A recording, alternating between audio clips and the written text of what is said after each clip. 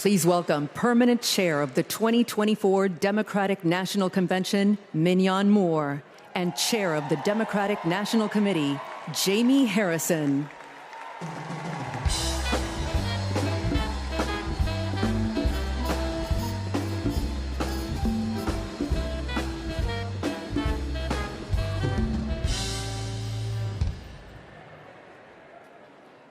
Hello, everyone. I am Mignon Moore, Permanent Chair of the Democratic National Committee. It is a pleasure to welcome you all to my hometown, Chicago. This convention is a celebration of our hard work and accomplishments and of the American spirit that makes this party and our country great. That's the spirit President Biden reignited when he told us we were in the battle for the soul of our nation. Throughout his term, he has brought us together and revived our country and our country's soul. And last month, in a true act of patriotism, he passed the torch to the next generation and the next President of the United States, Kamala Harris.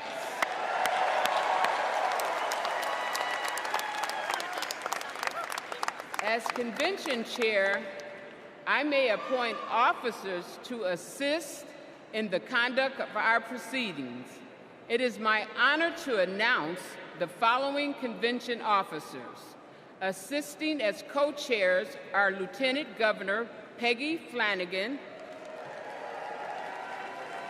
Mayor Mitch Landrieu, Senator Cory Booker, and Congresswoman Veronica Escobar. Our convention parliamentarians will be former House Majority Whip Steny Hoyer, Broderick Johnson, and DNC parliamentary Helen McFadden. Lieutenant Governor Garland Gilchrist, Harris County Judge Lena Hidalgo, and Congressman Ted Lieu will serve as Sergeant at Arms. Louis Terrell will serve as our book doorkeeper, and Congresswoman Barbara Lee will serve as our timekeeper. I'd now like to turn it over to my friend, Chairman Harrison. Thank you, Mignon. Hello, Democrats. The Democratic Party is 196 years old. It's the oldest active political party in the world. Every person here is a part of a movement that brings America closer to our goal of a more perfect union. And every convention is a moment.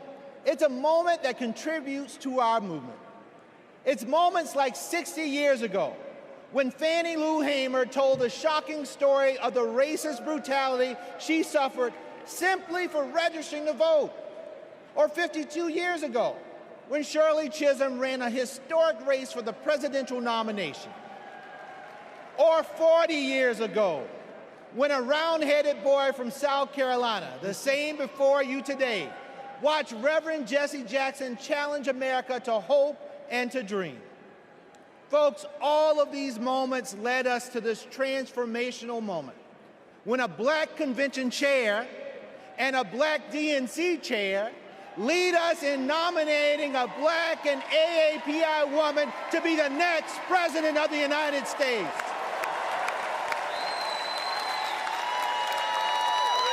Folks, this is because the Democratic Party is and always will be for the people, for our future.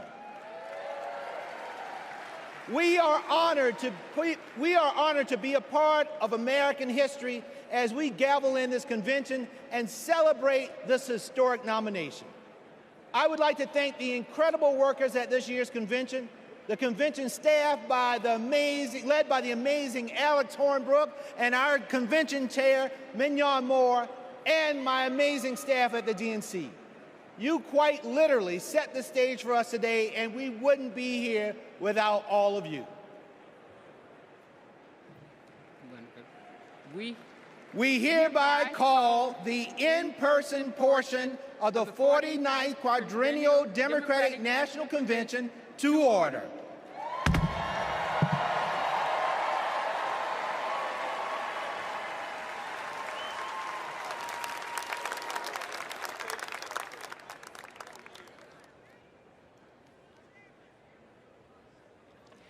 Please stand if you are able for this evening's invocation offered by Cardinal Blaise Joseph Cupich, Archbishop of Chicago.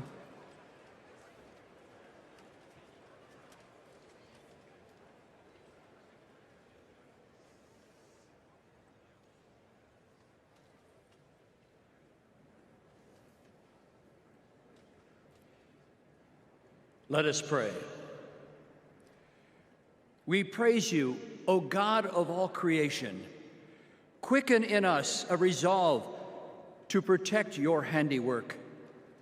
You are the source of every blessing that graces our lives and our nation. We pray that you help us to truly understand and answer the sacred call of citizenship. We are a nation composed of every people and culture, united not by ties of blood, but by the profound aspirations of life and freedom, justice and unbound hope. These aspirations are why our forebears saw America as a beacon of hope. And with your steady guidance, Lord, may we remain so today. In every generation, we are called to renew these aspirations, to reweave the fabric of America. We do so when we live out the virtues that dwell in our hearts, but also when we confront our failures to root out ongoing injustices in our national life, especially those created by moral blindness and fear of the other. We pray for peace, especially for people suffering the senselessness of war. But as we pray, we must also act. For building up the common good takes work, it takes love. And so we pray, may our nation become more fully a builder of peace in our wounded world, with the courage to imagine and pursue a loving future together. And may we as individual Americans become more fully the instrument of God's peace. Guide us, Lord, in taking up our responsibility to forge this new chapter of our nation's history. Let it be rooted in the recognition that for us, as for every generation, unity triumphing over division is what advances human dignity and liberty. Let it be propelled by the women and men elected to serve in public life, who know that service is the mark of true leadership. And let this new chapter of our nation's history be filled with overwhelming hope, a hope that refuses to narrow our national vision, but rather, as Pope Francis has said, to dream dreams and see visions of what, by your grace, our world can become. We ask all of this, trusting in your ever-provident care for us. Amen.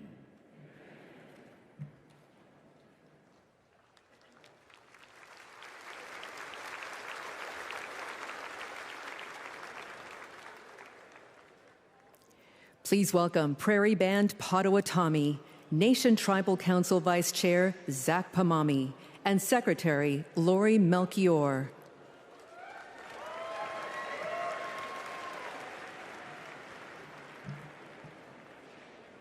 Here we are together on our ancestral homelands of the Prairie Band Potawatomi Nation and our sister Potawatomi nations. We also honor the spirit of the other tribal nations who traveled westward to this beautiful area. Welcome, 2024 Democratic National Convention, to our homelands.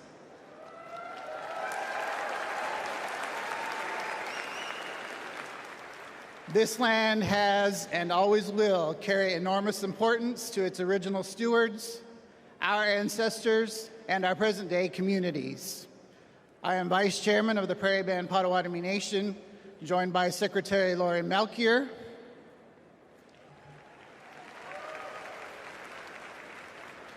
and our nation's Tribal Council, who are also with us in the audience.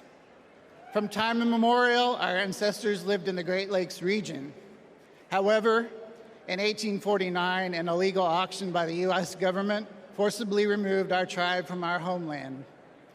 Since then, we have been working to reclaim it. Finally, this year, the Department of the Interior placed some of our ancestral lands west of Chicago into a trust.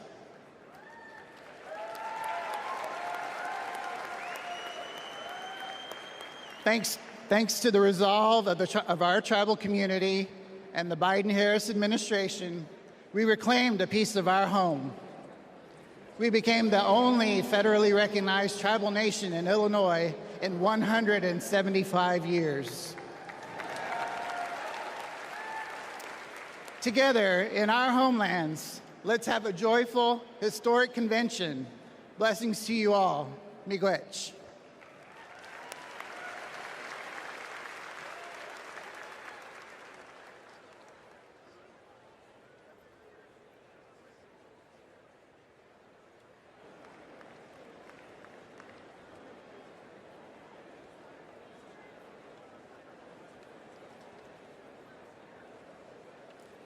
Please remain standing for the presentation of colors by the Illinois State Police Honor Guard.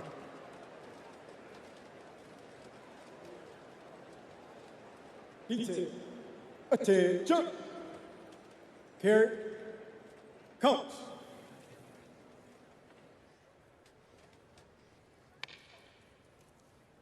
Forward. March. Left. Left. Left. Left. Left. Left. Colors. Colors turn.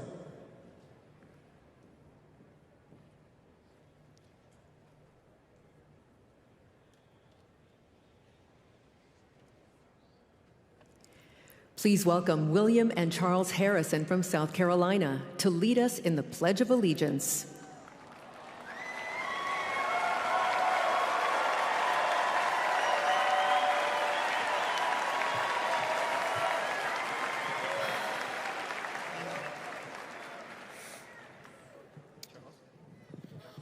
I pledge allegiance to the flag of the United States of America and to the republic for which it stands, one nation, under God, indivisible, with liberty and justice for all.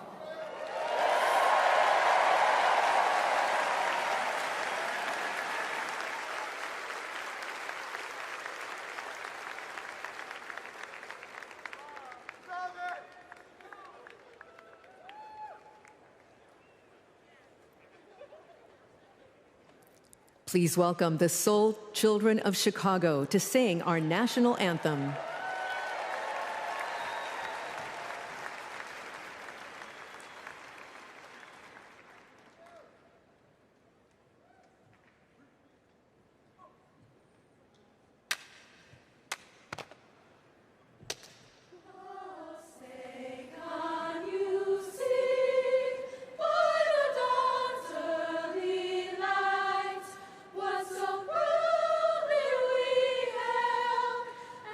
The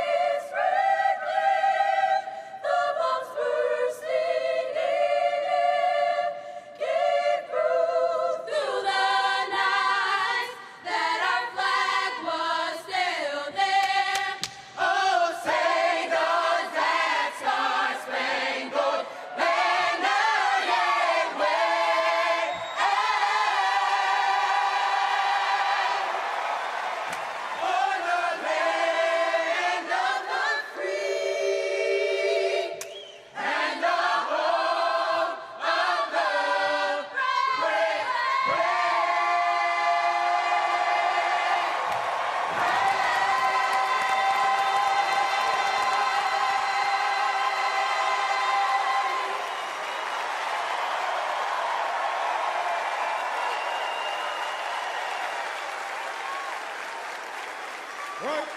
Peace. Forward. Forward.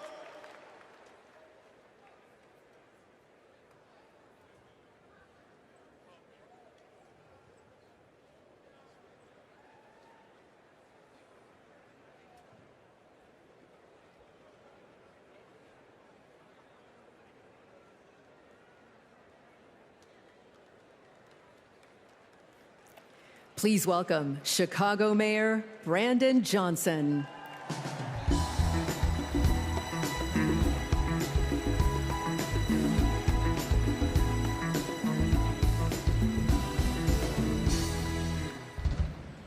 Welcome to the greatest city in the world, Chicago,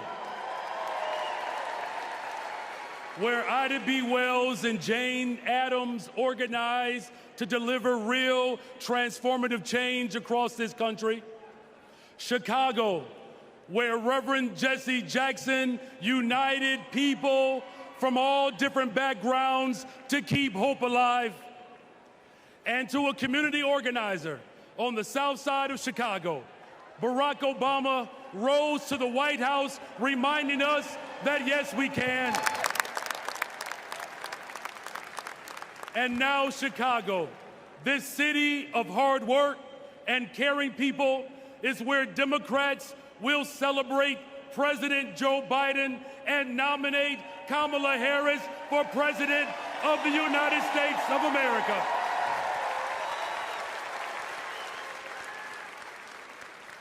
As the son of a family that worked to make ends meet, I know that Kamala Harris, the daughter of a mom who worked hard every single day, she is going to look out for the interest of everyday people. I know that as a fellow former social studies teacher, that Governor Tim Walz will never shrink from standing up for our democracy and for those most in need. And as a black man, raising a little black girl on the west side of Chicago, I know that my daughter Brayden will see not only a reflection of herself in the White House, but she will experience the deepest part of American values. Think about it. What will it take to build the middle class and make it easier for families not only to get by, but to get ahead? It will take someone with toughness to stand up for us. And let me tell you, America, Kamala's got it. What will it take to defend our fundamental rights and our freedoms? It will take someone with leadership who would fight for us. And let me tell you, America, leadership, Kamala, she's got it. And what will it take to defeat MAGA Republicans and move our country forward and not backwards? It will take everyone, and let me tell you all, Kamala, she's got us. From Mississippi to Pennsylvania to Delaware, Kamala Harris, she's got us. From Michigan to Wisconsin to Nevada to California and right here in Illinois, Kamala Harris, she's got us. To the child care workers, to the tip workers, Kamala Harris, she's got us. And to make sure that this country ensures that families will have access to real affordable housing, to create a pathway to the American dream, Kamala Harris, she's got us. Together we can build a better, brighter future. And there's no better place to start that than right here in the greatest freaking city in the world, the city of Chicago. God bless you all. Thank you.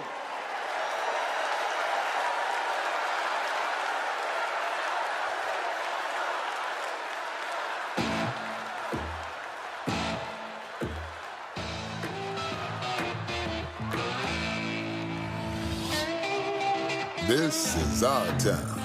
We've got steel in our spines, iron in our veins, and hope in our hearts. We've got the flavor. the guts, the grit, and those big shoulders you've heard so much about. We're a bold city, a proud city, a who you callin' second city, where 77 neighborhoods are one. A city of giants, a city with heart, a city with heroes, a sweet, sweet place to call home.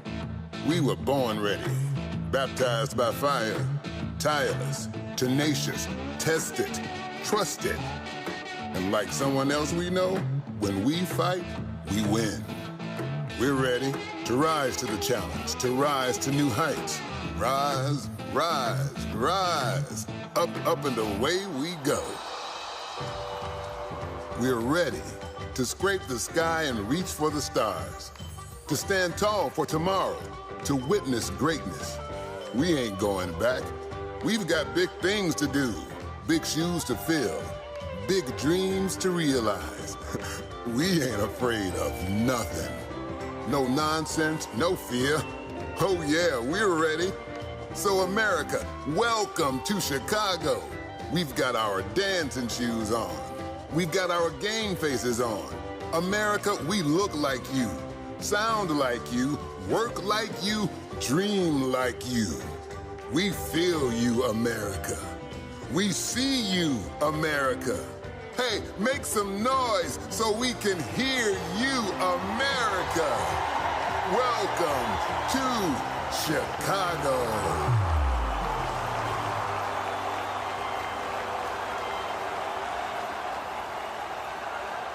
Hello, my friends. My fellow Democrats. I started my journey to this stage in 1988. I was 12 years old, and my family was watching the Democratic National Convention. Now, to be honest, I wanted to watch something else. But we all knew when my grandfather sat in his chair, the TV was his. But folks, when Reverend Jackson came on, I paid attention. A black man from South Carolina, raised by a single mother. That was me. And as long as I live, I will never forget what he said. He challenged young people to hope and to dream. So that's exactly what I did. I dreamed big, I worked hard, and I never lost hope.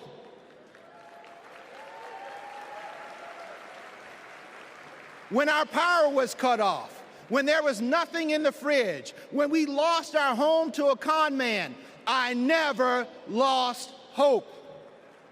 And now, my friends, I'm standing on the same convention stage that inspired me. And I'm the chair of the Democratic Party, the world's oldest political party. Folks, only in America. And that's the beautiful thing about this country that I love so much. Hope and hard work can take you anywhere. You can go to college, you can start your own business, you can even win the Olympics. That's the America Democrats believe in, and that's the America Democrats are fighting for. So 4 years ago, my friends, we were a country divided by fear, and we were stuck under a man who preached bigotry and hatred. Hope was lost.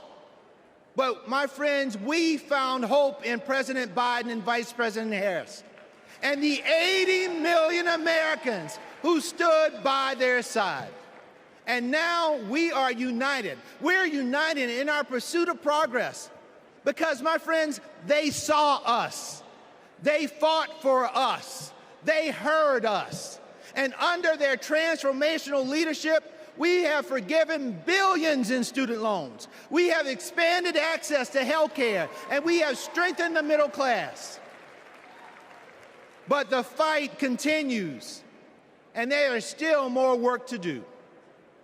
You know, I know that when we elect Kamala Harris and Tim Walz, they will build on our accomplishments, and they will create a country that works for every American. They will invest in our dreams and our futures, and hope will light our path forward. They will lead us in the fight for America, and believe me, when we fight, we win. And folks, we can never forget who we are fighting for. This election is about Americans who are watching right now, wondering who's going to finally pave that dirt road, or make it easier to feed their family, or get medical bills under control. This election is about those who believe anybody can achieve their dreams if they work hard and trust in the endless possibilities of America. This election is about communities who need to see that hope and joy will always overcome fear and chaos. This election is about every little boy inspired by a party chair who looks like him, and every little girl who will finally see a president who looks like her. My friends, we are paving a path for them. We're working toward a brighter future for them, and we need each and every one of you to join us. In my beloved home state of South Carolina, our motto is, while I breathe, I hope. Folks, I believe in the power of hope, but it's going to take more than hope to win this election. So in the next 78 days, our motto can't be just, while I breathe, I hope. It must be, while I breathe, I vote. Because that is how we make hope real for all of America. America, let's vote for Democrats up and down the ticket. Let's save our democracy, and let's vote for our MVP, Kamala Harris, and our coach, Tim Walz. Thank you all so much for being here. And now, it is indeed my pleasure to introduce our next speaker, who will be co-chair for tonight. This is a young woman who is the current lieutenant governor of the great state of Minnesota. And when Tim Walz becomes vice president, she will become the first Native American governor in this great country. Folks, let's welcome Peggy Flanagan.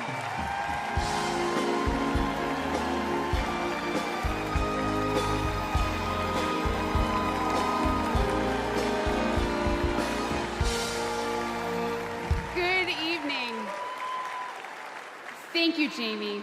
As we gather together on this historic night, we remember those who came before us, who fought and prayed this moment into existence. The suffragists and the abolitionists, the activists who fought for our rights, the leaders who paved the way for us all. Their courage and conviction shaped the course of history. Their memory reminds us that the fight for freedom always passes from one generation to the next. We owe it to them and to ourselves to carry their legacy forward. Tonight, we pay tribute to those who dared to dream of a country that truly stands for liberty and justice for all. Next, we'll hear from one of those people, a lifelong advocate for civil rights, Maxine Waters.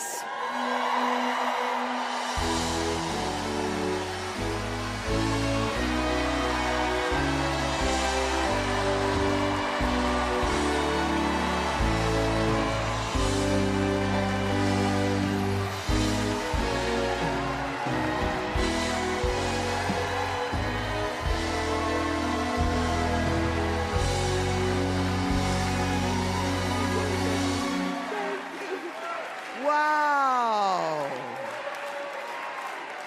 Hello, delegates. Now, you know, I've seen a lot in my lifetime. I was just 22 years old when Fannie Lou Hamer made her presence known at another Democratic convention. It was in 1964 in Atlantic City. And she arrived with a group of black delegates from Mississippi. And she simply asked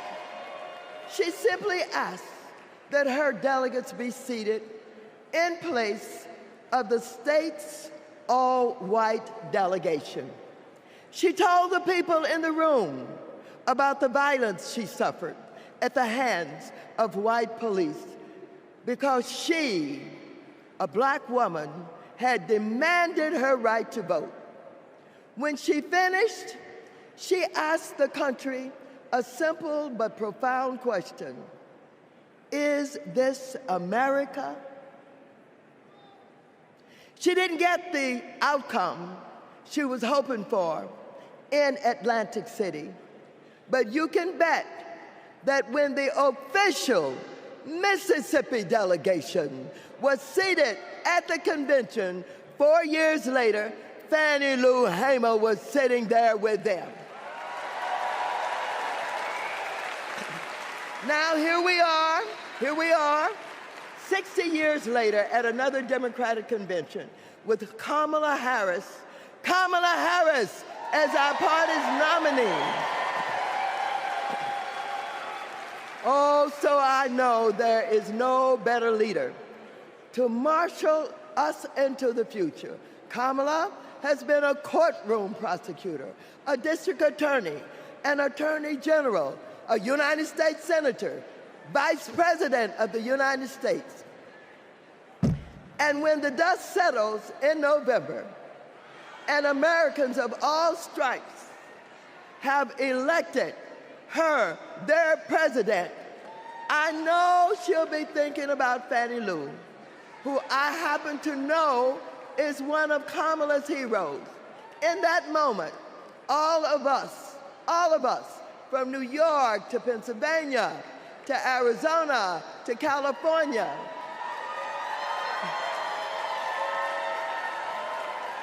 we can ask ourselves, is this America? And we will be able to say loudly and proudly, you're damn right it is.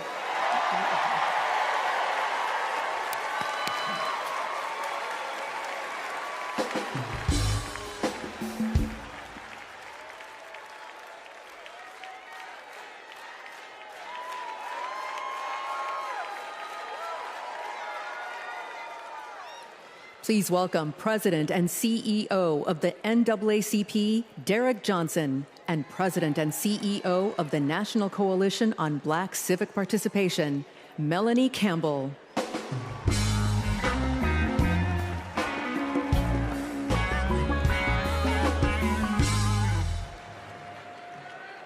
Good evening.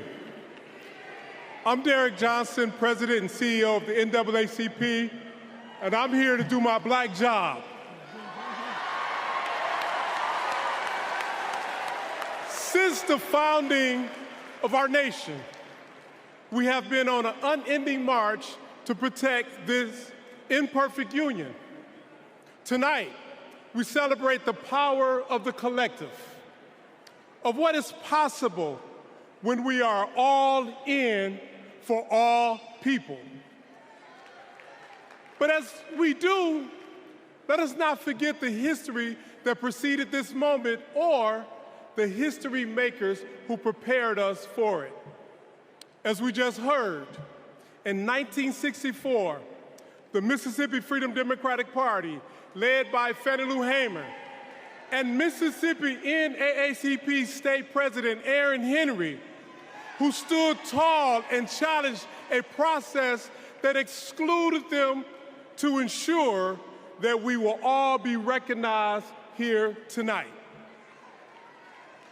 In 1973, the historic elections of Atlanta's Mayor Maynard Jackson, Detroit's Mayor Comey Young, and LA's Mayor Tom Bradley paved the way for another historic election just 10 years later, right here in Chicago, with the election of Harold Washington as the first black mayor of the city of Chicago. And in 1988, the Reverend Jesse Jackson, in his second quest for the White House, inspired us all to keep hope alive. Now, this is important because we must all understand Black history is American history.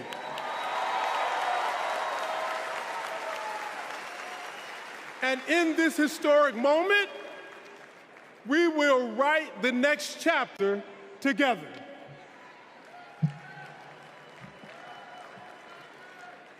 Good evening. I'm Melanie Campbell, President and CEO of the National Coalition on Black Civic Participation and National Convener of the Black Women's Roundtable. We have come this far by faith.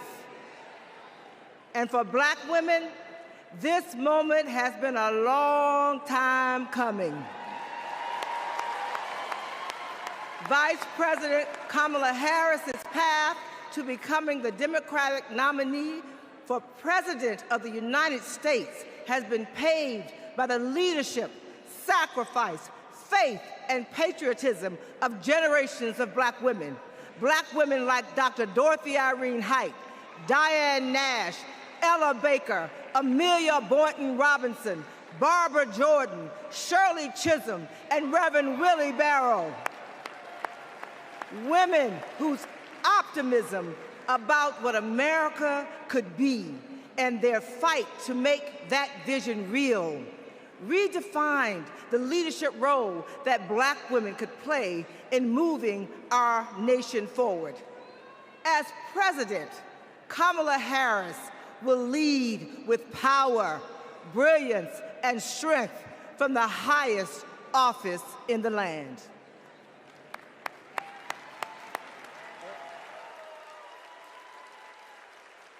Brothers and sisters, I don't know what this world is coming to. We resist those attacks collectively, and we will stand together. Do we believe in freedom? Support human rights. We believe in that. Support self-determination. We're built on that. Stronger together is not just a lesson from our history. The institutions of this country belong to all of the people who inhabit it.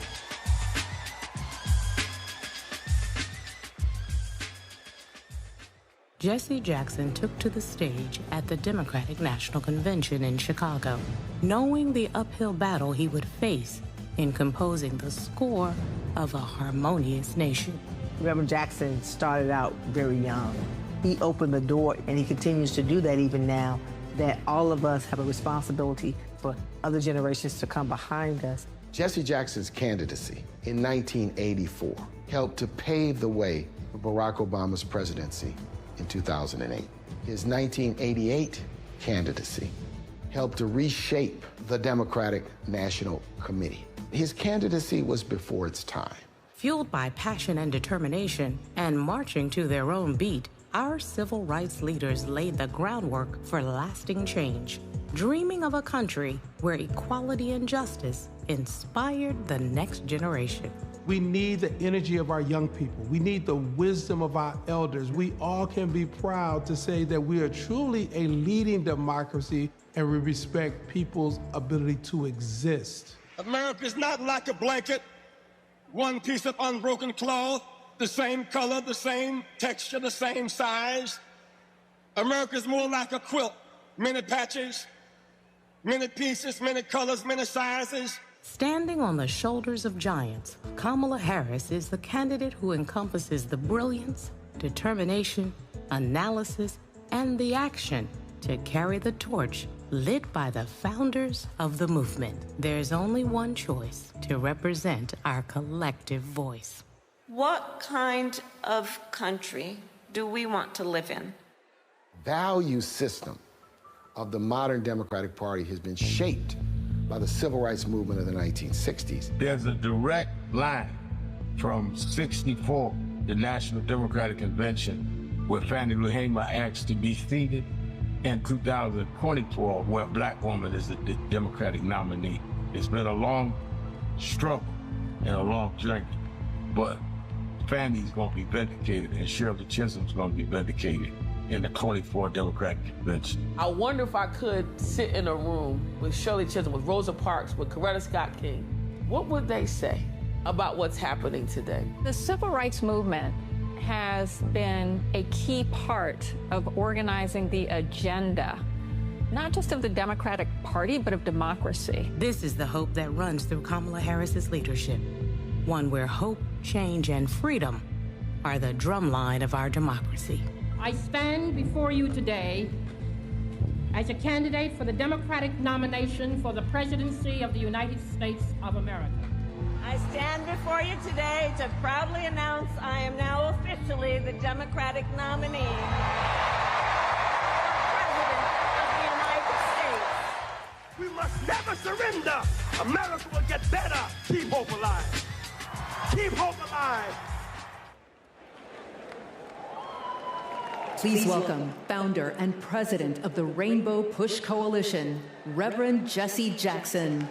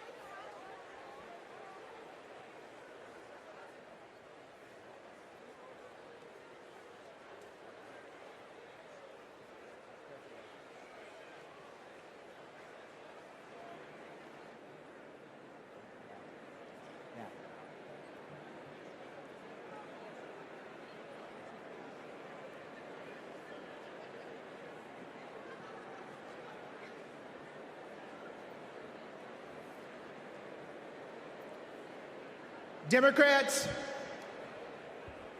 our first order of business is adopting an up-to-date convention agenda. When the Convention Rules Committee met, everyone was working on updating plans based on the significant changes that had just occurred. When the committee approved an agenda, it was a work in progress that members knew would need to be revised accordingly. We now have an agenda for the next 4 days. The agenda is included in the Standing Committee report booklet emailed to each convention participant. In addition to fantastic speakers and performers, tonight's agenda provides for adopting the up-to-date convention agenda, hearing the Credentials Committee report, hearing the Rules Committee report, and considering a resolution as recommended by the committee, hearing the Platform Committee report and considering our national platform as recommended by the Platform Committee, and holding a confirmatory and ceremonial vote for our vice presidential nominee. Tuesday includes a ceremonial roll call for the presidential nominee. Wednesday, we'll hear ceremonial nominating speeches for our vice presidential nominee, and Governor Walz will make his acceptance speech. And on Thursday, my friends, we'll hear a ceremonial nominating speech for our presidential nominee and Vice President Harris will make her acceptance speech.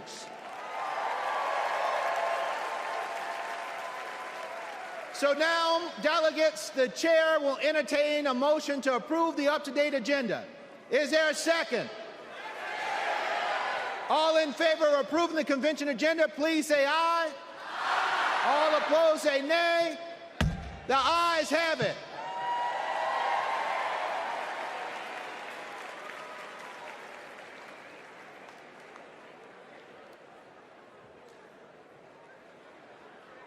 Are we going to the next one? Please welcome Credentials Committee co-chairs, Secretary Marcia Fudge and James Roosevelt, Jr.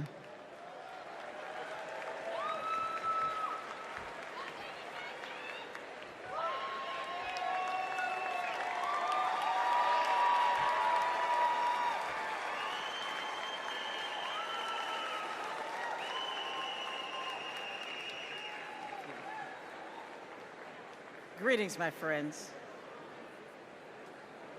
It is an honor to have served as co-chair along my friend, Jim Roosevelt. Pursuant to the call, the Credentials Committee met and adopted a resolution to credential the delegates and alternates to the 2024 National Convention. I am pleased to report that there were no credentials issues to be decided by the committee.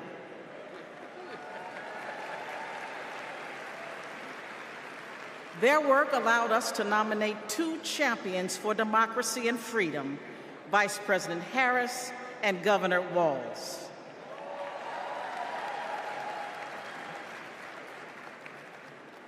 Our delegate selection process is designed to ensure every voice is heard and every vision is heard, and our delegates accurately represent their electorates. Diversity is our party's strength. And I'm so proud to see the wonderful representation of our party and democracy here today. I am pleased to share that the Credentials Committee report was adopted and all delegates have been fully credentialed. In memory of Marvin Turner, we are going to have a great convention and we are going to win. Thank you.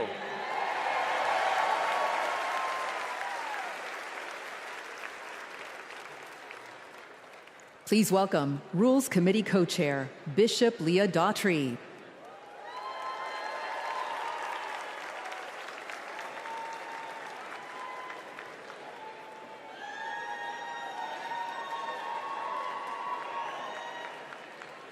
Hello, Democrats. It was my honor to serve as co-chair of the Convention Rules Committee alongside my friend, Governor Tim Walz. Governor Walz is a little occupied this evening, but it's good to know that serving as co-chair of the Rules Committee is a ladder for promotion. The Rules Committee adopted the procedural rules of the convention on July 24th. They are based on long-standing processes governing our convention and ensured that we met all ballot access deadlines.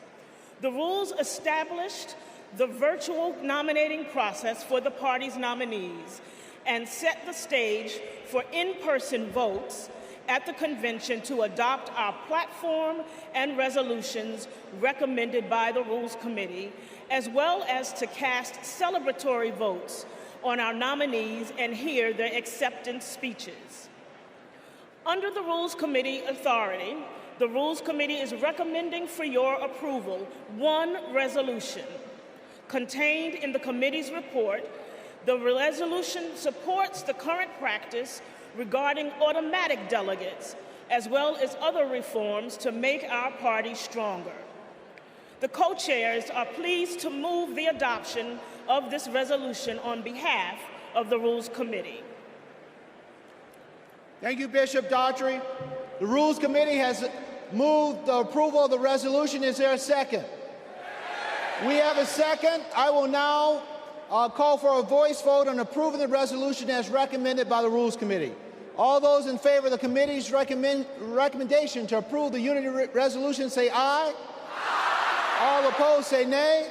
I'm pleased to report for the record that with a majority of delegates having voted in the affirmative, the resolution has been approved. My thanks to our Rules Committee co-chairs and members for your efforts to build a transparent and inclusive party. Thank you, Madam Chair.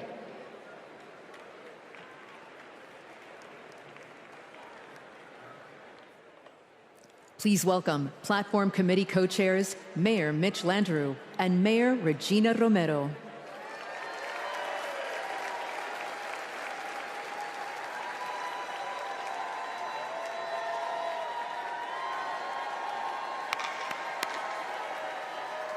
Hello, delegates. It is my pleasure to join Co-Chair Romero to present the national platform as recommended for approval by the committee. Our platform is grounded in our democratic values of hope, of progress, and love of our country. It makes a strong statement about the historic work that President Biden and Vice President Harris have accomplished hand in hand, and it presents a bold vision for our future. Kamala Harris will protect reproductive freedoms. Donald Trump will rip them away.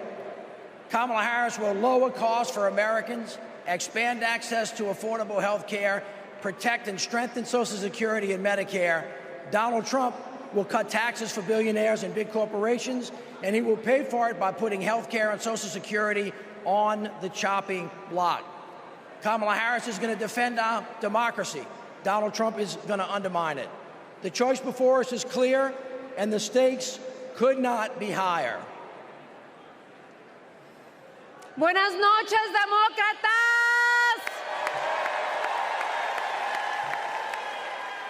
Mayor Landrieu, it was a pleasure to serve as your co-chair. I also want to recognize Louisa Terrell and the drafting subcommittee for their work.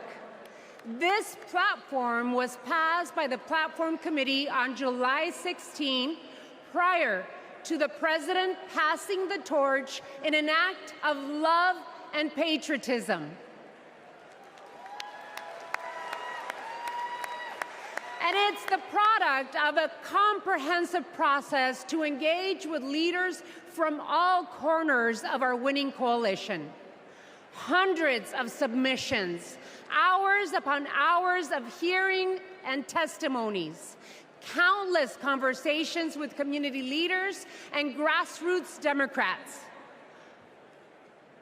All were essential to producing a forward-looking vision for our party that echoes the voices of all. Vice President Harris is now carrying the torch. And she and Governor Walz are committed to delivering results for the American people. Then you have Donald Trump.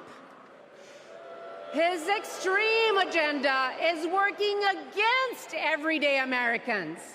He is fighting for big oil, big pharma, big banks, but most of all, my fellow Democrats, he is fighting for himself.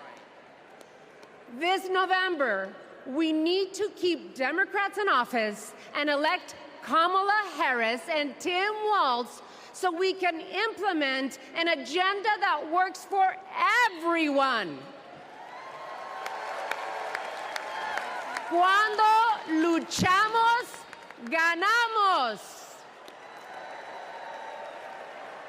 And with that, on behalf of the Platform Committee, we are pleased to move the adoption of the 2024 Democratic National Platform. Thank you. The co-chairs have moved the approval of the national platform. Is there a second?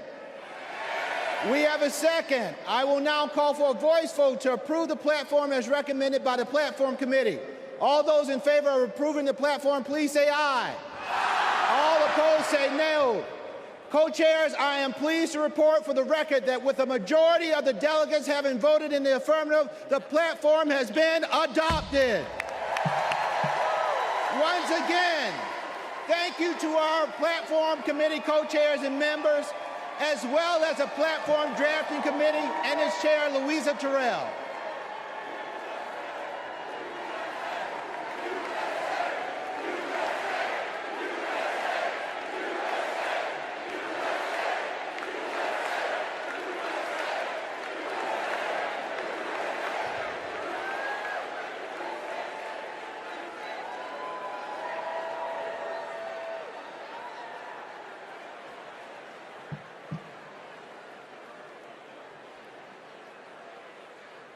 When Kamala Harris set out to find her vice president, just 1 month ago, she was looking for someone who believes in our democracy, who works hard for the American people, and has an endless supply of hope for our future.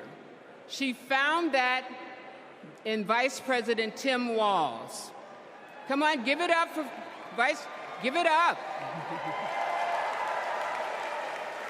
On August 6th, the Democratic Party officially nominated Governor Walz as our vice presidential candidate. While Governor Walz's nomination has already been certified, we couldn't miss the opportunity to celebrate this future vice president's integrity, commitment, decency, and service to our nation. The chair will entertain a motion to ceremonially confirm Governor Walz's selection as the Democratic Party's vice presidential nominee.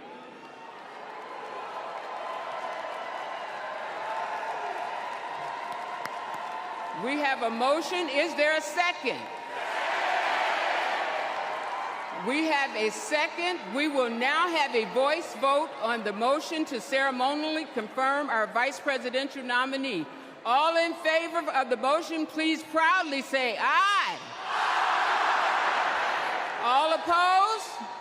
The ayes have it. I'm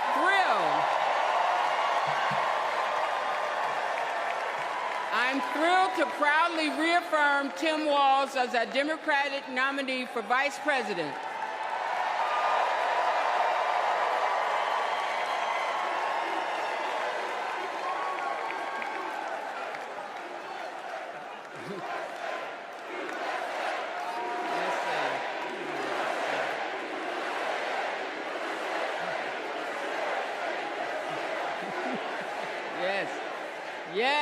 Yes, USA. Pursuant to our convention rules, Governor Walz has been invited to make an acceptance speech, which he will deliver on Wednesday, August 21st. Thank you, my friends.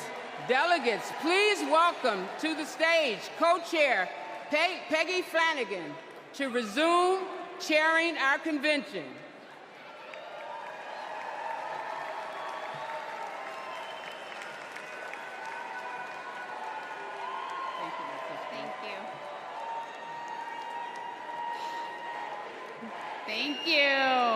Thank you. Well, good evening, and welcome to the first night of the Democratic National Convention. I'm Peggy Flanagan, Lieutenant Governor of Minnesota, and I am thrilled to be here in Chicago with Democrats from across the country to rally around Kamala Harris and Tim Walz and their vision for America. It's been 8 years since we last came together as a party, and I can feel the excitement in this arena. It's filled with energy and with joy. Our theme tonight is for the people. We'll hear from union leaders, civil rights advocates, and our fellow citizens. And we'll hear from our president, Joe Biden, who has been a champion for the people for his entire life. My name in the Ojibwe language is Gigi Wewadam Ukwe, or in English, speaks with a clear and loud voice woman. I'm a member of the White Earth Nation, and my family is the Wolf Clan. And the role of our clan is to ensure that we never leave anyone behind. That's why I am supporting Kamala Harris and Tim Walz to be the next President and Vice President of the United States. For almost 6 years, I've worked side by side with Governor Walz. I've seen how hard he's worked for Minnesota to be the best place for kids to grow up. He does it all with a big heart, a buffalo plaid jacket, and a bottomless bag of snacks. Nutter Butters, cheese curds, and Diet Dew. Every time we meet, he brings something for me because he's always got my back. And when he's vice president, he will always have yours. He and Kamala Harris have spent their lives fighting for you, for your family, for your future. So whether you're a lifelong Democrat or just tuning in, thank you for being part of this evening. 4 years ago, the COVID pandemic upended our lives. My brother Ron was the second person to die of COVID in the state of Tennessee. We couldn't see him. We couldn't have a memorial. And millions of American families went through the same thing. Our communities were suffering. Our economy was struggling. And Donald Trump was playing games. Our country was brought to the brink by his failure to respond. But the Biden-Harris administration stepped in with quick and decisive action. They contained the virus, created millions of jobs, and invested in our nation's future. Under their leadership, America began to heal.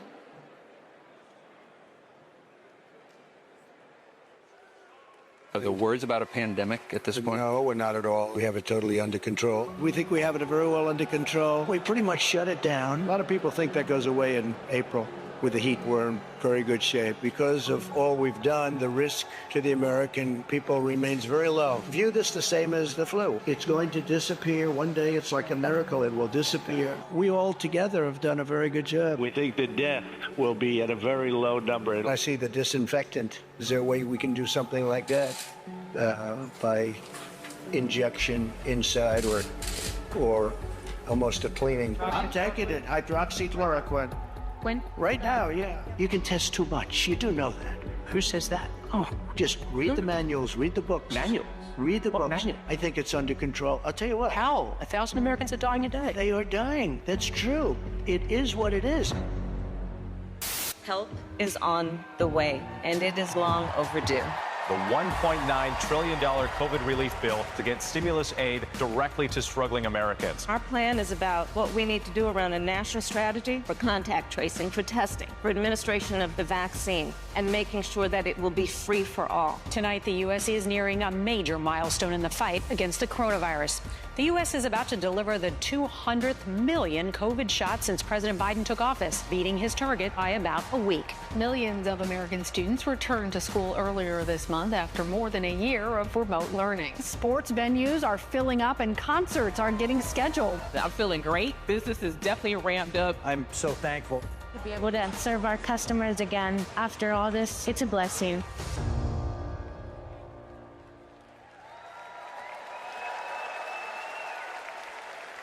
Please welcome Illinois Representative Lauren Underwood.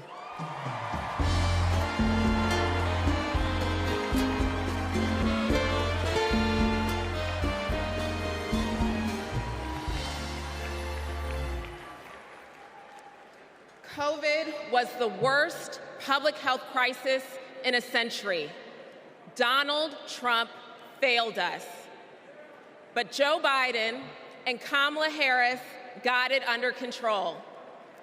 Donald Trump said, "It is what it is." Joe Biden and Kamala Harris said, "Help is on the way." Democrats in Congress tried to lower the cost of health care. Donald Trump tried to take our health care away. We tried to expand Social Security and Medicare. Donald Trump tried to cut them year after year after year. He took the COVID crisis and turned it into a catastrophe. We can never let him be our president again.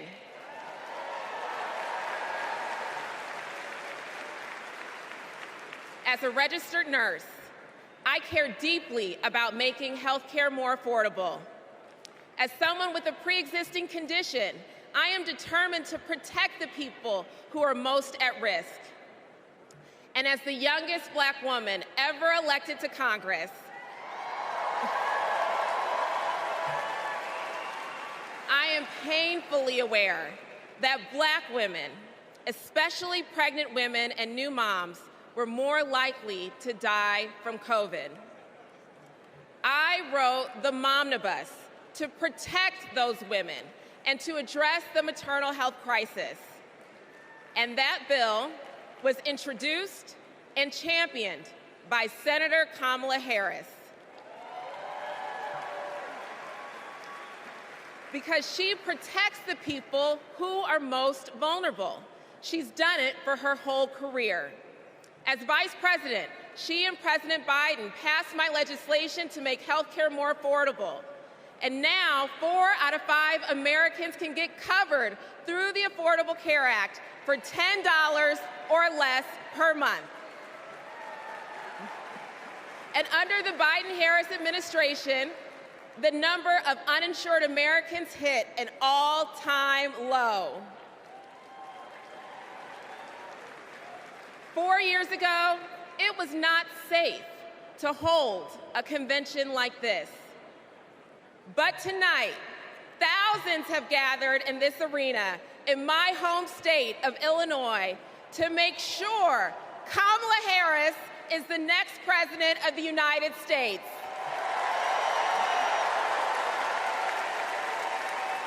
We have come so far these past 4 years, and we're not going back.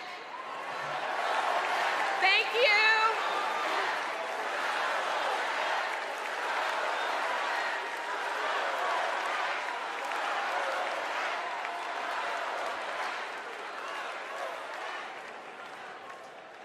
My name is Rich Logis. I live in Florida, and until 2 years ago, I was a full-fledged member of MAGA. I believed Trump. I was a MAGA pundit. I had my own podcast. I was in a state of panic, terrified that Democrats were destroying our country. When the pandemic hit, we needed leadership, but we were given almost nothing. It was a major betrayal to the country. So I finally stepped outside the MAGA echo chamber. I stopped listening to what Trump said and looked around with my own eyes. And I realized he had been lying about pretty much everything. Lying is Trump's toxic superpower. He's ripped apart families, communities, our whole country. So this is my message to all the Republicans and independents who are watching. People like me who voted for and believed in Trump. I made a grave mistake, but it's never too late to change your mind. You don't need to agree with everything you hear tonight to do what is right. We need to be able to trust our leaders. That's why I'm all in for Kamala Harris. Please welcome California Representative Robert Garcia.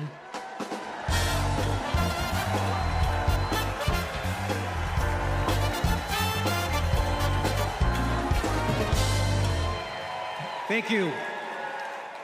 Thank you. We all remember. We all remember the world in 2020. Where we were, and for some of us, who we lost. Now, I was in my second term as mayor of Long Beach, California. And my mom was a healthcare worker. Like many of you, I watched in terror and horror as the COVID pandemic consumed our lives. As mayor, I fought for more hospital beds, for more tests, and to make masks more accessible. What we needed at that moment was national leadership. But instead, we got Donald Trump. While schools closed and dead bodies filled morgues, Donald Trump downplayed the virus. He told us to inject bleach into our bodies. He peddled conspiracy theories across the country. We lost hundreds of thousands of Americans and our economy collapsed.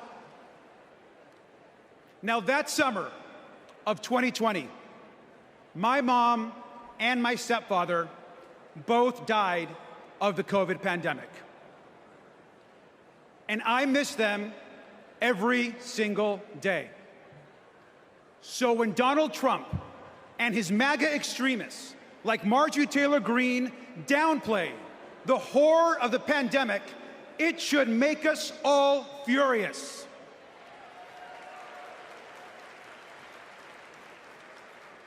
Now, I will never forget when Kamala Harris called me after my parents died. She told me about her own story, about losing her own mother, and that she was praying for me at that very moment. Now, we all know that later that year, Joe Biden and Kamala Harris were elected president and vice president. And what a difference they made together. They got people vaccinated. They got the virus under control. They safely reopened our schools. And they passed the American Rescue Plan. A historic economic package that helped small businesses and created jobs all across the country. Thank you, Joe Biden and Kamala Harris.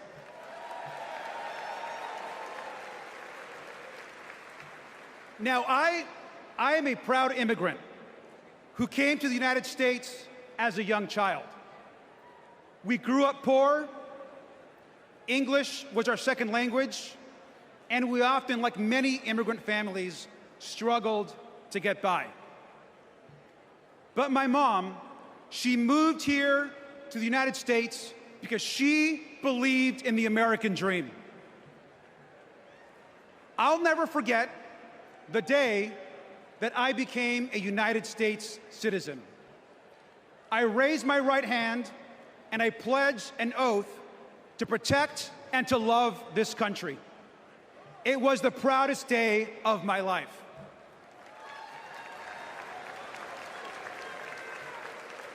My mom taught me to love this country.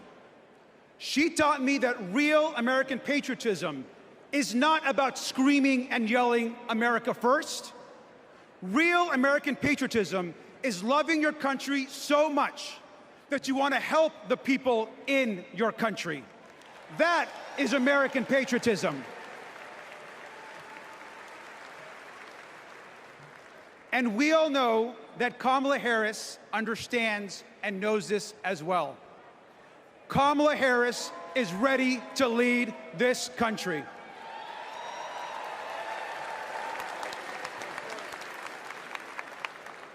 We can all remember 2020. We can all remember the horrors of Donald Trump.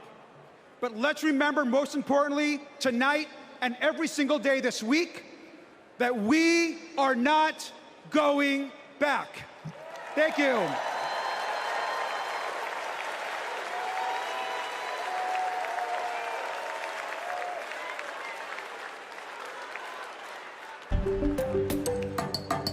Hey everyone, I'm Ryan from Kamala HQ. And we have a little game we like to play here called Two Lies and a Lie. We list out 3 things Donald Trump has said, and then we try to figure out if any one of them is true, which they're not. Let's play. First up, jobs. Trump claims his administration created more jobs than we ever had before. He says we had the greatest economy ever, and then we got hit with COVID, and he says he created a manufacturing jobs miracle. Let's dig in. More jobs than we ever had before? Trump lost 3 million jobs. In fact, he's the first president to lose jobs since Herbert Hoover. What about this claim that it was the greatest economy ever and only COVID tanked it? Once again, no. Let's take a look at his track record on jobs before COVID as compared to the Biden-Harris administrations. What do you know? Hardly the most successful ever. And about his supposed manufacturing miracle, Trump talked a big game, but actually lost 178,000 manufacturing jobs. And just to be clear, it wasn't just COVID here either. Manufacturing jobs were already on their way down before the pandemic. So that's round one. And it looks like what we have here is 2 lies and another lie. You get the hang of it? I'll see y'all in a little bit.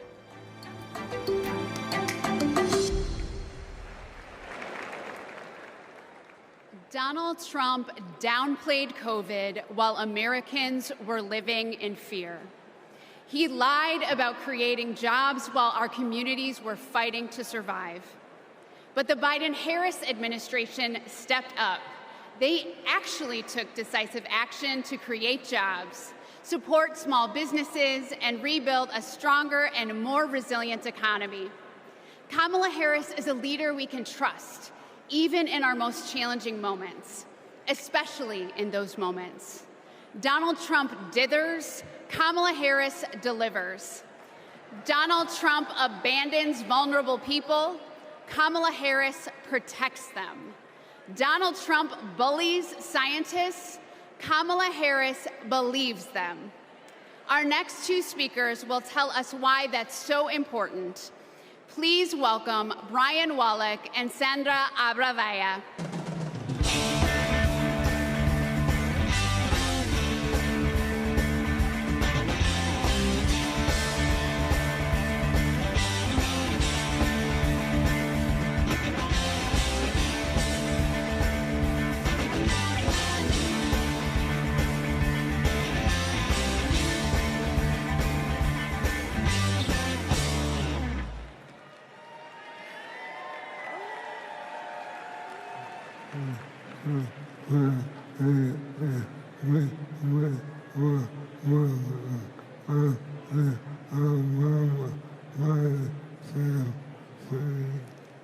In 2008, we met while working on the Obama-Biden campaign.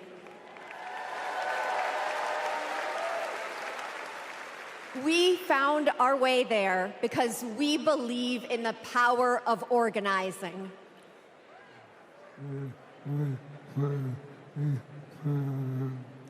Then we found each other.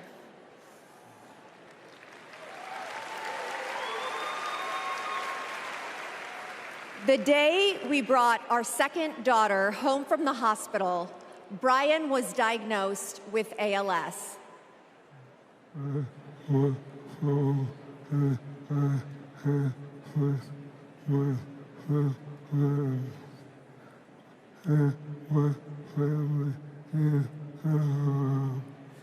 I was told I had 6 months to live. That was 7 years ago.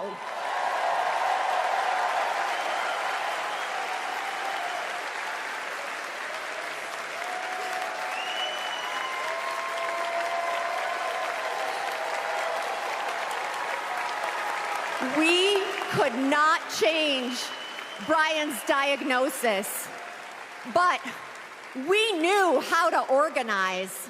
So we co-founded a nonprofit called I Am ALS, and thousands of terminally ill patients fought for new therapies, $1 billion to fund ALS research, and earlier access to treatments, all of which President Biden signed into law.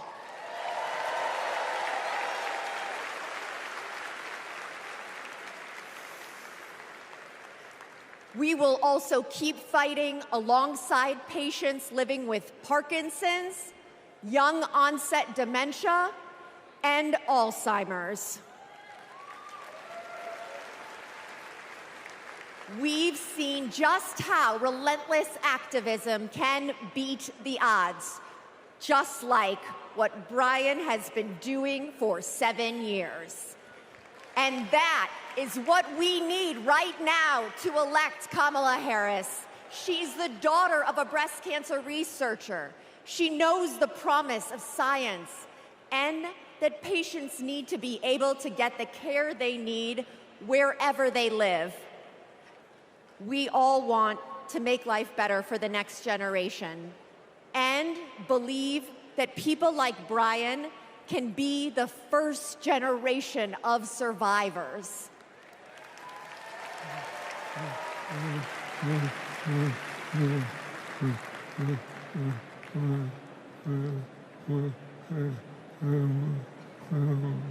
And we can make life better for our caregivers, too.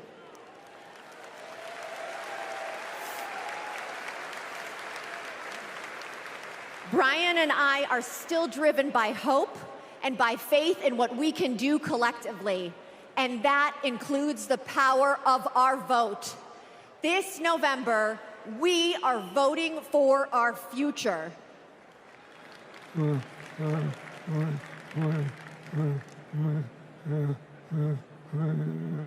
Because we plan to be around for it.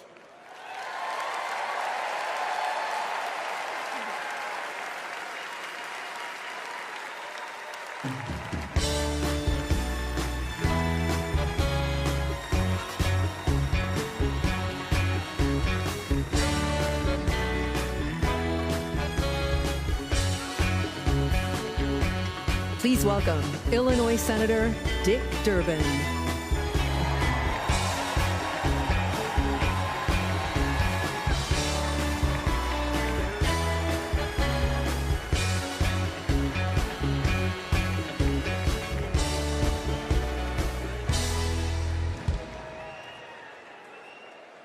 I've known Brian and Sandra for years. In fact, Sandra was my personal press secretary. You will not find a more courageous couple. Let's give Brian and Sandra another round of applause.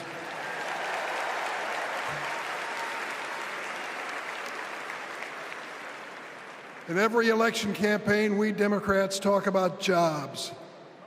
Now, forget for a moment Donald Trump's wild claims. He lost millions of jobs in America. He promised to bring back manufacturing jobs, but he failed. He promised to deliver infrastructure, but he failed. His record was defined by failure. To put it another way, Donald Trump is like a bad boss. You want time off to take care of your sick parents? Ask Donald Trump. Denied. In Donald Trump's America, there is no paid family leave. Want to have a child, but need IVF? Too bad. That's shut down too. Want a pay raise? Too bad. The boss just gave himself one, so there's nothing left for you.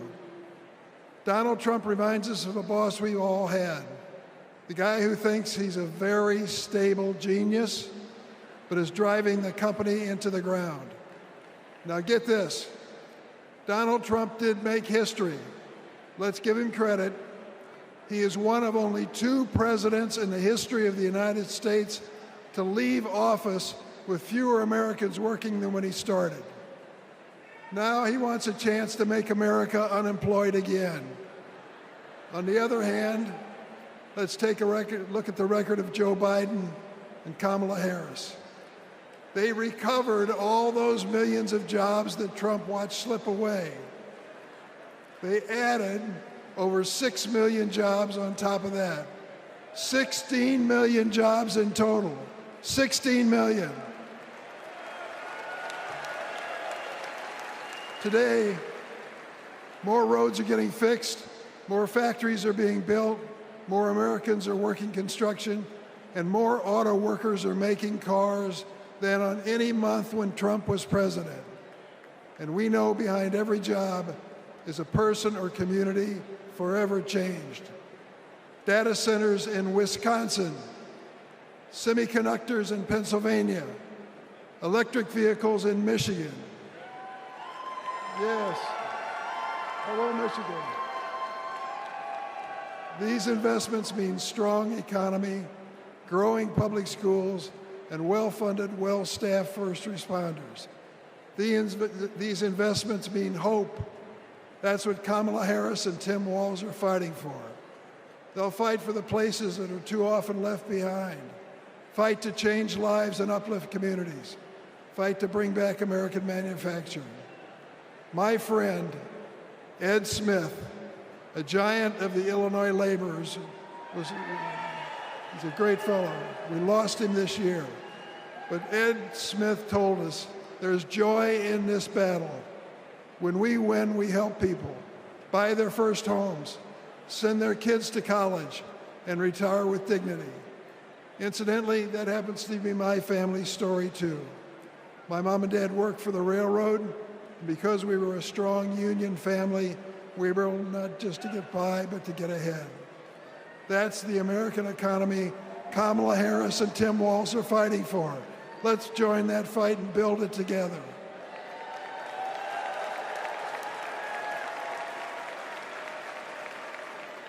Now let's hear from some union workers on the ground in Arizona, thanks to the Biden-Harris administration investment in America. Welcome to Phoenix. Donald Trump said he'd bring back American manufacturing, but Joe Biden and Kamala Harris actually did it. Thanks to them, plumbers and pipe fitters like us are building the factories, semiconductor plants, and data centers of the future. We are hard at work in Phoenix, Mesa, Goodyear, Chandler, and more. Our neighborhoods, schools, and local businesses are growing. Sometimes we have so many projects that we send fabrication out to other states. Our local union is now up to 4,800 trades members. That's up from 2,800 in 2020, thanks to Joe and Kamala. And it's an exciting time for us in the next generation. Our apprenticeship program now trains over 1,100 people a year. Every year at local high schools, when they announce what graduated seniors are doing next, more and more of these kids are joining the trades.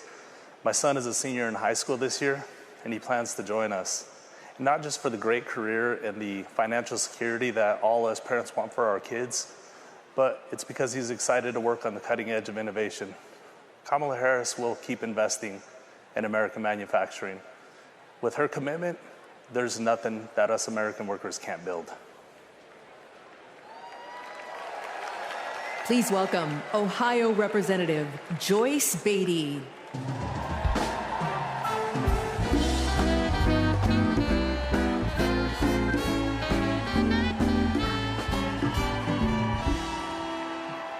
Good evening. I'm Joyce Beatty, and I'm proud to represent Ohio in Congress. I was born in the Buckeye State, and I've never left. Now, J.D. Vance likes to talk about how he's from Ohio, but as soon as he could, he ran away to Yale and Silicon Valley, cozying up with billionaires while trashing our communities. J.D. has been our senator for 18 months. And what has he done for hardworking Americans? Nothing. He's been busy writing the foreword to the book from the Project 2025 guy. While J.D.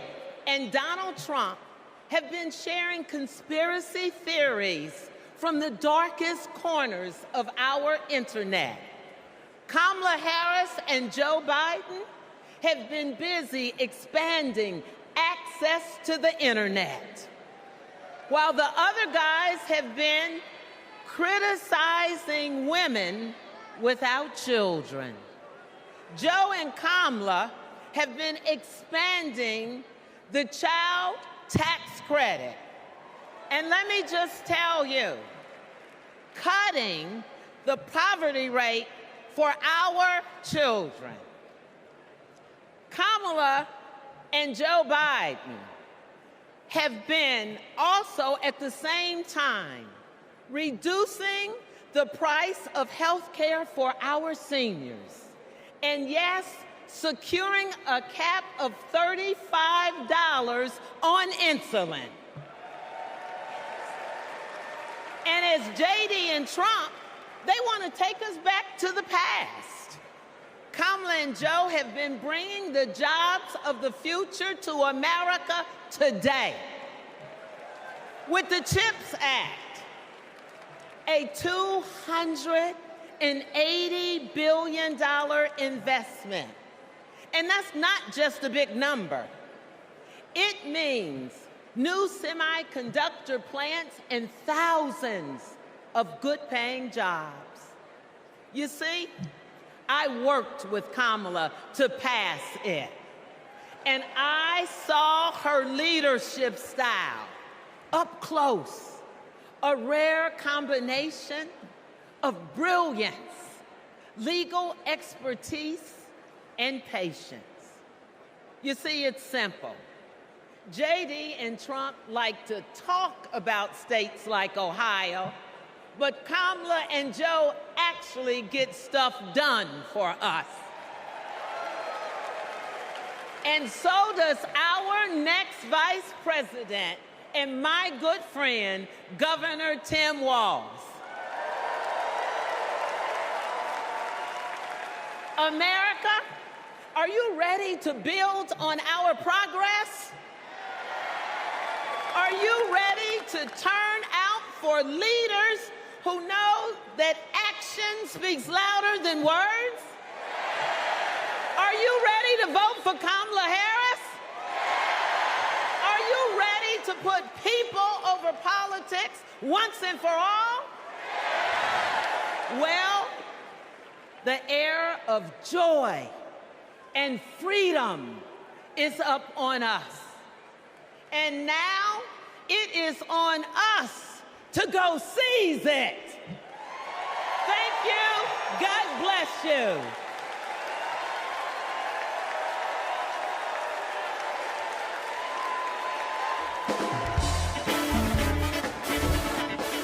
Please welcome AFSCME President Lee Saunders, SEIU President April Barrett, Liuna General President Brent Booker, IBEW International President Ken Cooper, CWA President Claude Cummings, and AFL-CIO President Liz Schuler.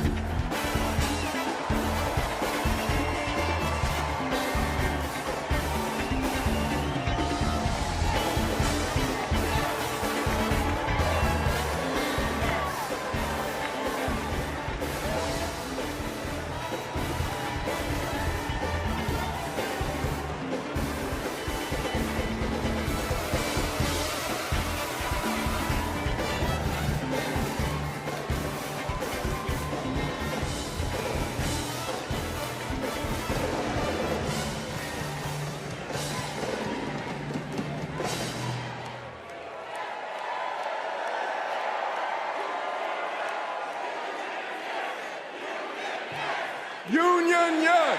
Union, yes! Union, yes! Union, yes!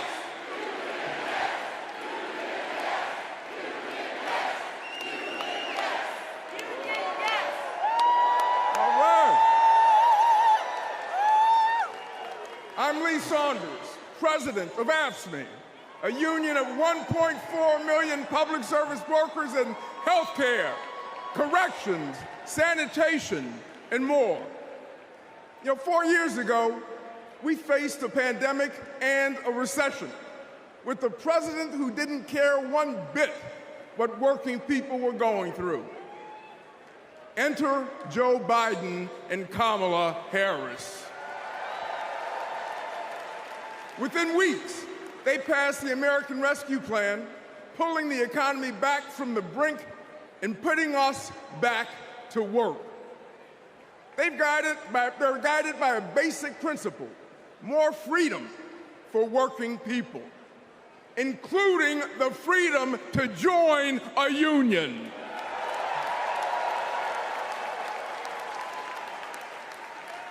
So this November, we're moving forward with Kamala Harris as our president.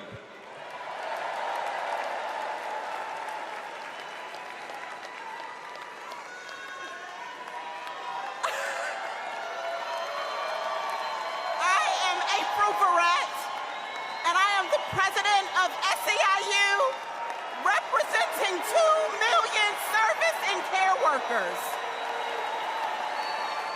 We're all in for Kamala Harris because Kamala Harris has always been all in for us. Vice President Harris joined fast food workers on the picket line, and she walked a day in the shoes of a home care worker. She shares our vision for a modern-day labor movement, a movement that meets the needs of workers in the 21st century, and an economy that is ready for the future. It is going to be together that we write new rules to make it easier for all workers to join a union. And we are going to build a younger, darker, hipper, fresher, sneaker-wearing labor movement. A movement that is going to be more inclusive and built for the middle class. And we are going to end poverty wage work for once and for all. So let's do the work. Let's elect Kamala Harris so that together we will usher in a new era of worker power, and together we will win the future. Let's go get it.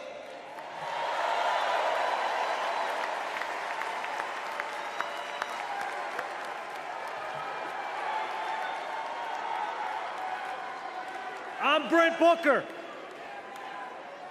and I'm proud to represent LIUNA, the Laborers International Union of North America. We're construction workers, public employees, and postal mail handlers. For decades, we've fought for more investment in our infrastructure. While Trump made empty promises, the Biden-Harris administration delivered. Now we're rebuilding highways, bridges, and tunnels, and powering a clean energy and manufacturing boom. Thanks to them, our members can buy a home, put their kids through school, retire with dignity. As president, Kamala Harris will keep fighting for workers who are building America.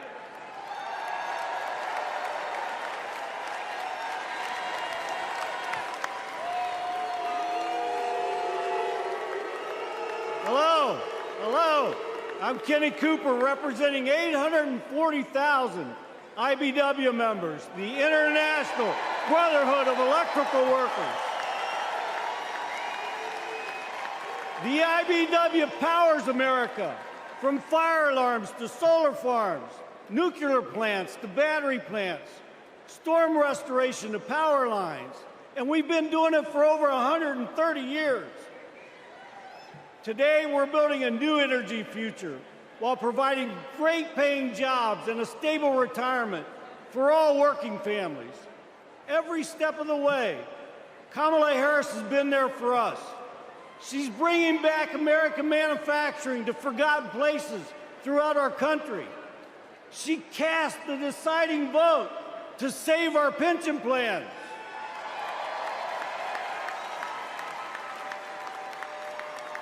She's lifted our apprentices up all over the nation.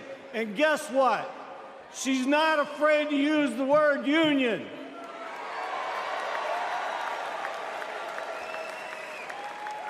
She has came through for all of us, and it's our turn to come through for her. Thank you.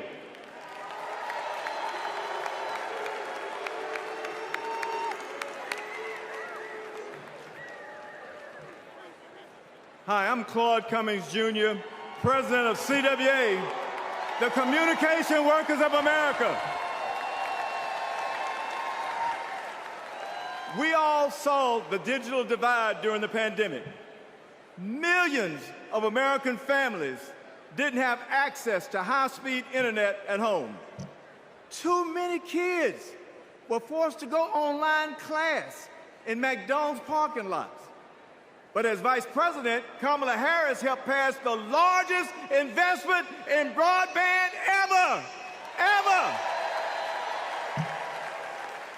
She gave CWA members a seat at the table so we could work to connect every household to the internet while creating good union jobs.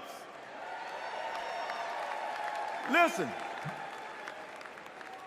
we don't play at CWA, and we're fired up. Are you fired up tonight? Are you fired up? Are you fired up? We're fired up to work with our next president, Kamala Harris.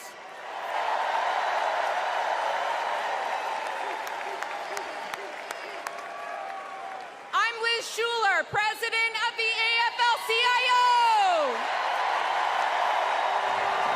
Representing nearly 13 million American workers. This election is about two economic visions. One where families live paycheck to paycheck, where people have no right to join a union. A CEO's dream, but a worker's nightmare. Or an opportunity economy, where we lower the costs of groceries, prescriptions, and housing. Where we go after big pharma, corporate landlords, and price gougers. Where there's no such thing as a man's job or a woman's job, or like Donald Trump would say, a black job. Just a good union job. That's the future our President Joe Biden has fought for. And that's the future Kamala Harris and Tim Walz will keep fighting for. Let's build it together.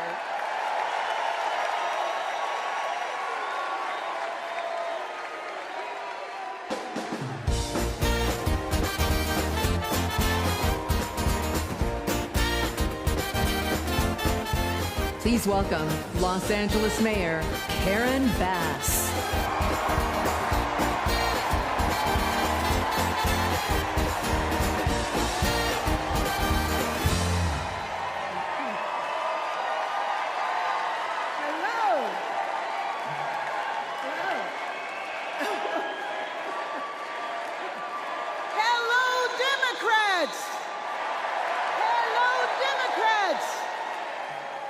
Are you as excited as I am? I've known Kamala Harris for almost 20 years.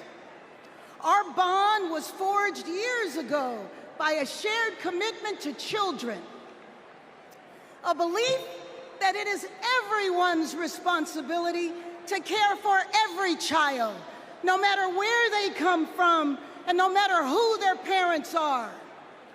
Kamala knows that each generation has an obligation to the next. That's why, when I was Speaker of the State Assembly and she was a prosecutor, we fought to address youth homelessness and reform the child welfare system. We wanted to make sure that California's foster youth aren't cut off and left on their own the day they turn 18. As Attorney General, Kamala created our state's Bureau of Children's Justice and worked to give children in the juvenile justice system the support they needed. And when I asked her to swear me in, the first woman vice president, swearing in the first woman mayor of Los Angeles,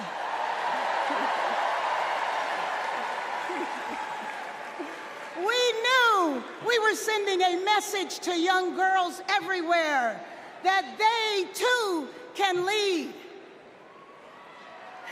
Now, I know Kamala, and she feels the importance of this work in her bones. When Kamala meets a young person, you can feel her passion. You can feel her heart, and you can feel her fearlessness. That is what defines a commitment to children, being willing to fight fiercely for every child. And trust me, Kamala has done that her entire life. So this November, we're gonna fight to elect Kamala Harris as the next president of these United States.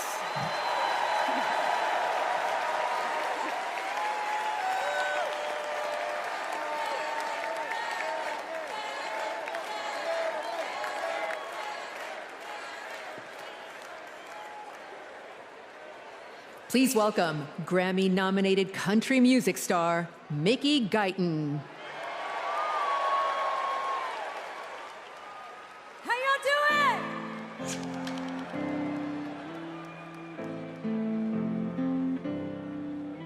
With the lines on the interstate, the dust on the back road, we're a Friday night football game, the lighters at a rock show, we're the night shift, smoke break, high school heartache, driving with the windows down, we're the dance floors, church pews, suit and ties, tattoos, one big small town. Ain't we all? Ain't we all? Ain't we all American? Ain't we all? Ain't we all American? With the stars in the Texas sky and a jukebox vinyl. How y'all doing? With the New York City lights and a hotel Bible. Hand-me-down, tailor-made, Daisy Dukes, Dookie Braids, James Brown, James Dean. We're cold beer, champagne, millionaires, fast and change, and everything in between. Ain't we all? Ain't we all American? Ain't we all? Ain't we all American? We got the same story, the same stripes. Just wanna live that good life. Ain't we all? Ain't we all American? Are you proud to be an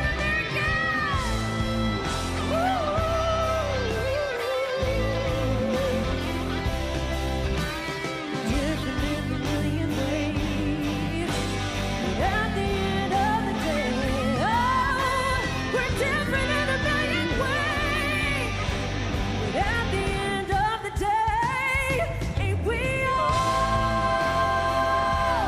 Ain't we all American? Ain't we all?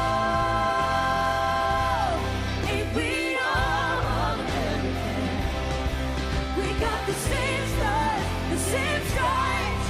Just wanna live that good life. Ain't we all? Ain't we all American? No matter your race, your creed, or your color, we're all American. And always remember that.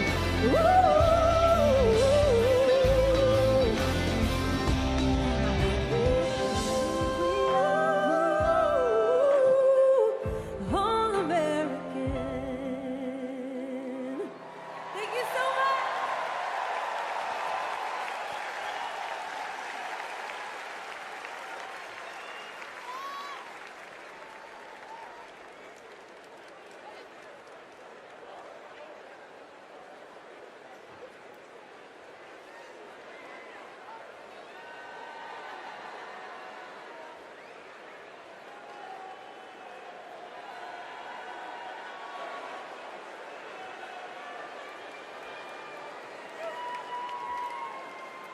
As we look ahead to our collective future, it's important to reflect on all the incredible progress that we've made in the last 4 years. The Biden-Harris administration laid the groundwork for a stronger, more resilient nation. They invested in critical infrastructure, delivered relief when disaster struck, and made healthcare more affordable. Kamala Harris cares. And unlike Donald Trump, she has a plan. not just for the next 4 or 8 years, but for generations to come. Now, let's hear from some of my fellow state executives about how Kamala Harris and Tim Walz are investing in the long-term future for our nation. Okay, go.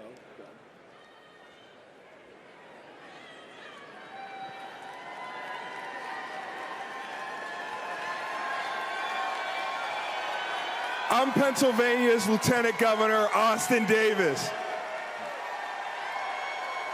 I'm the proud son of a union bus driver from Pittsburgh.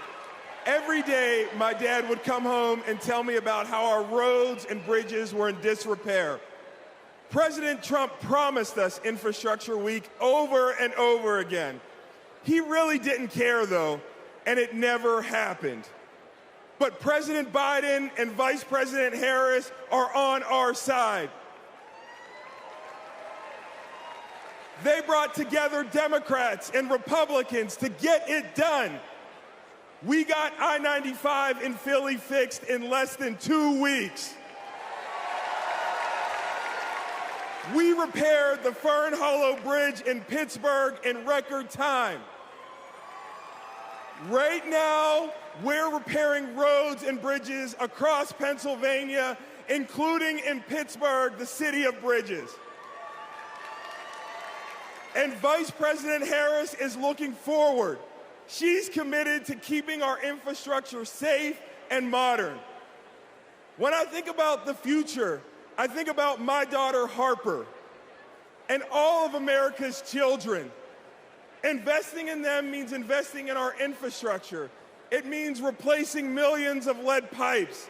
It means providing clean air, clean water, safe roads and bridges, not just for us, but for generations to come. That's the legacy that President Biden is leaving our children. Let's keep building bridges to the future with Kamala Harris and Tim Walz. Let's work.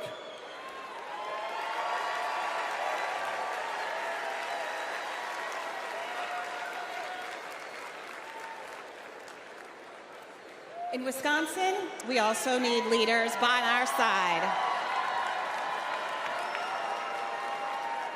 I'm Wisconsin's Lieutenant Governor, Sarah Rodriguez, but long before I took office, I was a registered nurse.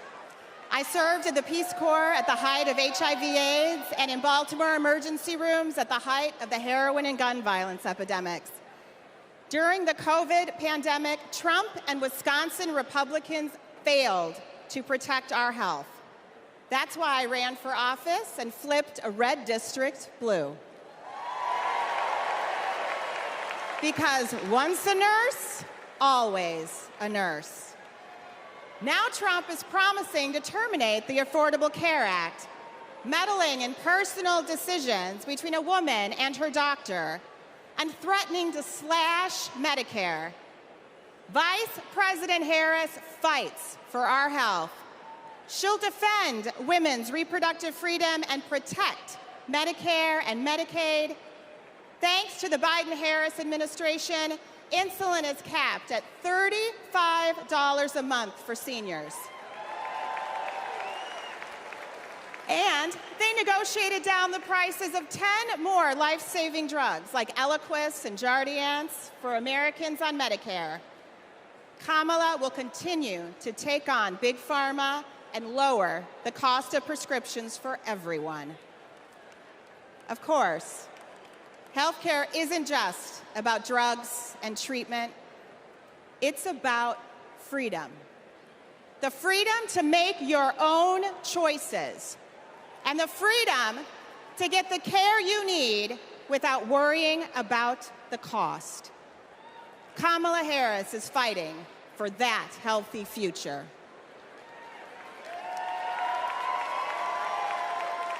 Let me tell y'all about Texas leadership.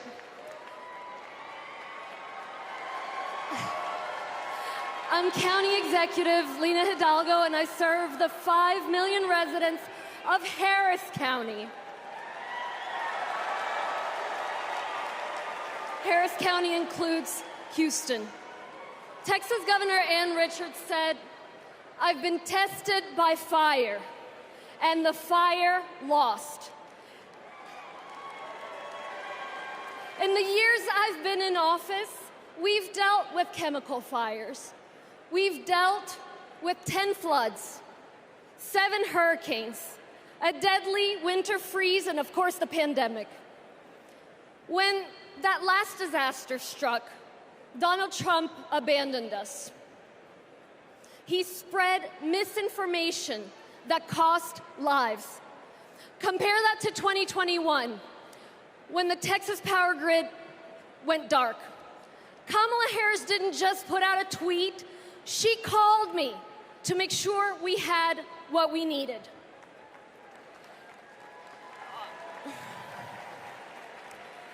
Over the years, I've learned that Kamala Harris always calls. And not only does she call, she delivers. The very week she launched her campaign, she was down in Texas with vital FEMA assistance right after Hurricane Beryl. Kamala Harris cares. She will never risk lives for the sake of politics. And she's leading the charge to protect our communities from extreme weather. The Biden-Harris administration have announced at least $1 billion to help us with just that, and Houston is thriving. We deserve leaders who acknowledge the threats, heck, the existence of climate change. We deserve tough leaders who have our backs. We deserve compassionate leaders ready to help. That's Kamala Harris and Tim Walz. I can personally attest that Kamala is a leader who has our back.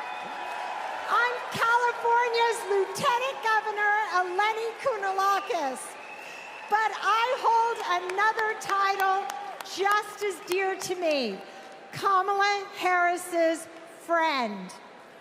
I met her when we were both young women trying to navigate the halls of power.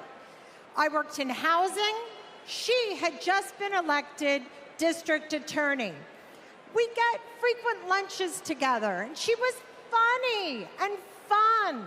She was also a great mentor.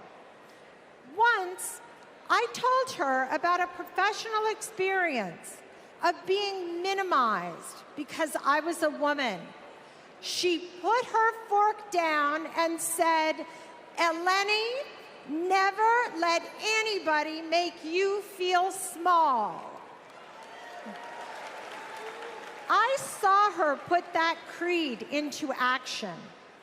When Wall Street foreclosed on millions of homes, Washington wisdom was that $4 billion was the best you could do. Other attorneys general agreed. But because Kamala Harris grew up in a middle-class home, she knew that wasn't enough for all the working families who got screwed over. So she put her foot down and refused to settle for less. Kamala Harris won $20 billion from the big banks for California homeowners. And that's because she cares. She cares so much that if you're lucky enough to be her friend, she calls you on her birthday, and sometimes she sings to you. She called me on mine right when I had decided to run for lieutenant governor. She asked tough questions. I promised I'd follow her lead and invest in the future. Together, we shattered that glass ceiling, California, and got to work. I am so glad the country is getting to see the Kamala that I've known for decades. For Californians and Pennsylvanians, for Texans and Wisconsinites, for states red and blue and everything in between, President Biden and Vice President Harris have been investing in our future and are on our side, and we are not going back.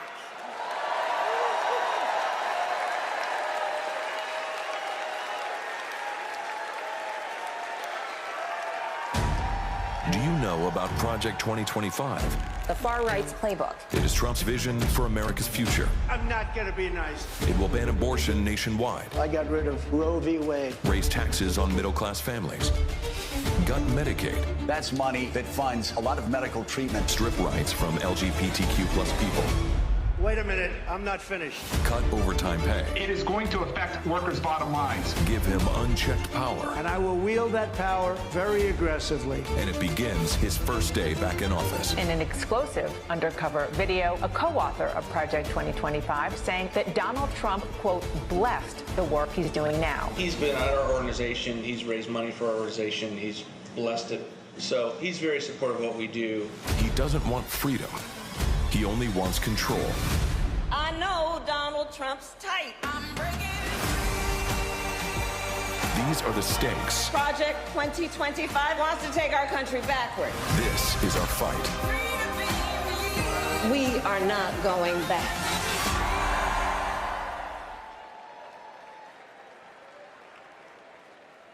Please welcome Michigan State Senator Mallory McMorrow.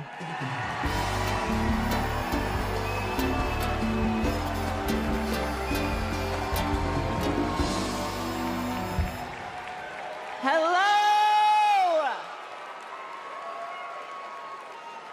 I'm Michigan State Senator Mallory McMorrow, and this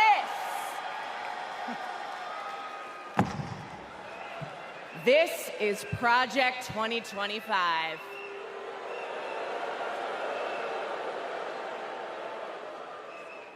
Now, over the next 4 nights, you are going to hear a lot about what is in this 900-page document. Why? Because this is the Republican blueprint for a second Trump term. That's right. They went ahead and wrote down all the extreme things that Donald Trump wants to do in the next 4 years. And then they just tweeted it out, putting it out on the internet for everybody to read. So, we read it. And whatever you think it might be, it is so much worse. Tonight, I want to tell you about just one aspect of Project 2025. Its plan to turn Donald Trump into a dictator.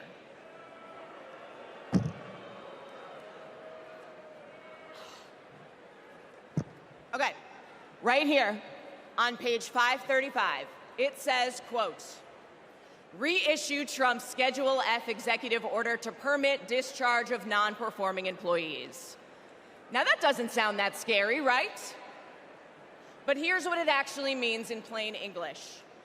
If Donald Trump gets back into the White House, he's going to fire civil servants like intelligence officers, engineers, and even federal prosecutors if he decides that they don't serve his personal agenda. They're talking about replacing the entire federal government with an army of loyalists who answer only to Donald Trump. I know. All right, then. Okay. Page 873. It says, quote, conservatives have long believed in either ending law enforcement activities of independent agencies or ending their independent status. Again, that sounds pretty boring. But what it means is that under Project 2025, Donald Trump would be able to weaponize the Department of Justice to go after his political opponents. He could even turn the FBI into his own personal police force. That is not how it works in America. That's how it works in dictatorships. And that's exactly what Donald Trump and his MAGA minions have in mind: an expansion of presidential powers like no president has ever had or should ever have. Now, by the way, if you're asking if any of this is even legal, well, remember, thanks to Donald Trump's hand-picked Supreme Court, he's now completely immune from prosecution, even if he breaks the law. But that's not who we are, because we believe in a government of the people, by the people, and for the people. Not the government of Donald Trump, by Donald Trump, and for Donald Trump. We believe in the separation of powers and the rule of law. We believe in a system built up to serve everyone, not breaking a system to serve one petty, selfish man. The truth is, there's only one way to stop him, and to stop Project 2025. How do we do it? We elect Kamala Harris this November.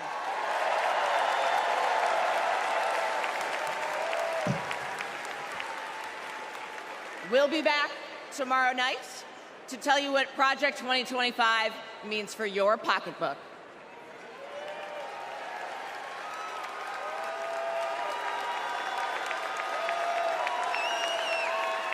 Please welcome California Senator LaFonza Butler.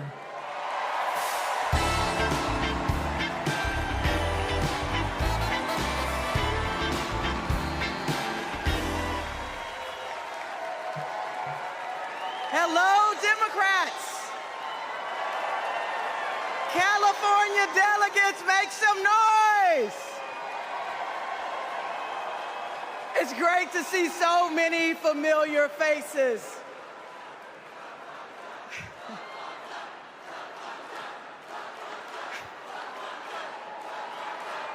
And I can't forget the state that I was born and raised in. Mississippi Democrats, let everybody hear you.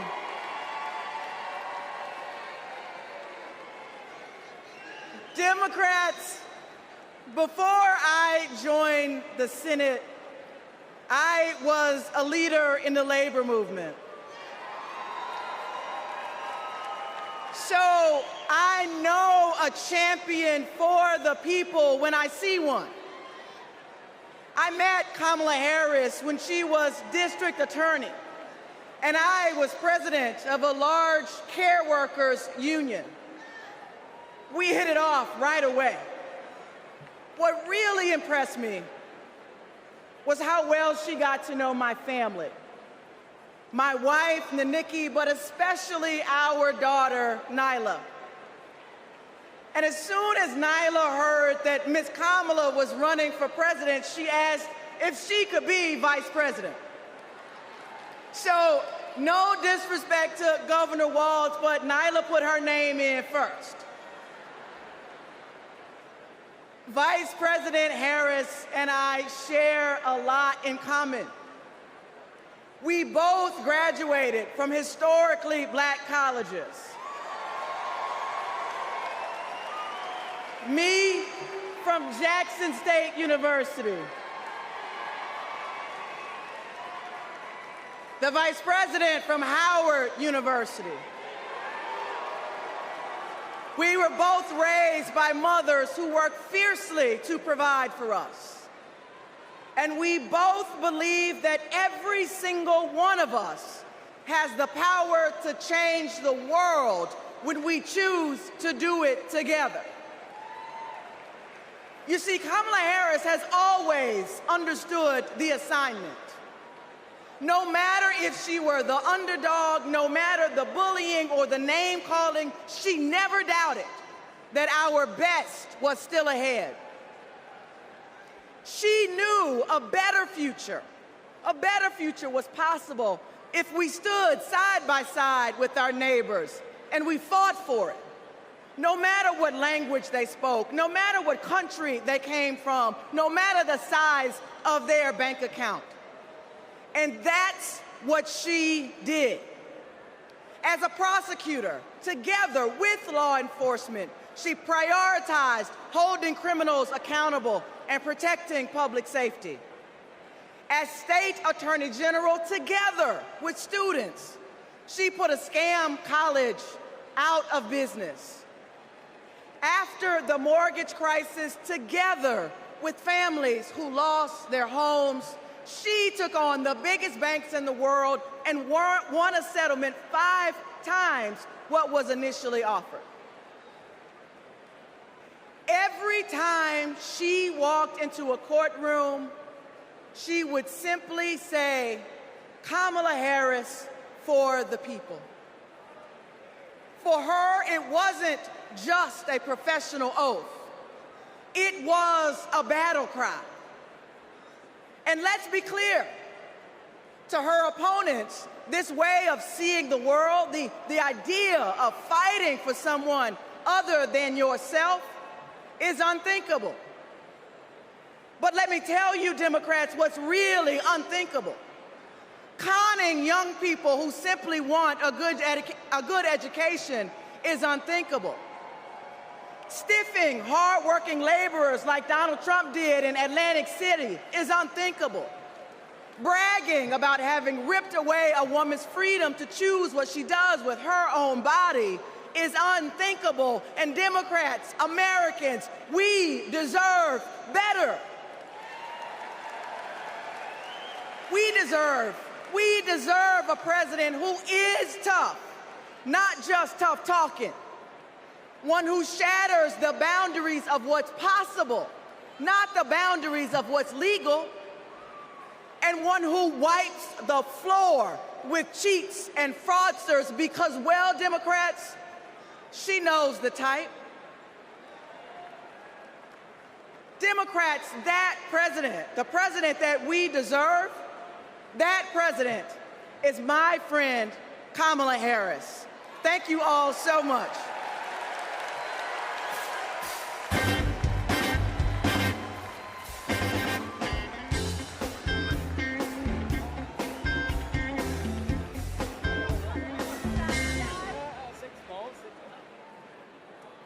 Hi, everyone. I'm Deja Fox, and I'm so excited to be here today from Arizona. That's right. That's where I was born and raised by a single mom. I was a free lunch kid, raised in public housing, and I got my health care at Planned Parenthood. Because of policies that lift people up, I walked through the gates of my dream school as a first-generation college student. People my age are making big decisions about our lives, and we deserve a president who has our back.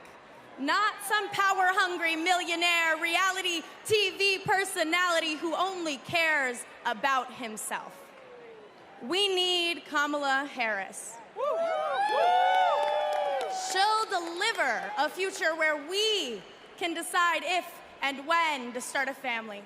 A future where we can afford rent and groceries. A future where we're not crushed under student debt. A future where any free lunch kid can walk through the gates of their dream college. For young people, this is a fight for our future. We have a responsibility to do this, and we have a responsibility to do it right, and that's why we're going to show up for Kamala Harris and Tim Walz. And here now, with a musical performance, is Jason Isbell. Thank you.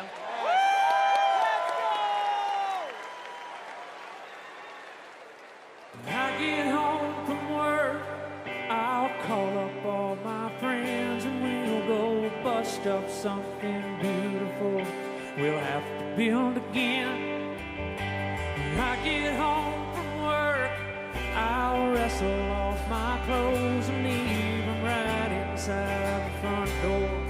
Nobody's home to know. You see the hammer finds the nail, and the freight train means a rail. I guess I'm doing what I'm on this earth to do. I don't think, oh, I'm here where it hurts. I'm just lucky to have the word.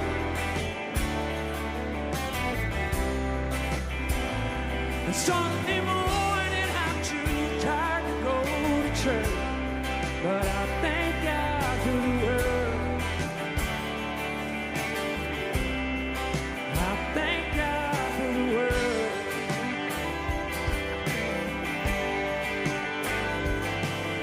When I get my reward, my work will all be done, and I will sit back in my chair beside the Father and the Son.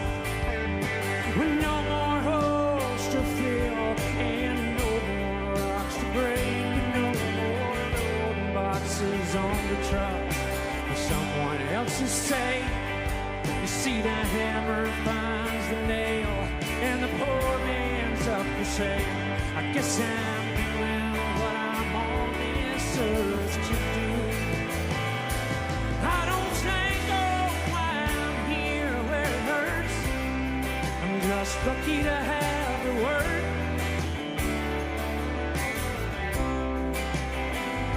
And every night I dream I'm drowning in the dirt, but I thank God for the word.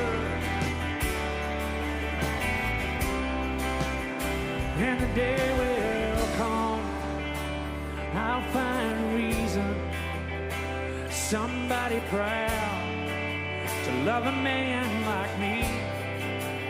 'Cause my back is numb, my hands are freezing, but what I'm working for is something more than free. And I don't think, oh, I'm here where it hurts. I'm just lucky to have the word.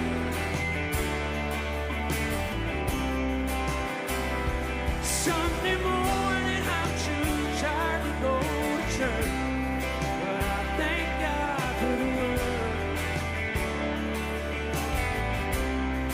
I thank God for the word.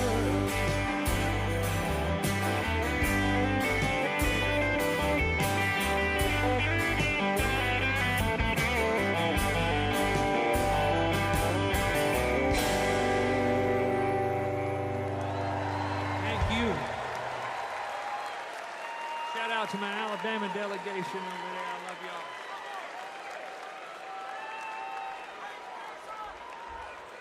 Kamala Harris worked hard to achieve her goals. Raised by a working mother, I had a summer job at McDonald's. Donald Trump worked hard to spend his daddy's fortune. She believes in working hard for the American people. When the middle class is strong, America is strong. Donald Trump believes in working hard for his billionaire friends. I don't care about you. I just want your vote. I don't care.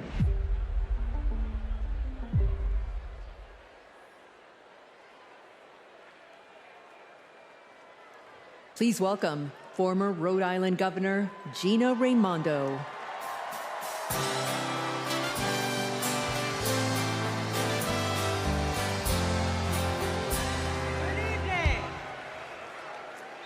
Hello, Democrats. Hello, Chicago. It's a great honor for me to be here this evening. You know, long before I was the governor of Rhode Island, I was a little girl growing up there in a middle-class family. My dad found his American dream in a watch factory in Providence. And that job gave him a way to provide for our family, a community for him to belong to, and so much pride. But like so many Americans in the 80s, after 25 years of his hard work, his job and the job of all of his friends was shipped overseas. You know, years later, my dad said to me, "Gina, this happened because our leaders let us down." And my father was right. The Republicans in power who pushed failed economic strategy. Let's just cut taxes for the wealthy and leave everybody else behind. Well, not only did my father lose his job, but frankly, manufacturing left my state. Manufacturing withered in Rhode Island and all across this nation. In communities all across America, factories shuttered, communities got hollowed out, and people were left without their job, without hope, without the dignity that comes with a decent job. And you know, Republican economic policy failed Rhode Island. How do I know that?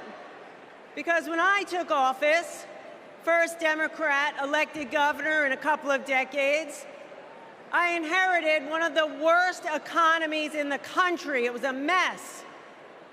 But we got to work and we turned it around. We turned it around with a pro-business, pro-worker agenda. Kamala Harris has that same agenda. She knows we need an economy where the costs are low and opportunities abound. An economy where people can show up to their jobs with dignity and pride. She has a new economic vision for America. You know how she knows that? She knows it because just like me, Kamala Harris grew up in a middle-class home. Her mom worked to cure breast cancer by day and feed her family at night. And as an adult, Kamala worked to lock up sex offenders and violent criminals by day. And she took care of her sick mother at night. Kamala Harris gets it. She gets that so many Americans work so hard every day and they're barely getting by. And that is not right. It is a fundamental economic principle. Hard work ought to pay off. We believe in that. And that's why the Vice President is committed to building the opportunity economy, an economy that rewards ambition, an economy that rewards hard work. She believes in an America where everyone, regardless of who you are, what you have, where you started, you got a chance to get ahead in this country. Kamala Harris will give more than 100 middle-class Americans a tax cut. She'll build 3 million new homes for the middle class. And she's going to forge an economy with fair competition, free from monopolies. Monopolies that crush workers and small businesses and startups. Kamala Harris will make building up the middle class a defining goal of her presidency. Meanwhile, Donald Trump, he's going to double down on his worst economic ideas. The same ideas that shipped my dad's job overseas. ideas that don't work. We know they don't work because they never have. He wants another huge tax cut for the wealthy. He wants to put his corrupt buddies in charge of the economy. And he wants a sales tax that's going to supercharge inflation. We cannot afford Donald Trump's failed economic ideas. But here's the thing. The most important thing. Kamala Harris works for the people. Kamala Harris works for you. And Donald Trump is in it for himself.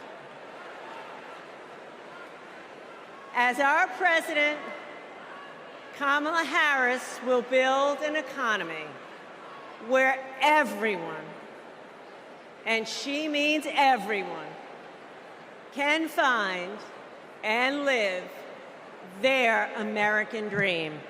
So let's put her in the Oval Office. Thank you.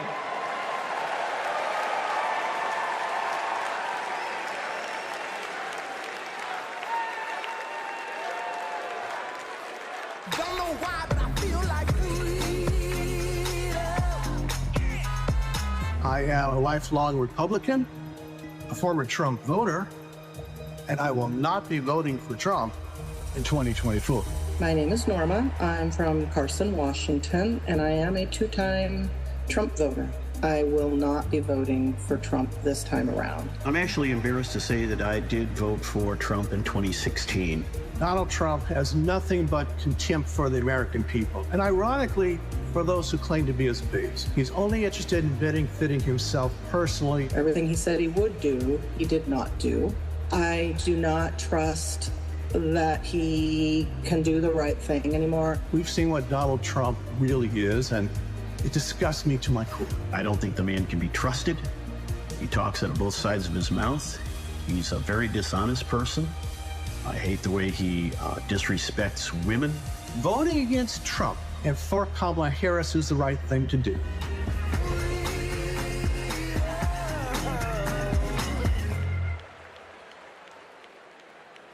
Please welcome New York Governor Kathy Hochul.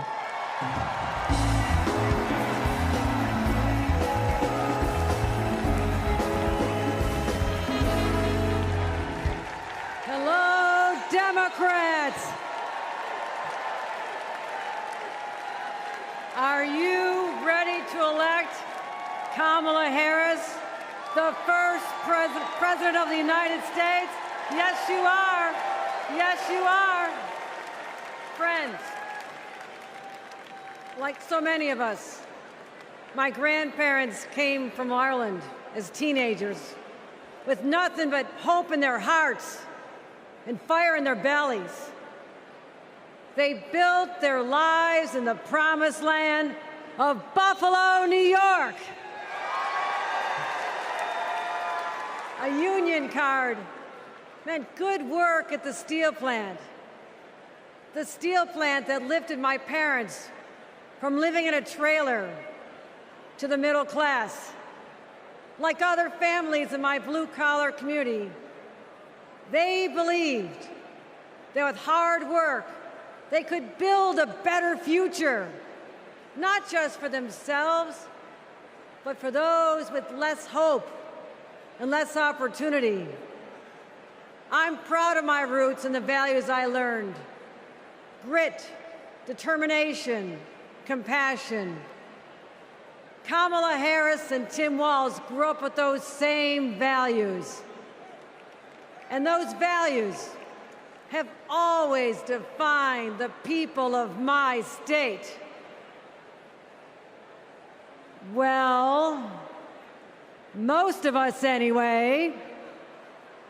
Donald Trump was born a New Yorker, but ended up a fraud, a philanderer, and a felon. He wasn't raised with the New York values that I know. He never had to worry about childcare costs or groceries or rent. He never had to worry about anything or anyone but himself. Trust me, America. If you think you're tired of Donald Trump, talk to a New Yorker. We've had to deal with him for 78 long years. The fraud, the tax dodging, the sham university, the shady charities. We've seen him stiff contractors, rip off workers. He abuses women, brags about it, and then takes away their rights. And New Yorkers are sick of it. It's no wonder he had to flee to Mar-a-Lago. Sorry about that, Florida. Sorry about that. Trump hasn't spent much time in New York lately, except that is to get convicted of 34 felonies. And that's just fine with us, because New York's motto is Excelsior, ever upward. And Trump takes us ever downward. Because here's what Trump never understood. America isn't a luxury good to be bought and sold by the privileged and powerful few. America, we just can't afford another 4 years of that. We have kids to feed, roads to build, jobs to create, real problems to solve. And we need leaders who can get it done. Trump talked big about bringing back manufacturing jobs. But you know who actually did it? President Biden and Vice President Kamala Harris. Thank you, Joe. Thank you, Kamala. And look no further than the city of Syracuse, where a company called Micron is building a $100 billion microchip factory with union labor. It's the largest private investment in American history, and it's going to create 50,000 good-paying jobs. The Biden-Harris administration has made the most significant investments in our economy in generations. And as president, Kamala Harris will continue to build an opportunity economy for all. My friends, history's watching us. Together, we must protect abortion rights. Together, we must protect the middle class. Together, we must protect the American dream. And together, we must elect Kamala Harris President of the United States. Thank you.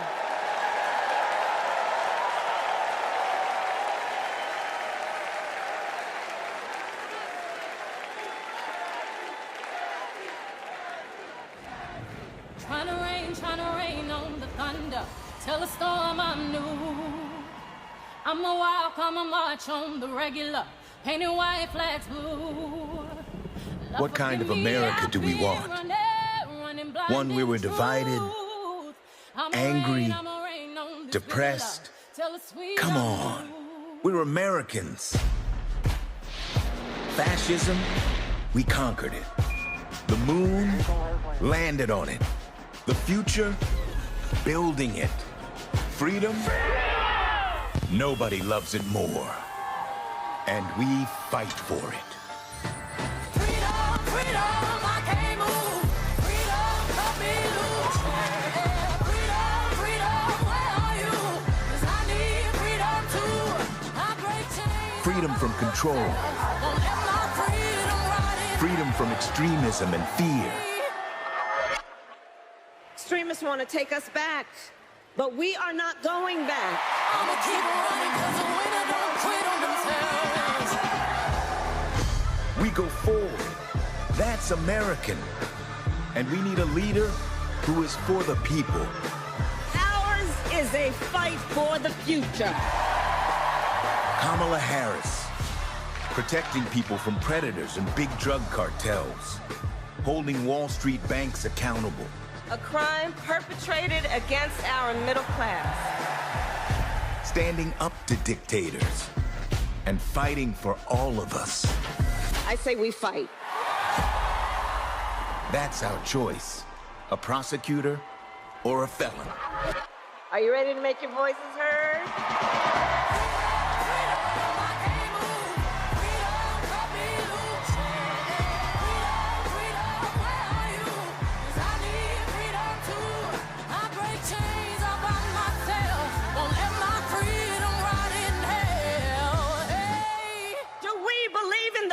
Of America. And are we ready to fight for it? I'ma keep on running 'cause the winner don't quit on themselves.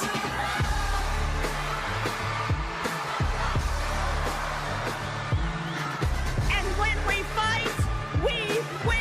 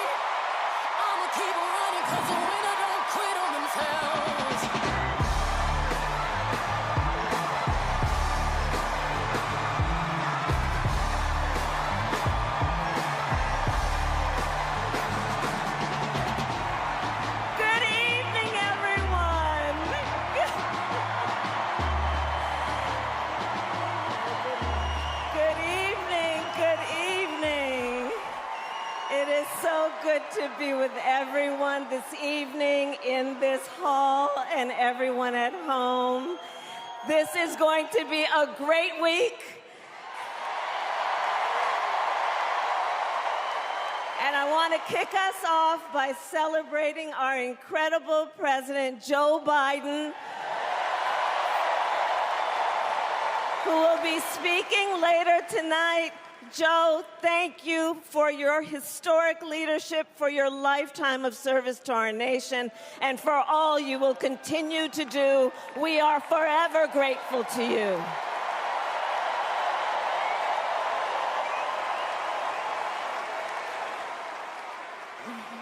Thank you, Joe.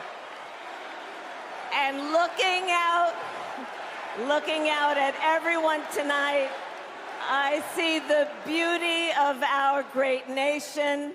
People from every corner of our country and every walk of life are here, united by our shared vision for the future of our country. And this November, we will come together and declare with one voice, as one people, we are moving forward. With optimism, hope, and faith, so guided by our love of country, knowing we all have so much more in common than what separates us. Let us fight for the ideals we hold dear, and let us always remember, when we fight, we win. God bless you. God bless the United States of America. Good night, everyone.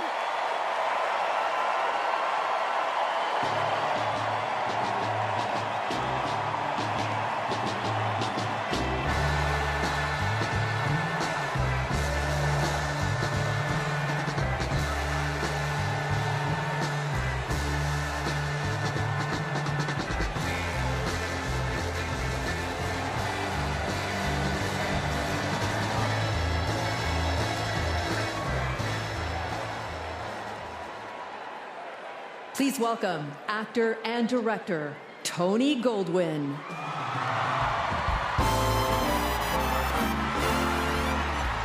Hello, Chicago. And hello to everyone tuning in from all across America. Welcome to the first night of the Democratic National Convention. Now, how was that for an opening act? I'm just saying. Now, as our vice president just said, over the next 4 days, we will be bringing folks together from all around the country, people from every walk of life, to talk about this nation we love and about a candidate who has devoted her life to public service, who never shies away from a righteous fight, and who always stands up for the people. We are going to talk about the choice America faces in this election. It's a choice not just between two very different candidates, but between two very different futures. We will hear from everyday Americans about what is truly at stake in this campaign. The future of our middle class, the future of reproductive rights, the future of our climate, our security, our schools, the future of our freedom, the future of our very democracy. We will see the vision of our nominee. It is a vision of stability, security, and opportunity for everyday Americans, where we continue to grow this economy by growing the middle class, and where the safety of our children, our families, and our communities are a fundamental civil right. It is a future where, instead of scoffing at allies and fawning over dictators, our president stands up for our friends, faces down our adversaries, and American democracy remains a beacon of hope and inspires the world to take on our biggest challenges together. We'll learn the story of a leader who has dedicated her life to doing the work of making good on the promise of America. A leader who understands the middle class because she grew up in the middle class. A leader who has taken on powerful interests at every step of her career and fought for the rights and freedoms of all of us. And then, of course, we will hear again from the Democratic nominee herself, the next President of the United States of America, Kamala Harris. Because she has a message for us. It is a message that's joyful, not mean-spirited. A message of public service, not self-service. A message of optimism and opportunity, not chaos and division. A message that has woken us up to who we are, to who we've always been. Because Americans are not a cynical people. We are not small-minded. And whether we realize it right now or not, we are currently already writing a new chapter of the American story. And we can dream as big as we want. So I just want to ask you, are you excited? Yeah? Well, good. Are you ready? Okay. Well, then I challenge you to make this the moment you get off the sidelines and into the game. So I want you to text JOIN to 30330 and get involved. Because when we fight, what happens? We win. And we are going to win this thing together. And while we're doing it, we are going to have a whole lot of fun. So let's get started.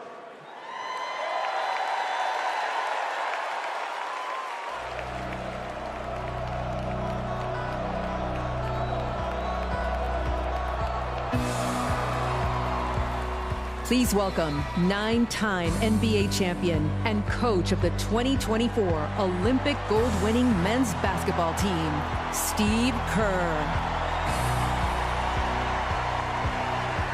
Thank you. Thank you so much.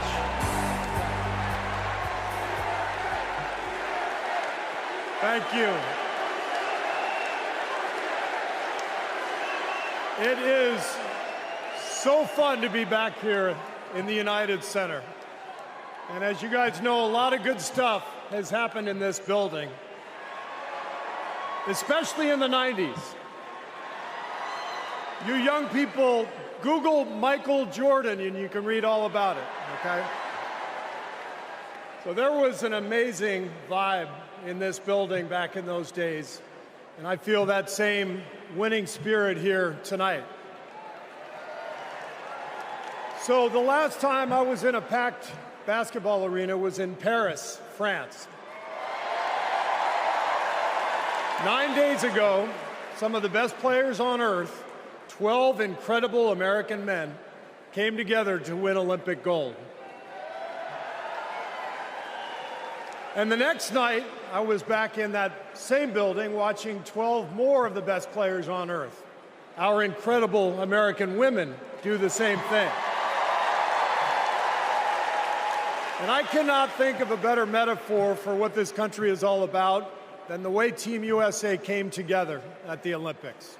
We had players from across our wonderful country, players who have trained and fought relentlessly, shed tears trying to beat one another throughout their careers, joining forces to wear the red, white, and blue.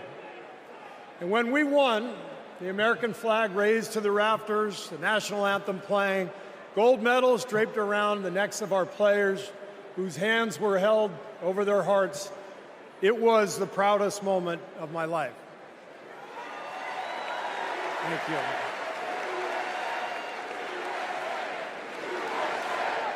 Thank you.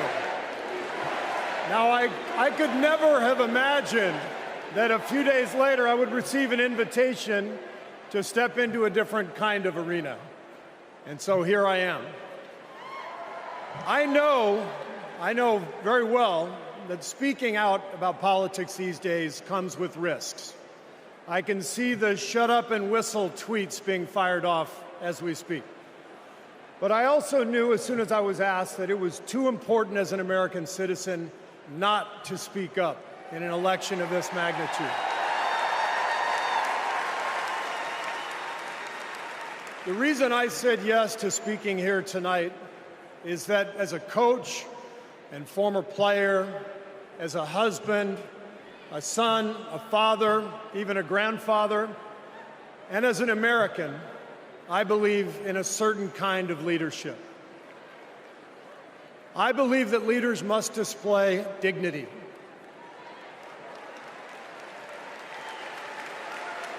I believe that leaders must tell the truth.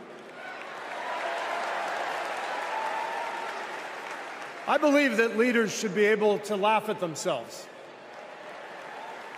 I believe leaders must care for and love the people they are leading. I believe leaders must possess knowledge and expertise, but with the full awareness that none of us has all the answers. And in fact, some of the best answers often come from members of the team. And if you look for those qualities in your friends or your boss or an employee or your child's teacher or your mayor, then shouldn't you want those same qualities in your president? And when you think about it that way, this is no contest. With Kamala Harris and Tim Walz, I see all those qualities. They have devoted their lives to serving other people. Whether Vice President Harris was defending her community in the courtroom, or Governor Walz was inspiring the next generation in the classroom, or on the field, for that matter. By the way, coach to coach, that guy's awesome. Although, I have to say, Coach Walz, way too much reliance on the blitz in '99 against Mankato East. You had a strong defensive line. I would have played more press coverage with your corners and then dropped the safeties into a Tampa 2. That's just me. Sorry. I wanted you to know how I feel every day of the NBA season, all right? But listen, the joy, the compassion, the commitment to our country that we saw at the Olympics, that is what Kamala Harris and Tim Walz have. And it is what our country needs. Leadership, real leadership. Not the kind that seeks to divide us, but the kind that recognizes and celebrates our common purpose. Think about what our team achieved with 12 Americans in Paris, putting aside rivalries to represent our country. Now imagine what we could do with all 330 million of us playing on the same team. Not as Democrats, not as Republicans, not as libertarians, but as Americans who know the greatness of this nation doesn't come from any one of us, but from each of us doing our part to build a more perfect union. That vision is what this campaign is all about. It's why I'm here tonight. And it's why I'll be getting out every day to help people get out and vote on November 5th and elect Kamala Harris and Tim Walz as the next president and vice president of the United States.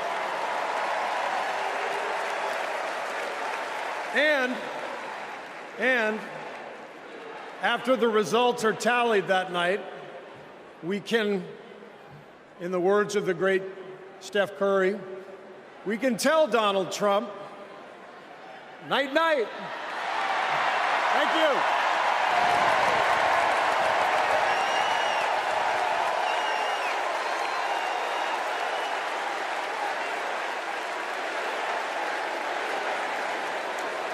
Let me tell you folks in Ohio and in this area, don't sell your house. Do not sell it. We're going to get those jobs coming back, and we're going to fill up those factories. That's what's going to happen. But Trump lied and abandoned Lordstown. This is about a community. It's going to be a big change to go somewhere else. The GM factory in Lordstown did close, putting thousands of people out of work. Because Donald Trump doesn't care about our communities. All those jobs went away, and he did nothing. He did not do one thing for those workers there. He didn't come and make promises. He came and made false promises. Kind of lost hope in everything. I don't really want to leave. But then something changed. Instead of lies and broken promises, Joe Biden and Kamala Harris got to work and brought U.S. manufacturing jobs back, including to Lordstown. Kamala will continue to have workers' backs and get the job done.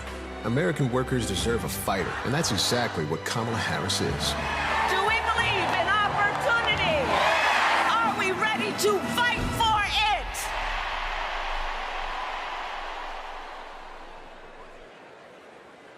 Please welcome United Auto Workers President Shawn Fain.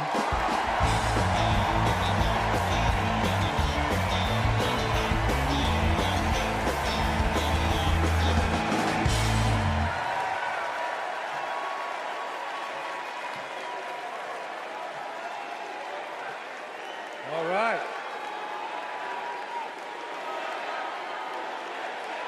All right. Yeah.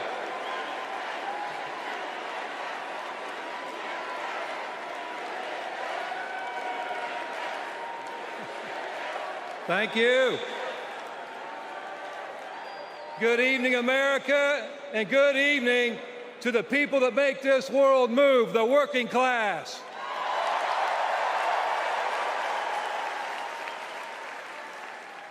On behalf of 1 million active and retired members of the UAW, I am honored to support Kamala Harris and Tim Walz to be our next president and vice president.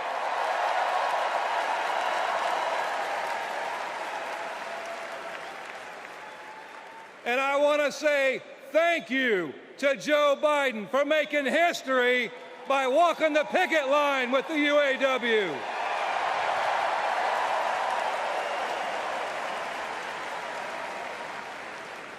For the UAW and for working class people everywhere, this election comes down to one question. Which side are you on? On one side, we have Kamala Harris and Tim Walz, who have stood shoulder to shoulder with the working class. On the other side, we have Trump and Vance, two lapdogs for the billionaire class who only serve themselves. So for us in the labor movement, it's real simple. Kamala Harris is one of us. She's a fighter for the working class. And Donald Trump is a scam.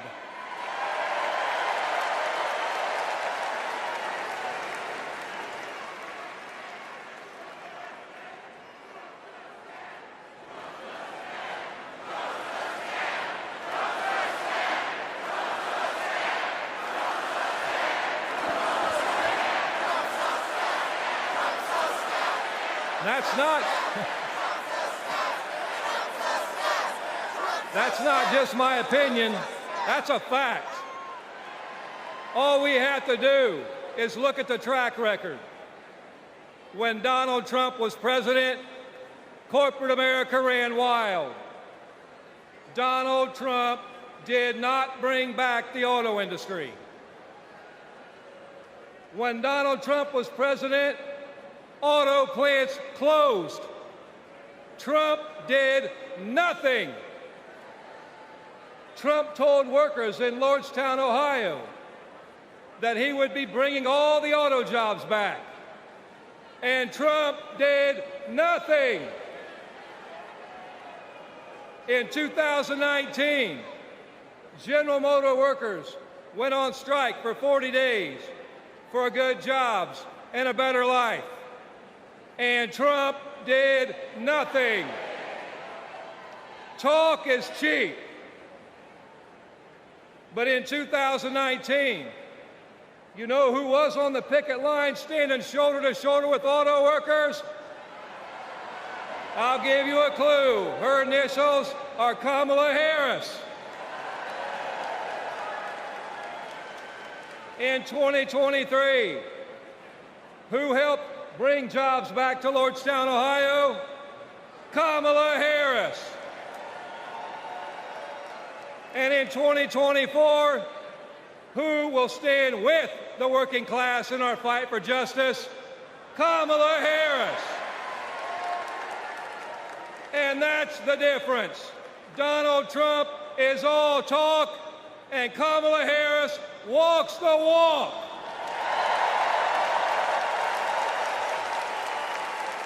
Woo. In the words of the great American poet, Nellie, it's getting hot in here.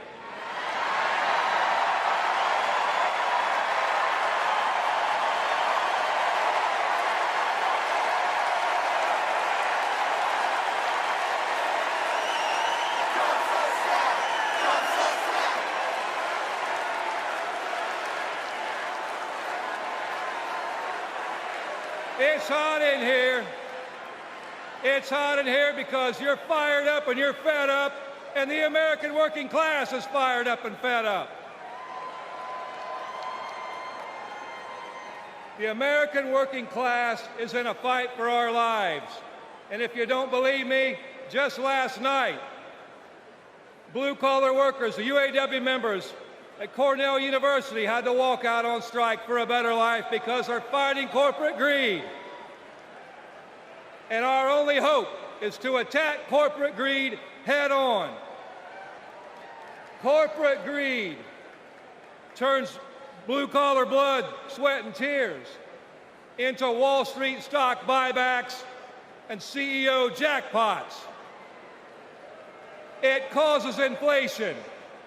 It hurts workers. It hurts consumers, and it hurts America.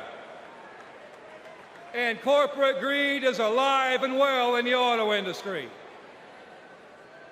You know, last fall, we achieved life-changing gains in our strike at the Big Three. We even won a commitment to reopen a closed plant not too far from here. We were able to do that thanks to the support of Kamala Harris and Joe Biden and the thousands of auto workers that went on strike.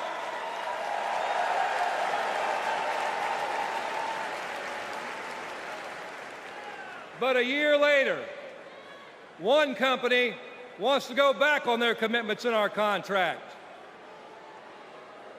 And let me be clear, Stellantis must keep the promises they made to America in our union contract.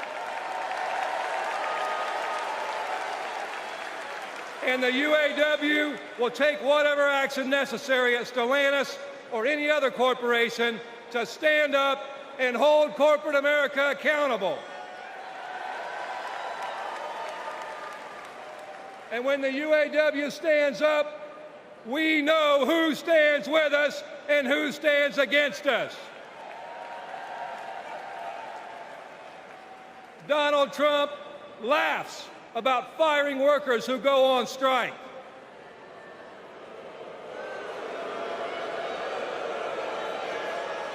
And Kamala Harris stands shoulder to shoulder with workers when they're on strike.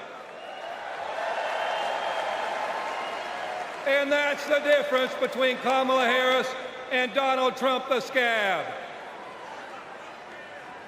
Trump is pushing divide and conquer tactics of the rich. It's the oldest trick in the book. They want to blame the frustrations of working class people. They want to take those frustrations, they want to blame it on race. They want to blame it on LGBTQ plus people. They want to blame it on some destitute and desperate person at the border. They do that because they want working class people to be divided and to focus and keep the focus off the one true enemy, corporate greed.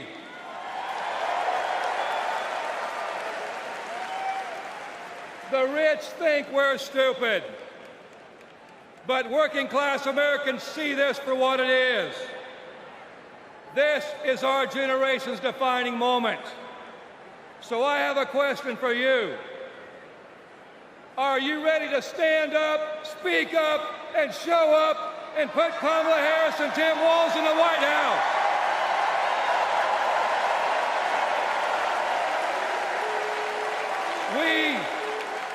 We need a defender of the working class in the White House, someone who is one of us and someone who knows how to fight. And that fighter is the next President of the United States, Kamala Harris. Thank you.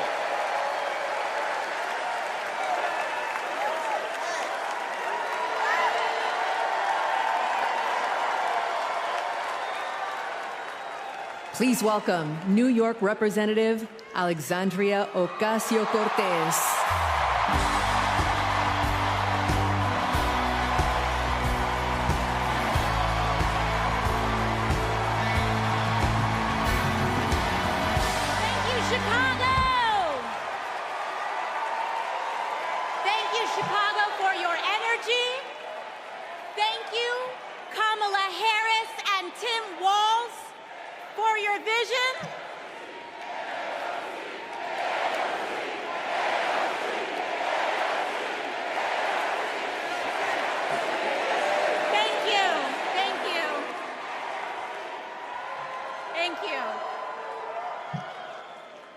Chicago for your energy.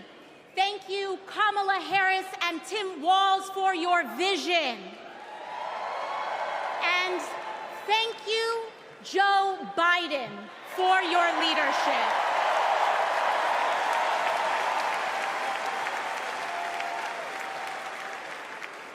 You know, 6 years ago, I was taking omelet orders as a waitress in New York City.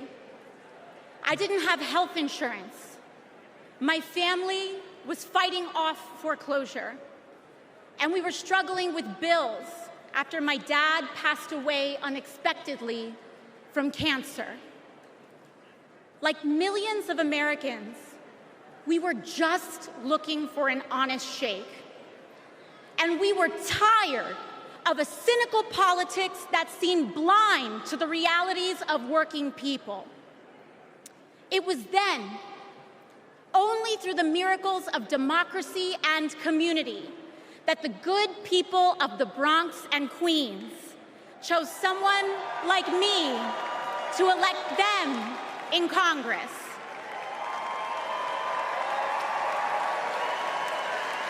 And America, in my heart, I know from that same cloth of hope and aspiration, we will also elect Kamala Harris and Tim Walz as President and Vice President of the United States of America.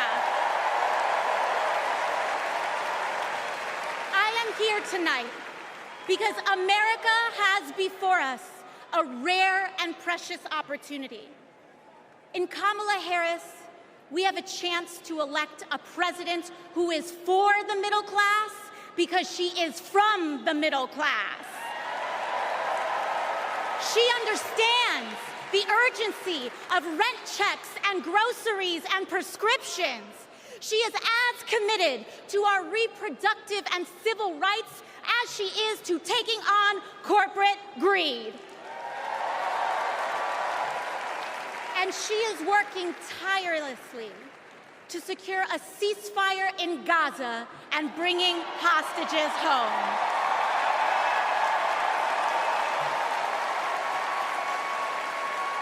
In Kamala Harris, I see a leader who understands. I see a leader with a real commitment to a better future for working families. And Chicago, we have to help her win. Because we know that Donald Trump would sell this country for $1 if it meant lining his own pockets and greasing the palms of his Wall Street friends. And I, for one, am tired of hearing about how a two-bit union buster thinks of himself as more of a patriot than the woman who fights every single day to lift working people out from under the boots of greed, trampling on our way of life. The truth is, Don, you cannot love this country if you only fight for the wealthy and big business. To love this country is to fight for its people, all people, working people, everyday Americans like bartenders and factory workers and fast food cashiers who punch a clock and are on their feet all day in some of the toughest jobs out there. You know, ever since I got elected, Republicans have attacked me by saying that I should go back to bartending. But let me tell you, I'm happy to any day of the week because there is nothing wrong with working for a living.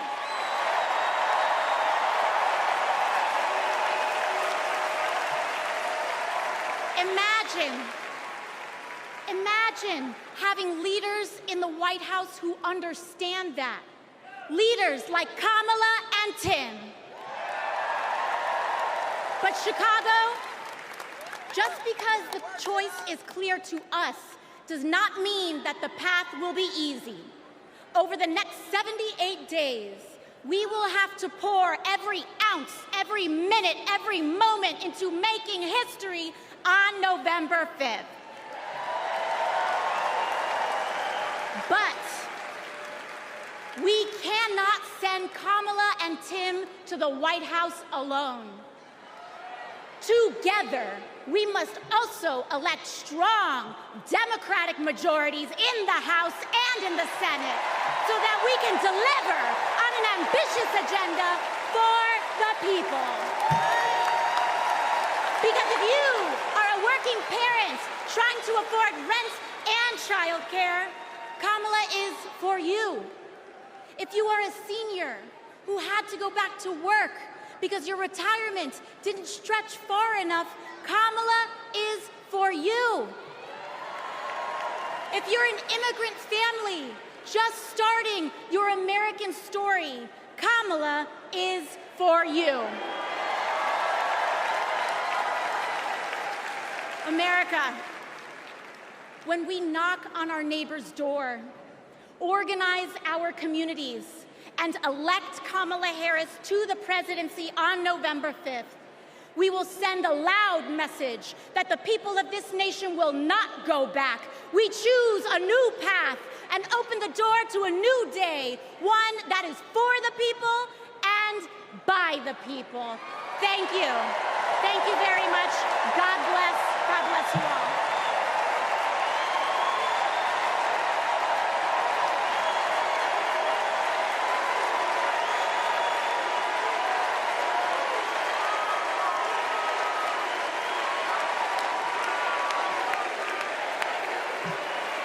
Wow. How about that AOC? Good Lord. So Kamala Harris's story begins in a middle-class neighborhood in the East Bay. Yeah. In a modest apartment above a nursery school, in a close-knit community where people looked out for one another, with a mother who instilled in Kamala Harris the core principles that have defined her life in public service. These are the experiences that made her the leader she is today.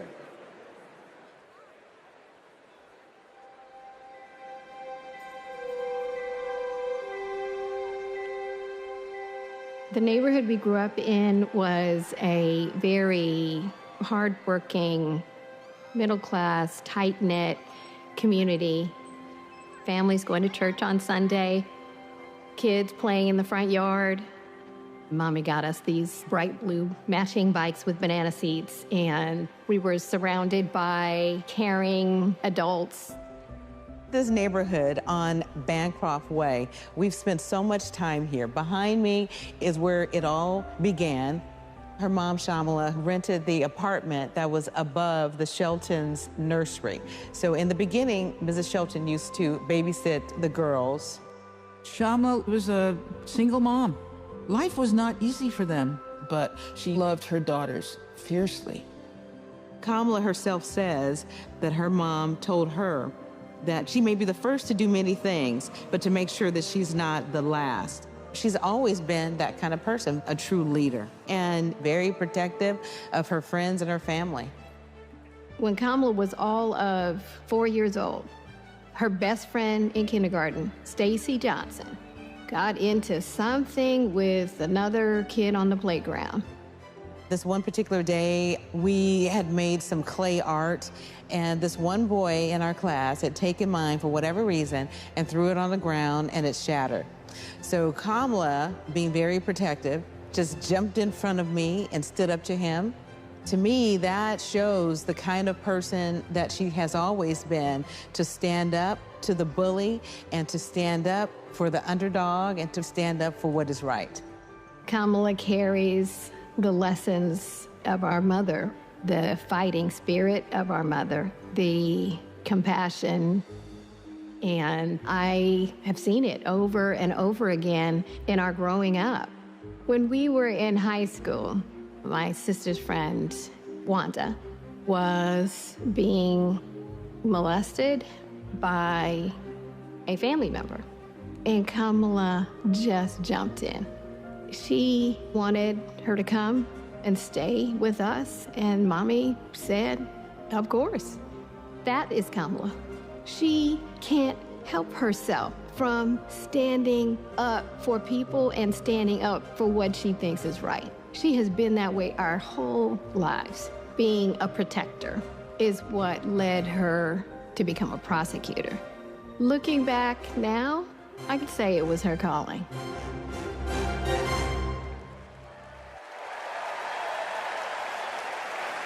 Please welcome Stacey Johnson Batiste and Doris Johnson.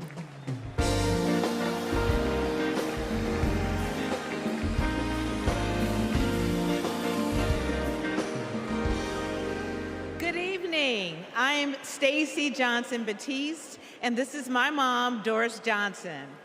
We are so excited and honored to be here with you. Kamala and I have known each other for a long time. We met at Berkwood Hedge School. We hit it off immediately and became each other's very first best friends. Our moms also became fast friends. And on weekends, we would pile into my 1966 Mustang, and Kamala's mom, Shamala, would sit in the front with me, and Kamala and Maya and Stacy would sit in the back, and off we would go to a movie or some adventure. My mom still has that Mustang. I I do. Kamala and I both get our grit from our mothers. Kamala has always been a protector. One day at school, we made clay art projects during story time when they were outside on tables to dry. For whatever reason, a boy in our class took mine, threw it on the ground, and it shattered. Kamala jumped in between him and me and said something that made him so mad, he picked up a rock or something and hit her on the head. Blood came streaming down. The school called Shamala to come take her to the hospital. The stitches she got left a scar over one of her eyes. She still has it. That's the kind of person Kamala has always been from the very beginning.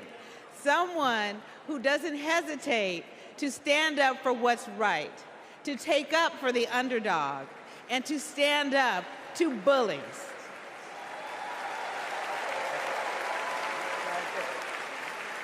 I have seen it time and again, whether the bully is an individual, a gang, or a corporation. She fights for all of us. Before we go, I know my mom has one more thing to say. Kamala, your mom would be so proud of you.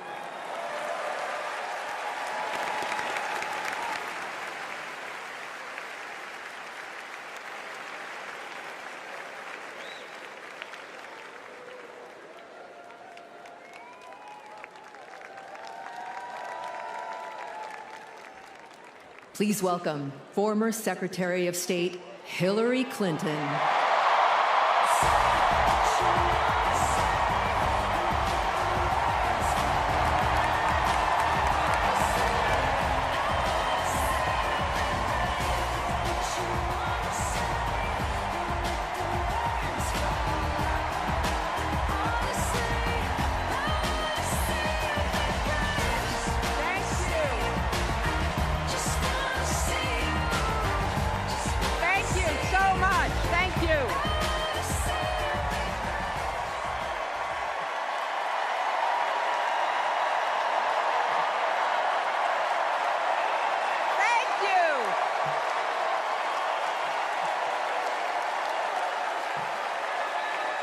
Thank you all so much.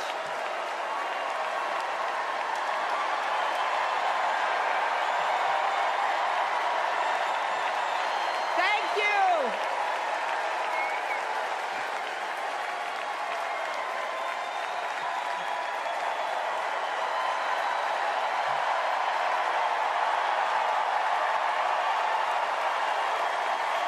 Thank you, my fellow Democrats. Thank you, my fellow Americans.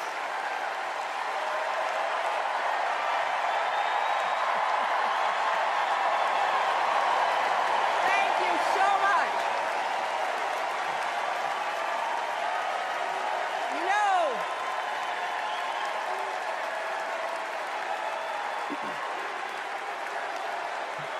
thank you all.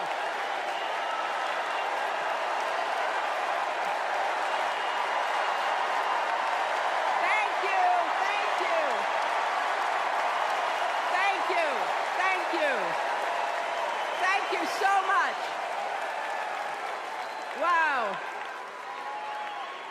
There's a lot of energy in this room, just like there is across the country.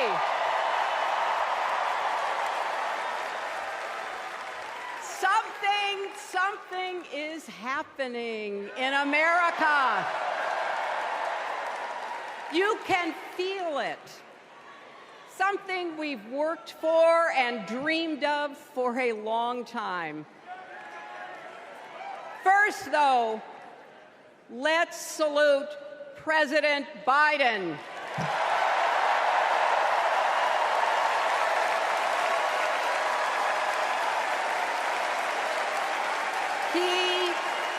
He has been democracy's champion at home and abroad. He brought dignity, decency, and confidence back to the White House. And he showed what it means to be a true patriot. Thank you, Joe Biden, for your lifetime of service and leadership.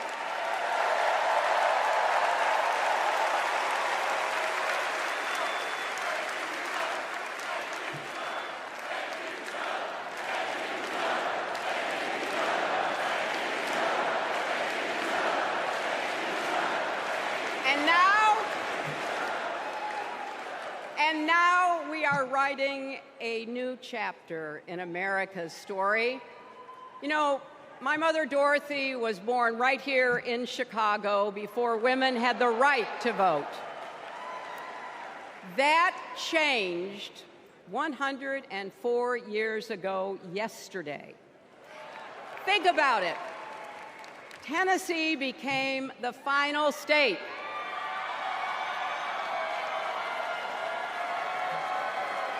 to ratify the 19th Amendment to the Constitution. The state legislature was deadlocked until one lawmaker's mother, a widow who read 3 newspapers a day, sent a letter to her son.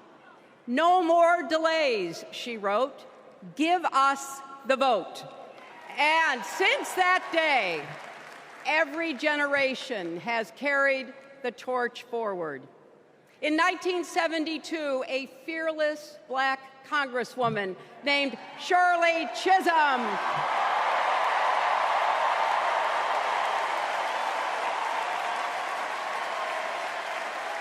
she ran for president. And her determination let me and millions of others dream bigger, not just because of who she was, but because of who she fought for. Working parents, poor children, the last, the least, and the lost. In 1984, I brought my daughter to see Geraldine Ferraro, the first woman nominated for vice president. If we can do this, Jerry said, we can do anything. And then there was 2016, when it was the honor of my life to accept our party's nomination for president.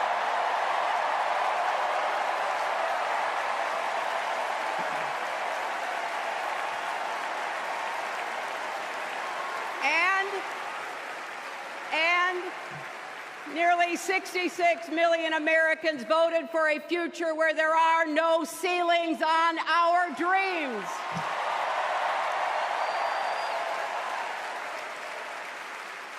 And afterwards, we refused to give up on America. Millions marched, many ran for office. We kept our eyes on the future. Well, my friends, the future is here.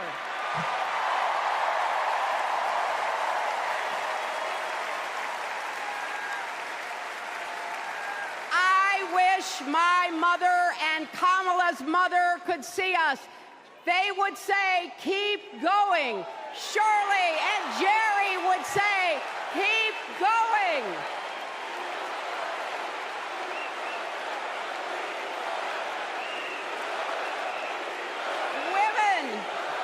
Women fighting for reproductive health care are saying, keep going.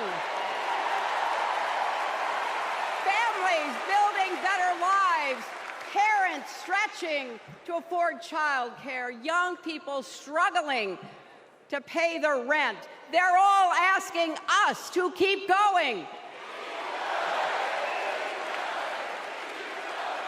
So, with faith in each other and joy in our hearts, let's send Kamala Harris and Tim Walz to the White House.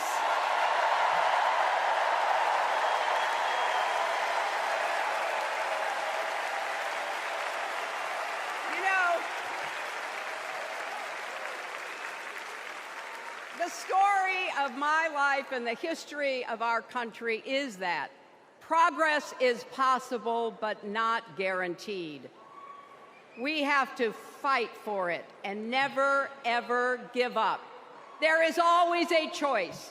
Do we push forward or pull back?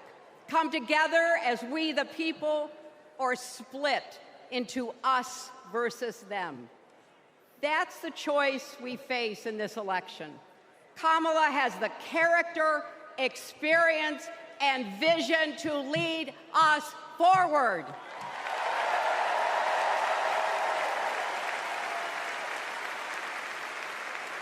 I know her heart and her integrity. We both got our start as young lawyers, helping children who were abused and neglected. That kind of work changes a person. Those kids stay with you. Kamala carries with her the hopes of every child she protected, every family she helped, every community she served. So as president, she will always have our backs, and she will be a fighter for us. She will fight to lower costs for hardworking families, open the doors wide for good-paying jobs, and yes, she will restore abortion rights nationwide.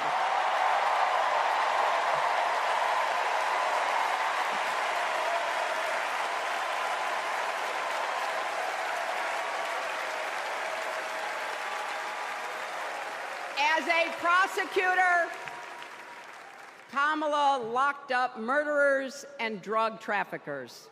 She will never rest in defense of our freedom and safety.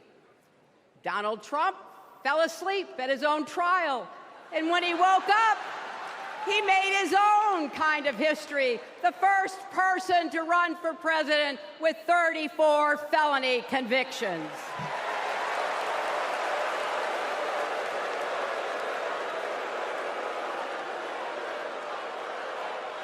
As Vice President, Kamala sat in the Situation Room.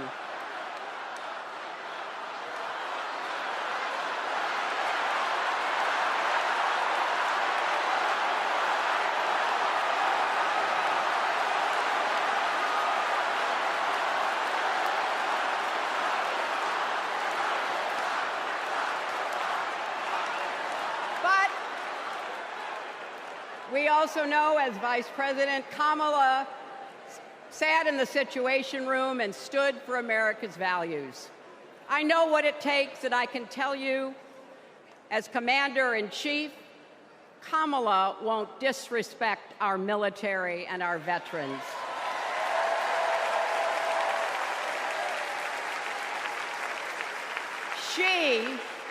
She reveres our Medal of Honor recipients. She won't be sending love letters to dictators. She will defend democracy and our Constitution and will protect America from enemies, foreign and domestic.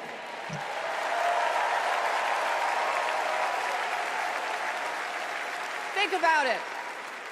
The Constitution says the president's job is to take care that the laws be faithfully executed. Those are the words of our founders. Take care. Just look at the candidates. Kamala cares about kids and families, cares about America. Donald only cares about himself.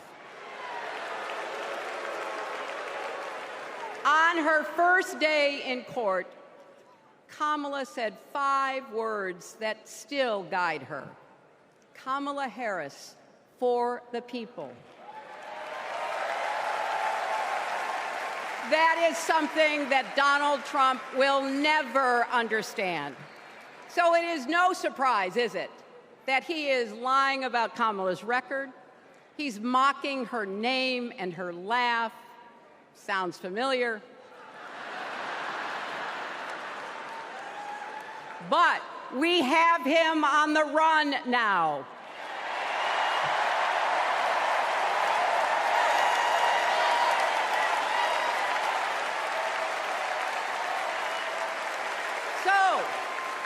So, no matter what the polls say, we can't let up.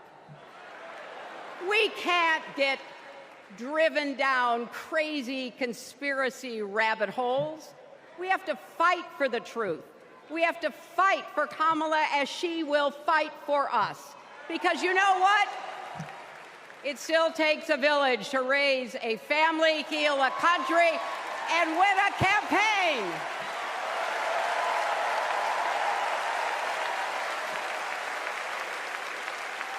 And America needs every one of us, our energy, our talents, our dreams. We're not just electing a president, we're uplifting our nation. We're opening the promise of America wide enough for everyone.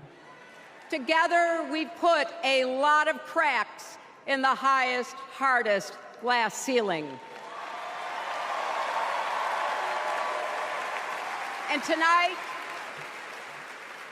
so close to breaking through once and for all, I want to tell you what I see through all those cracks and why it matters for each and every one of us. What do I see? I see freedom.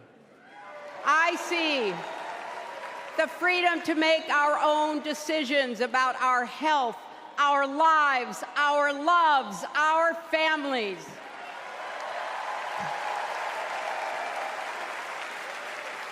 The freedom to work with dignity and prosper, to worship as we choose or not, to speak our minds freely and honestly.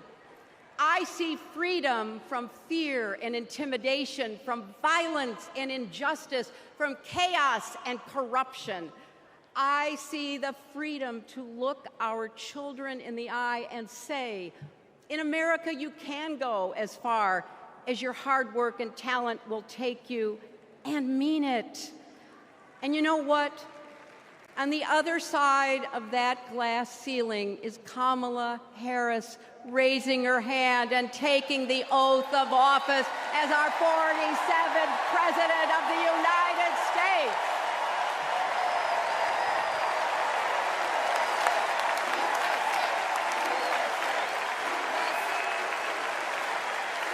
Because, my friends, when a barrier falls for one of us, it falls. It falls and clears the way for all of us.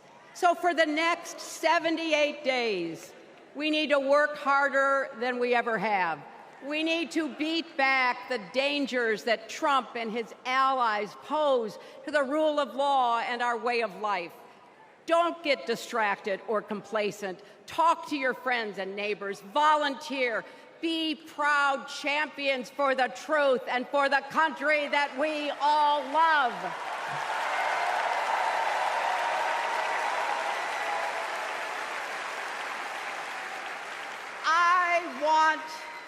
I want my grandchildren and their grandchildren to know I was here at this moment, that we were here, and that we were with Kamala Harris every step of the way. This is our time, America. This is when we stand up. This is when we break through. The future is here. It's in our grasp. Let's go win it.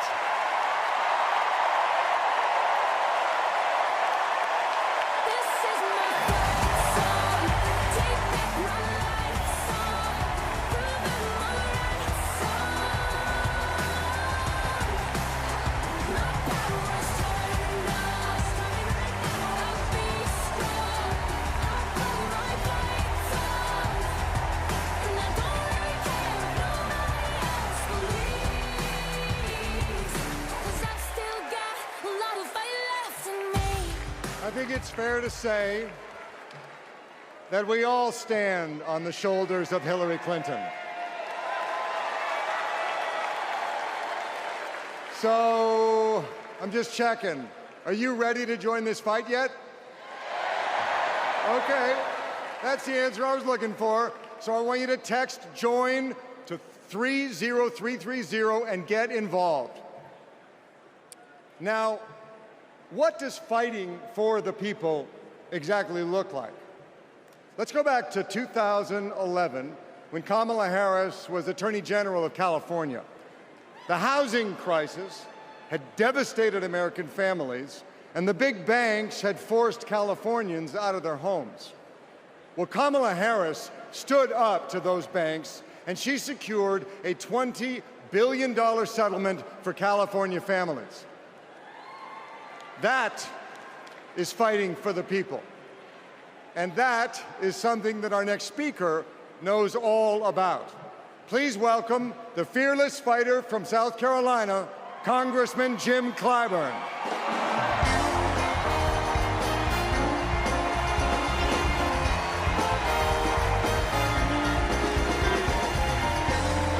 Thank you. Thank you, thank you, thank you. Thank you. Thank you. Thank you. Thank you, and good evening.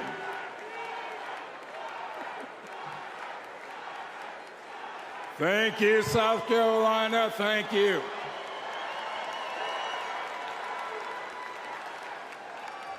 Four years ago, Americans were experiencing high anxieties and great uncertainties. A deadly virus raged, schools closed, businesses shuttered. Donald Trump mismanaged the crisis from day one, looking out for himself instead of the country. The American people responded to the crisis in leadership by electing new leaders. Thanks to Joe Biden and Kamala Harris, we reopened our schools, brought back our businesses, and restored our faith in the American can-do spirit. Thanks to Joe and Kamala, we reduced the price of prescription drugs, repaired roads and bridges, and replaced lead pipes.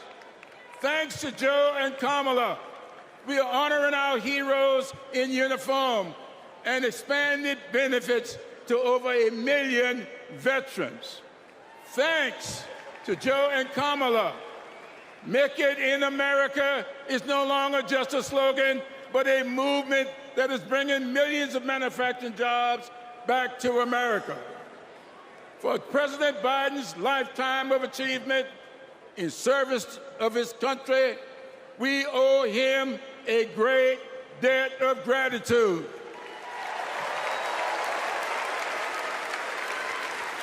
And we are all grateful for one of the best decisions he made, selecting Kamala Harris as his vice president and endorsing her to succeed him.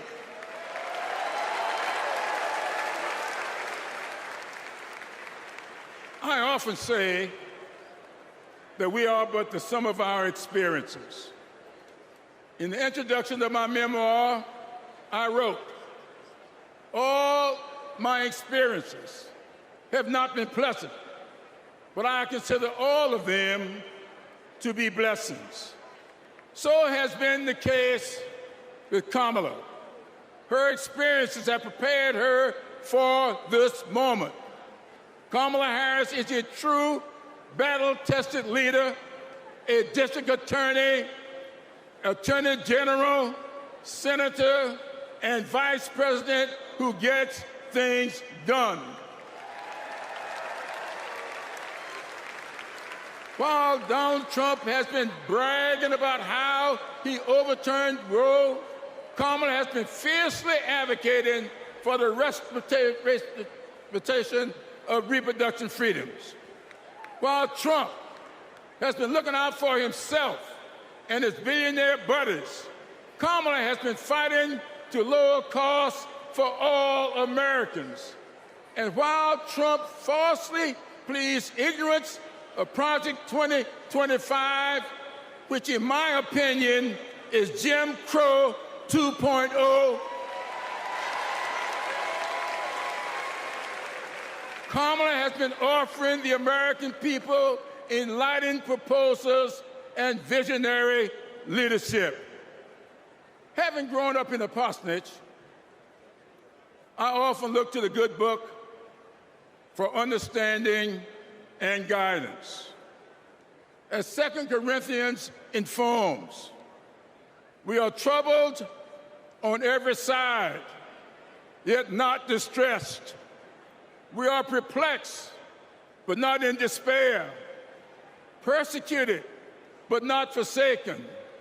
Cast down, but not destroyed.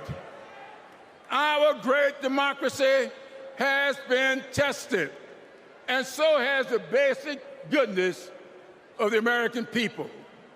But our resolve to remain a great country with freedom and justice for all will not falter.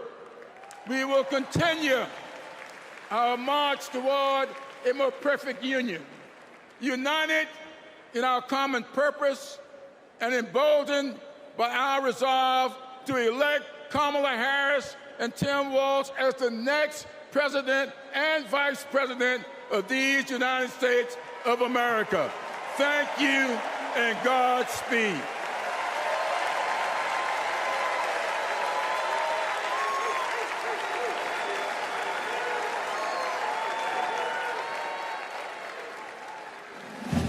In the criminal justice system, the people are represented by two separate yet equally important groups: the police who investigate crime and the district attorneys who prosecute the offenders. This is the story of Donald Trump. His entire life, Trump has believed he's above the law, that no one would ever dare hold him accountable. He lies, he rips off workers, he sexually abuses women. Hey, when you're a star, they let you do it. You can do anything. He cheats in business. He cheated on his wife with a porn star and paid her off so the American people wouldn't find out during an election. But in the criminal justice system, ordinary Americans have had the courage to find him accountable, time and time again. Guilty. Guilty. Guilty. Donald Trump guilty on all 34 felony counts. For the first time in history, we have a convicted felon running for president. And to take on this case, we need a president who has spent her life prosecuting perpetrators like Donald Trump. He tried overturning Georgia's free and fair election. I just want to find 11,780 votes. He's tried to escape any responsibility for instigating the January 6th attack on our Capitol. We're going to walk down to the Capitol, and I'll be there with you. And if elected, Trump has promised to overturn laws that would keep him accountable and exact retribution on anyone he considers an enemy, even warning of a bloodbath if he doesn't get his way. So we, the people, have a chance to render our own verdict on Donald Trump. We are the jury he most fears. When we vote this November, we vote for justice, accountability, and the rule of law that keeps America free.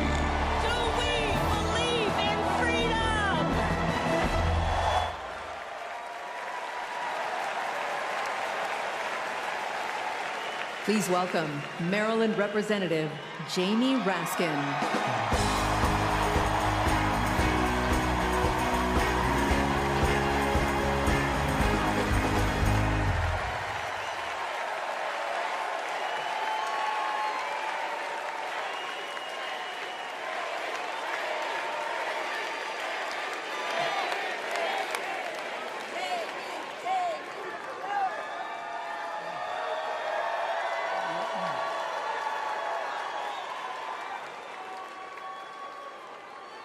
Hello, America. And welcome to the Democracy Convention. Welcome to the Freedom Convention. And thank you for the beautiful weather, Chicago. It's been a little rough on Capitol Hill, where it's not just the heat, it's the stupidity. Now, we meet in this great city tonight where Abraham Lincoln was nominated in 1860 to save the Union from fanatical insurrectionists, and where Franklin D. Roosevelt was renominated by Democrats in 1940 to defeat fascist dictators. Now, we fight in our time to defend our freedom and our democracy against the banana Republicans who have converted Lincoln's party into a dangerous cult of personality.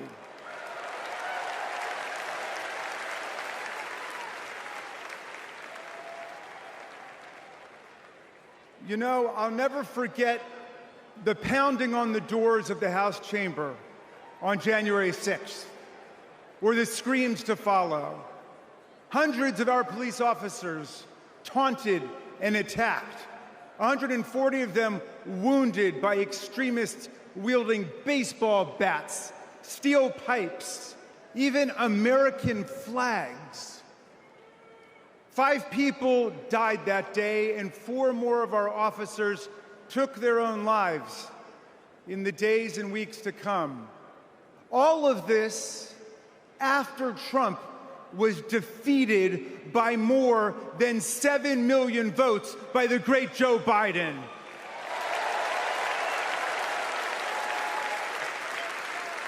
It was after 80 judges rejected every ridiculous claim raised by this sore loser who does not know how to take no for an answer from American voters, American courts, or American women.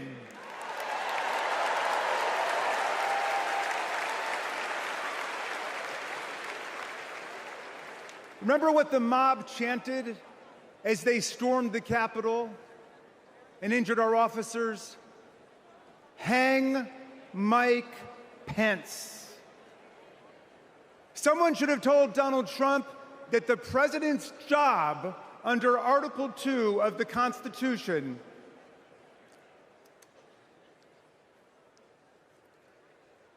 Someone should have told Donald Trump that the president's job under Article 2 of the Constitution is to take care that the laws are faithfully executed, not that the vice president is executed.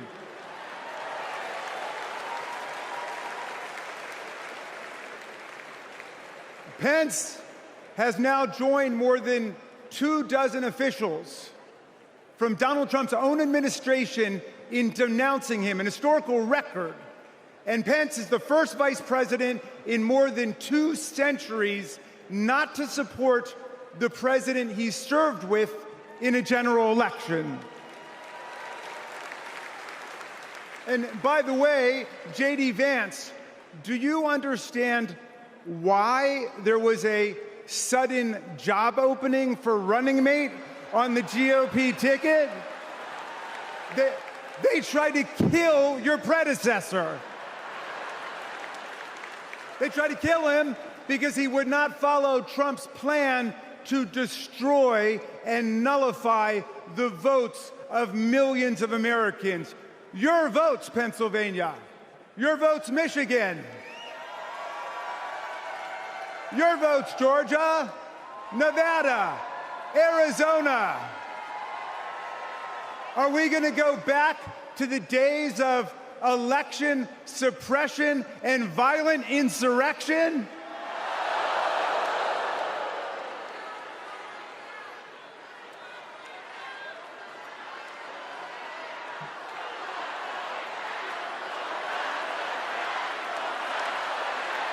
We're not going back.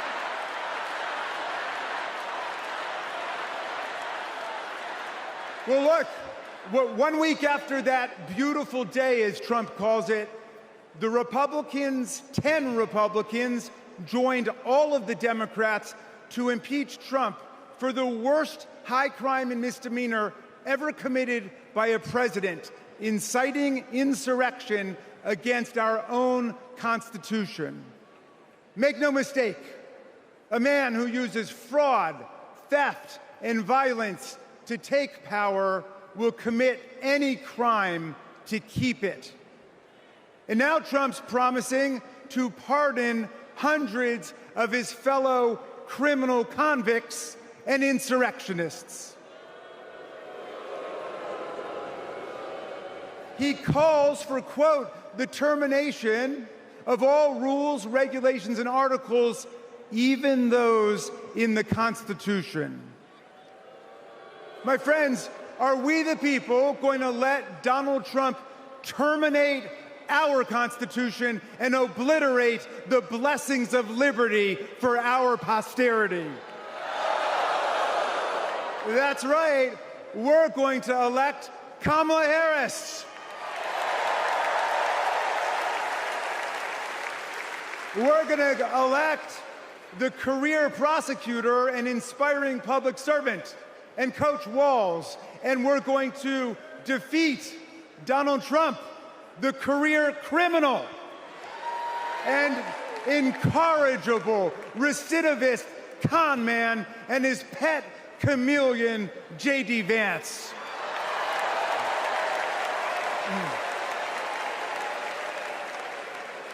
And America, let's make it a landslide so big that Donald Trump and his kangaroo court Supreme Court justices cannot even try to steal it.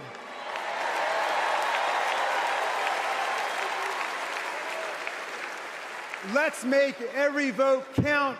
Let's make sure every vote is counted. Let's let freedom ring, and let's let democracy work in America.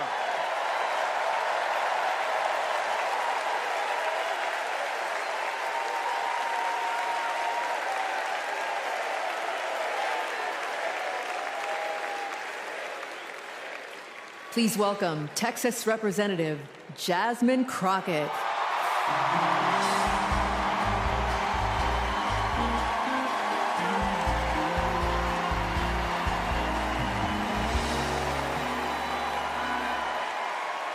Well, good evening, America!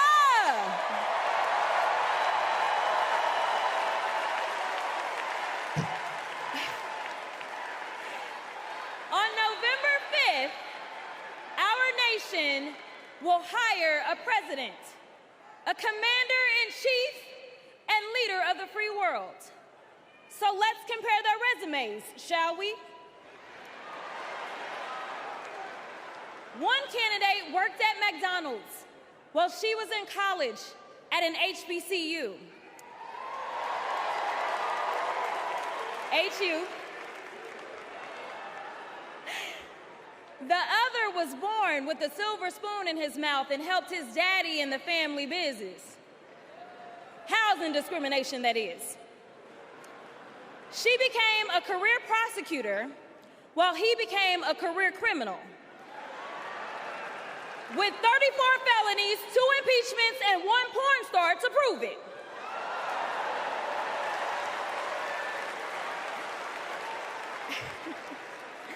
Her entire career as an elected district attorney,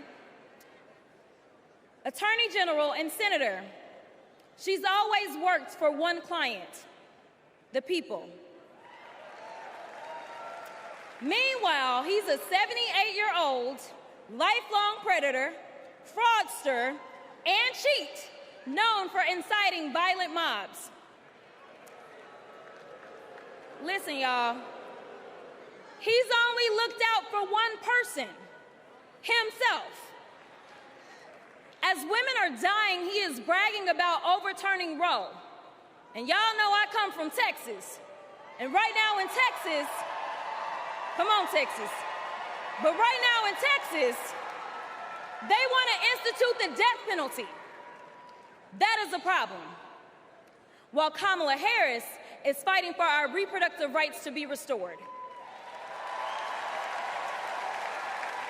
She is also the leader we need on the global stage. She helped secure the release of Americans wrongfully detained in Russia. At the same time, he cozies up to his role model, Vladimir Putin, and MAGA holds legislation hostage here at home, critical resources to secure the border, military aid to Ukraine, and even the Farm Bill. She's lived the American dream while he's been America's nightmare.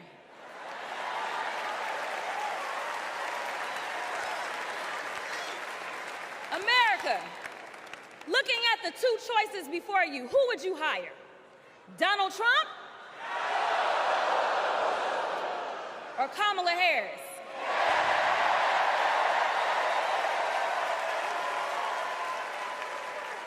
Kamala Harris has a resume. Donald Trump has a rap sheet.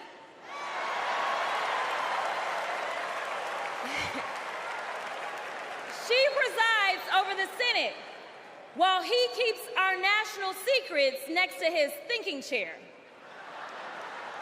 Y'all know what I said that other time. In Mar-a-Lago. While Donald Trump wants to put our 1787 Constitution through his Project 2025 paper shredder and make every day January 6th, Kamala Harris is fighting to fulfill the promise of America. In the real world, this wouldn't even be close. But this election is. Don't make a mistake. We are the underdogs in this fight, even though there is only one person qualified, only one person who's done the work, and who has delivered the results. And she needs you. She needs your one vote this November. Can we count on you?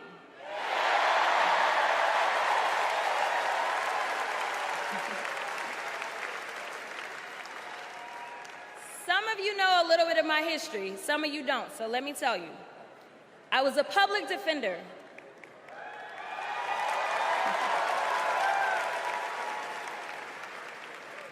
I did criminal defense as well as practiced civil rights law for almost 2 decades. I know a good prosecutor when I see one. Kamala Harris is the kind of prosecutor we long for in the cases like those of Breonna Taylor. Yeah. She was the first attorney general in the nation to order that her officers wear body cams, and she started the Back on Track program to reduce recidivism.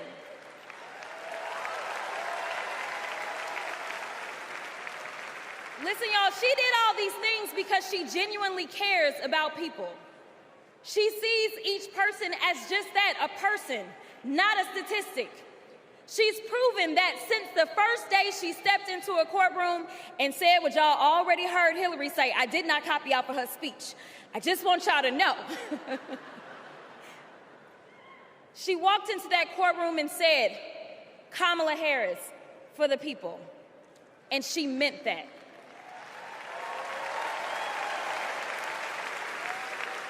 Many of you know her credentials, but what I love about Kamala Harris goes beyond her resume, is that she sees the humanity in everyone.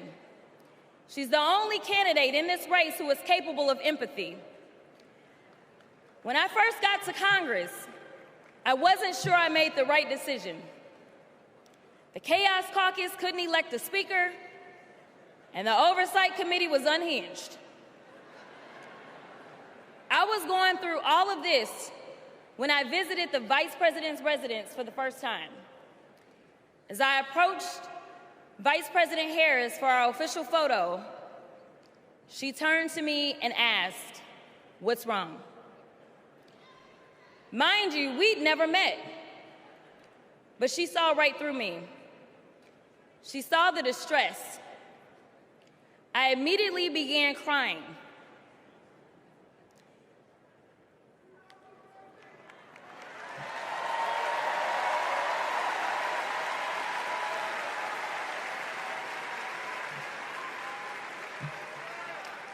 and the most powerful woman in the world wipe my tears and listen.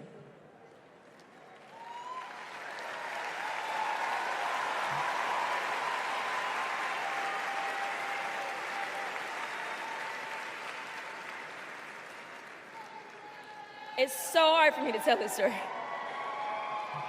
She then said, among other things, "You are exactly where God wants you. Your district chose you because they believe in you, and so do I."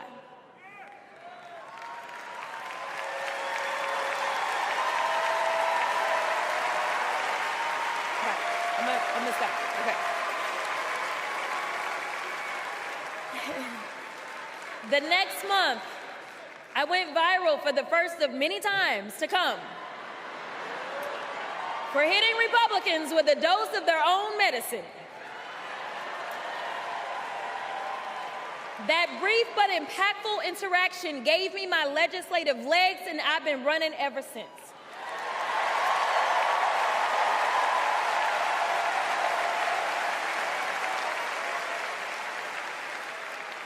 The question before us is, will a vindictive, vile villain violate voters' vision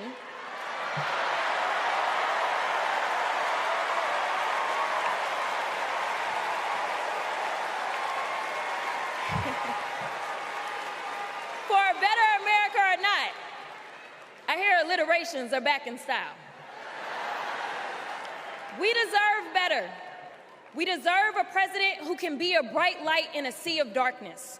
One who will pull us forward, because we won't go back. Amanda Gorman said it best: "There's always light if only we are brave enough to see it, if only we are brave enough to be it." Kamala Harris showed me that light. And America, when she is our president, together we will shine as that beacon of hope and freedom around the world once more. God bless y'all.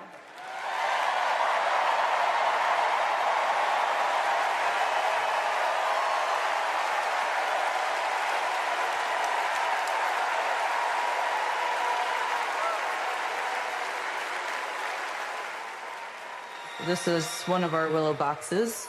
This was the outfit that she was gonna maybe wear home from the hospital.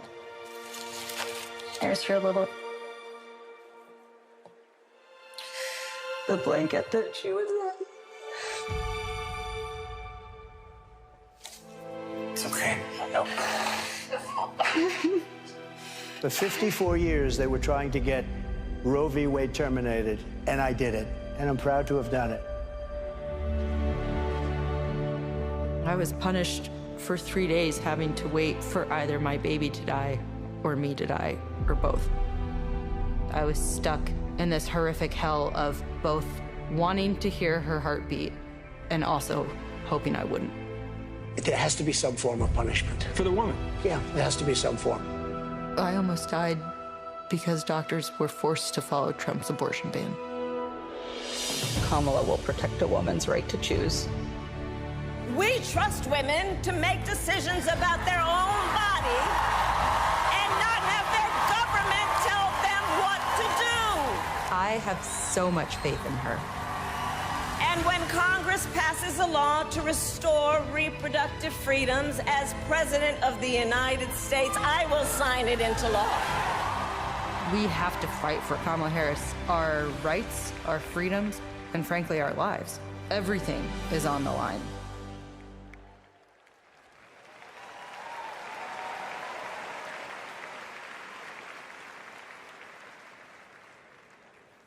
When you're expecting a baby, packing for the hospital should be a joyful moment.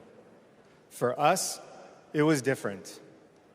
We were told with 100% certainty we would lose our baby girl, Willow, and we were sent home.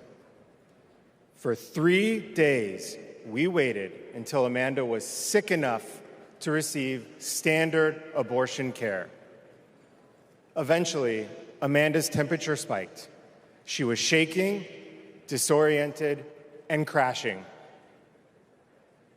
I don't remember what I threw into our bag that day, only that instead of welcoming Willow, I was hoping Amanda's life could be saved. I'm here tonight because the fight for reproductive rights isn't just a woman's fight. This is about fighting. This is about fighting for our families. And as Kamala Harris says, our future.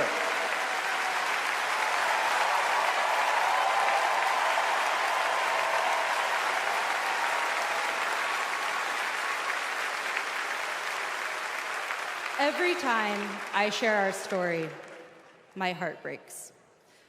For the baby girl we wanted desperately, for the doctors and nurses who couldn't help me deliver her safely, for Josh, who feared he would lose me too. But I was lucky. I lived. So I'll continue sharing our story, standing with women and families across the country. Today, because of Donald Trump, more than 1 in 3 women of reproductive age in America lives under an abortion ban. A second Trump term would rip away even more of our rights. Passing a national abortion ban, letting states monitor pregnancies and prosecute doctors, restricting birth control and fertility treatments. We cannot let that happen. We need to vote as if lives depend on it, because they do.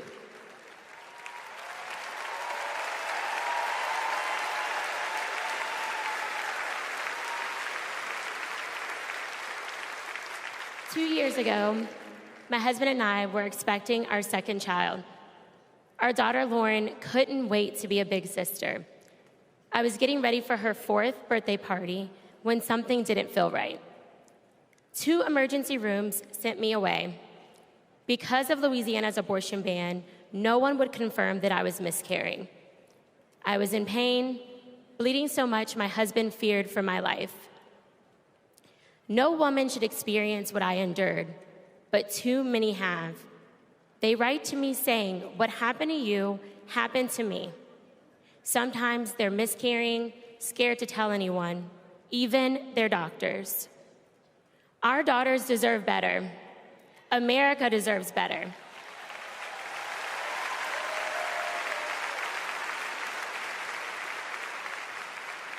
Kamala Harris and Tim Walz will fight for reproductive rights and our freedom and our shared future.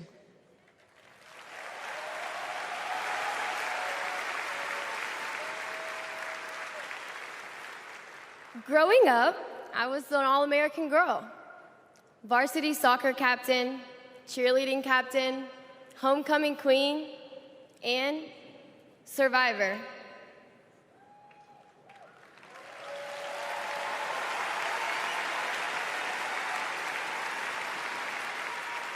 I was raped by my stepfather after years of sexual abuse.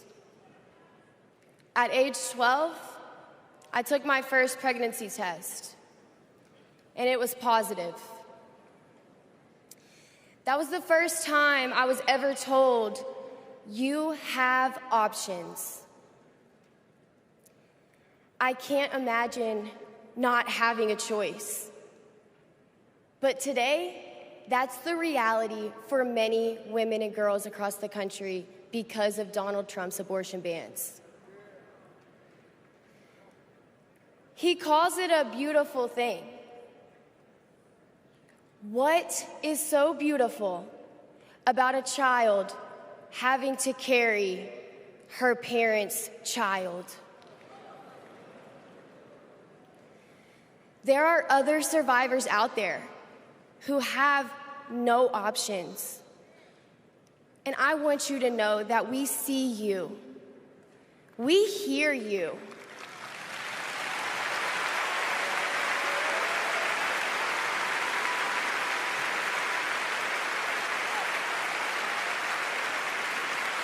Kamala Harris will a national law to restore the right to an abortion.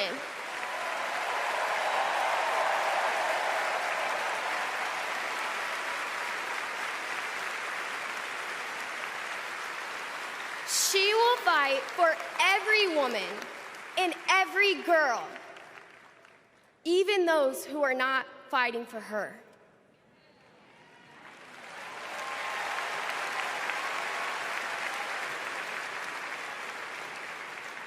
And now, I am honored to introduce another champion for women, a leader who's fought for me and for so many others, Governor Andy Beshear.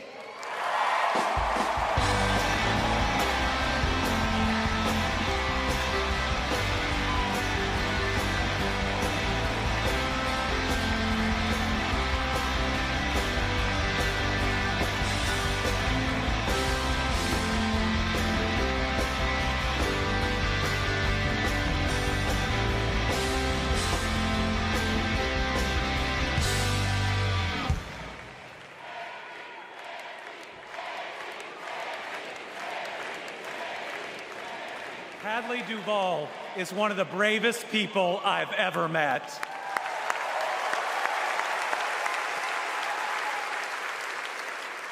I'm amazed at the courage it takes to share her pain, to share her truth. Yet Donald Trump brags about tearing a constitutional right away from Hadley and every other woman and girl in our country. That's why we must tear away any chance he can ever be president ever again.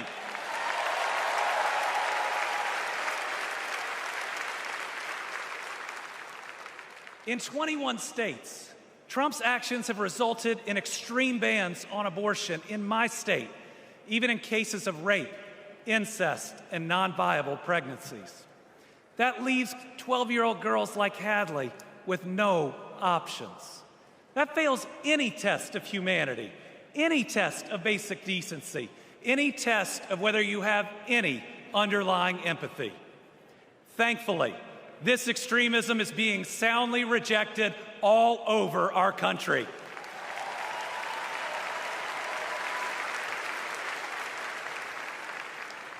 In Kentucky, we put reproductive freedom on the ballot last November, and I beat Donald Trump and Mitch McConnell's hand-picked candidate by more than 5 percentage points.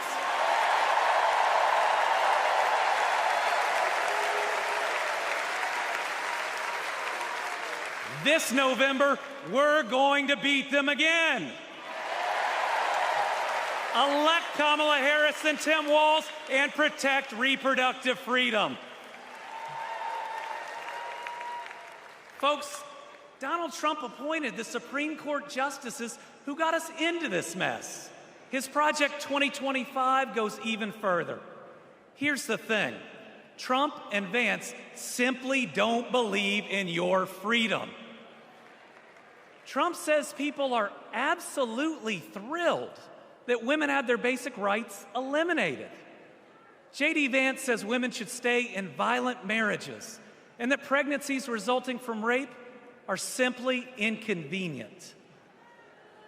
Their policies give rapists more rights than their victims. That's not inconvenient, it's just plain wrong.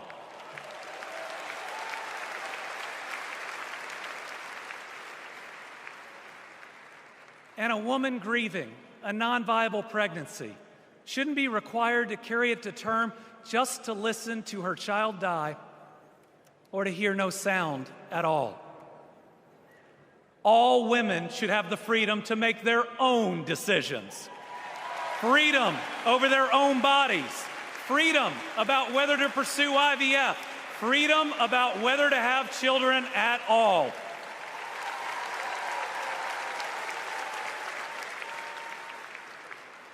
How we treat people transcends party lines. It goes right to the heart of who we are. My faith teaches me the golden rule that I am to love my neighbor as myself. In the parable of the Good Samaritan says we are all each other's neighbors. So I want anyone watching tonight, Republican, Independent, Democrat, to know that you are welcome here.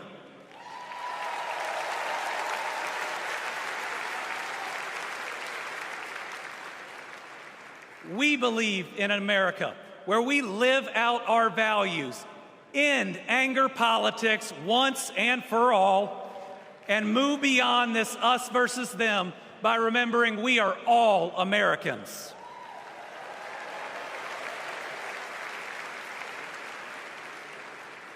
That's how Joe Biden and Kamala Harris lead. They both called to ask how they could help Kentucky in recovering from natural disasters. They helped us improve our roads, our bridges, and invested in our people. They didn't ask me who Kentuckians voted for. They asked me what Kentuckians needed, and folks, they delivered.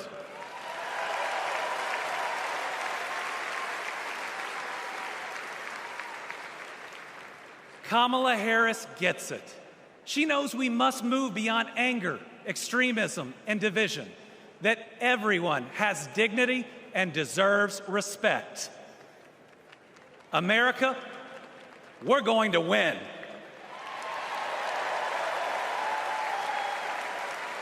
And we're going to win by staying true to our values of compassion, empathy, and doing right by our neighbors. I'm so proud to be all in for the next President of the United States, Kamala Harris.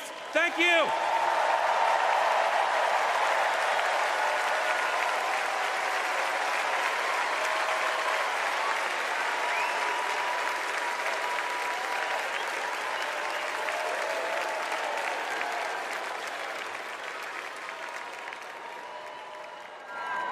Please welcome Georgia Senator Raphael Warnock.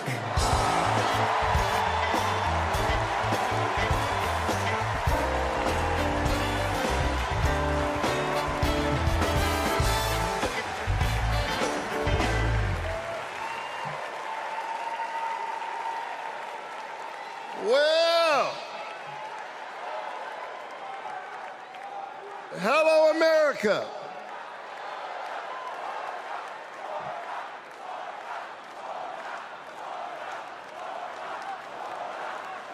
Thank you so very much. On January 5th, 2021, the people of Georgia did an amazing thing.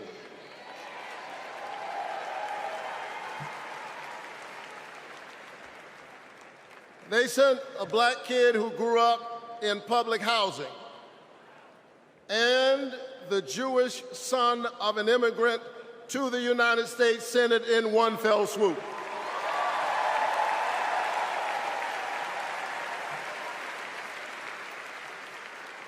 And among those Georgians was my then 82-year-old mother.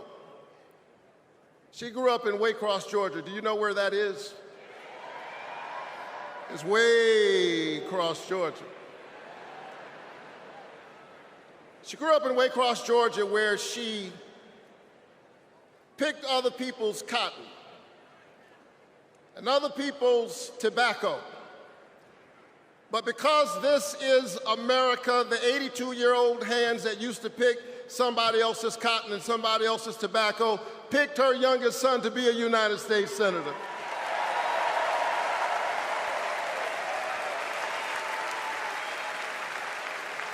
This is my America.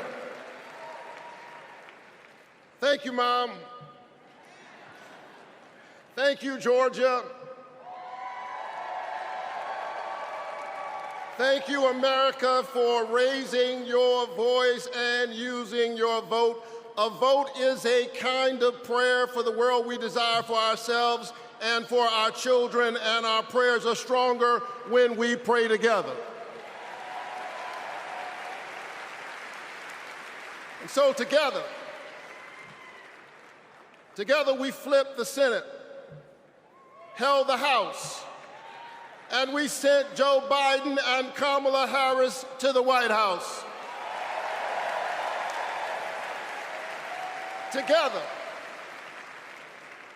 Together we vaccinated our citizens, we fortified our cities and our towns, and we stood by our small businesses. Together we set out to heal the land.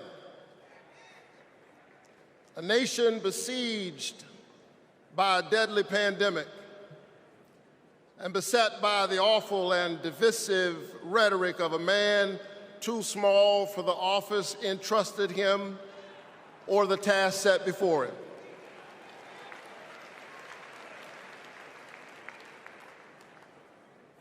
The day after my January 5th election, he instigated an insurrection, a violent assault on our nation's capital and the peaceful transfer of power, all driven by the big lie.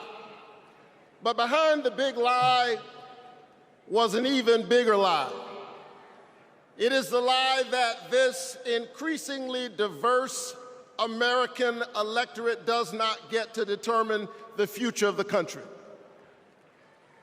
The lie and the logic of January 6th is a sickness.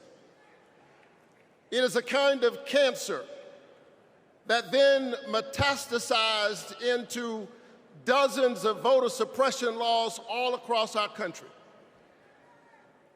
And we must be vigilant tonight because these anti-democratic forces are at work right now in Georgia and all across our country. And the question is, who will heal the land? And so here we are, America. Are you ready? Are you ready to stand up in this moral moment? Stand up for the best in the American covenant.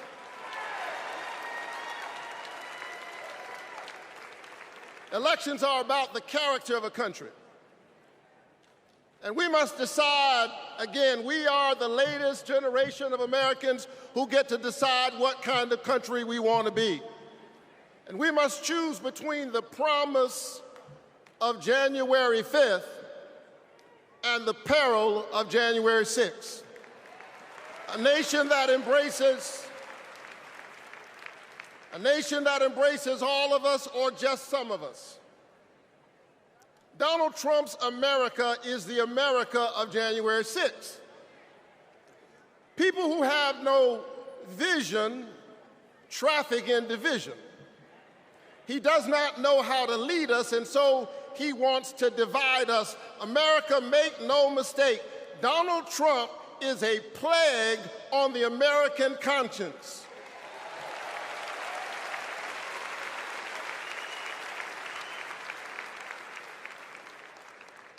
He is a clear and present threat to the precious covenant we share with one another. And yes, I saw him holding the Bible and endorsing a Bible as if it needed his endorsement. He should try reading it.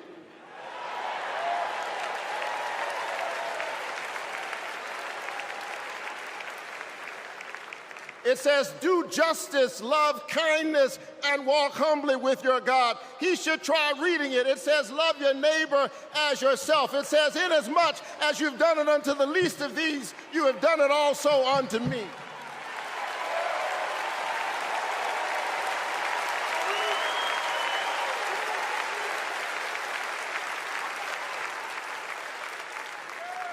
I choose the American covenant. E pluribus unum, out of many one. I choose January 5th. I choose a nation that provides a path for ordinary people and gives every child a chance.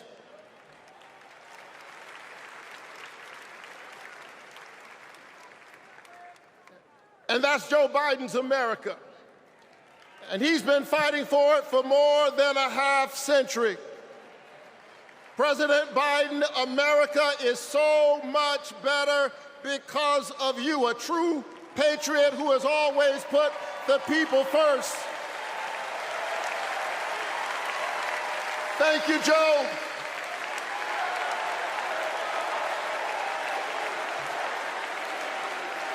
Thank you, Joe.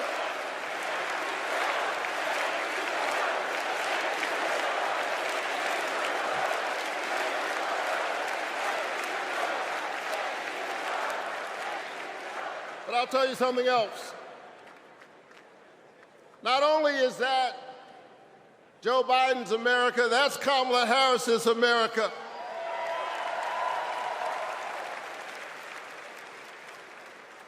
She was leading with Joe Biden when we expanded the child tax credit, cutting child poverty in America nearly in half.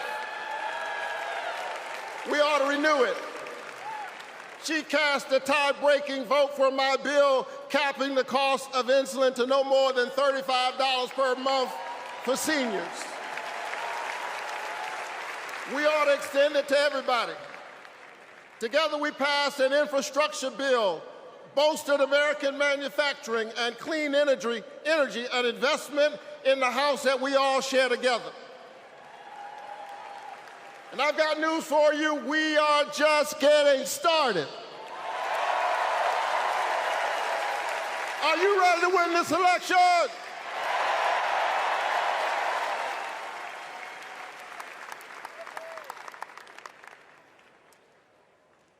Kamala Harris and Tim Walz represent the new way forward.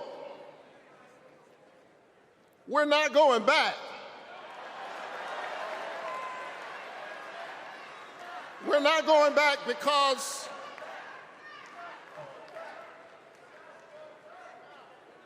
we are the United States of America. We always dream about the future. And so forward on women's reproductive rights, because we believe that a patient's room is too small and cramped a space for a woman, her doctor, and the United States government. That's too many people in the room.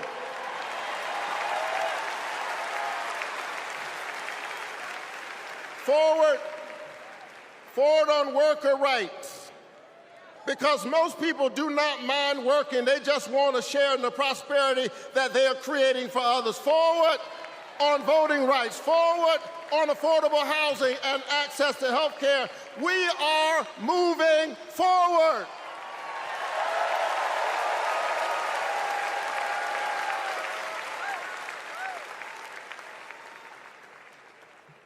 And so I'm inspired tonight. I'm inspired by all of you. I'm inspired by the resilience of an American spirit that has rebounded from the pandemic and is holding at bay the forces that are trying to divide us. And I'm inspired tonight by the memory of my late father, a preacher and a junk man. Monday through Friday, he lifted old broken cars and put them on the back of an old rig. But on Sunday morning, the man who lifted broken cars lifted broken people whom other people had discarded and told them that they were God's somebody.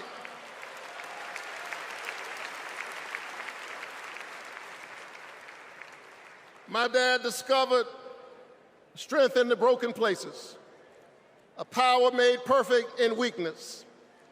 And so I'm convinced tonight that we can lift the broken even as we climb.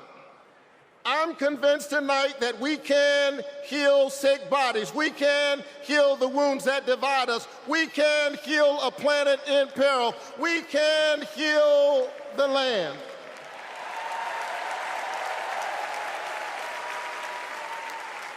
And in a strange way,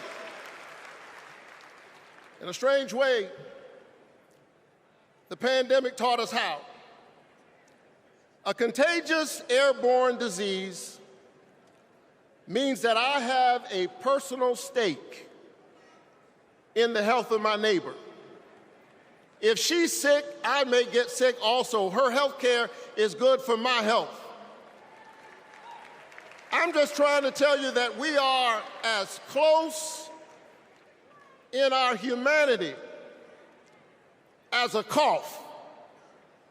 I need my neighbor's children to be okay so that my children will be okay. I need all of my neighbor's children to be okay. Poor inner city children in Atlanta and poor children of Appalachia. I need the poor children of Israel and the poor children of Gaza. I need Israelis and Palestinians. I need those in the Congo, those in Haiti, those in Ukraine. I need American children on both sides of the track to be okay. Because we are all God's children. And so let's stand together. Let's work together. Let's organize together. Let's pray together. Let's stand together. Let's heal the land. God bless you. Keep the faith and keep looking up.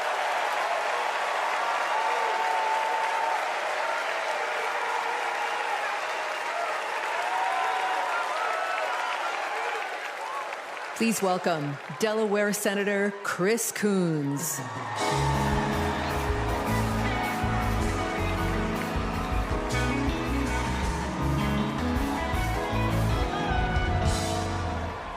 Good evening, folks. Good evening, America. Good evening, Chicago. Are there any Democrats in the room tonight? Folks, we are on the verge of making history. We are on the verge of an historic election. And I want to talk with you for just a few minutes about my dear friend, our president, Joe Biden. Joe Biden's mom had a saying: "You are defined by your courage, and you are redeemed by your loyalty." 4 years ago, I had the honor of helping introduce Joe Biden to our national convention. I spoke about Joe's faith, his love of family, his determination to restore the soul of our nation. Back in 2020, America was nearly flat on our back from a deadly pandemic, an economic collapse, and then in January, an assault on our democracy. All of this, because the drama and chaos of our former president had knocked us down. But folks, Joe Biden's courage, Joe Biden's faith in us, Joe Biden's determination to heal the soul of our nation gave us hope and gave us confidence. Someone who has himself been knocked down by life time and again. Joe Biden knows the grit and determination of the American people. He believed in us, and Joe Biden helped us get back up again.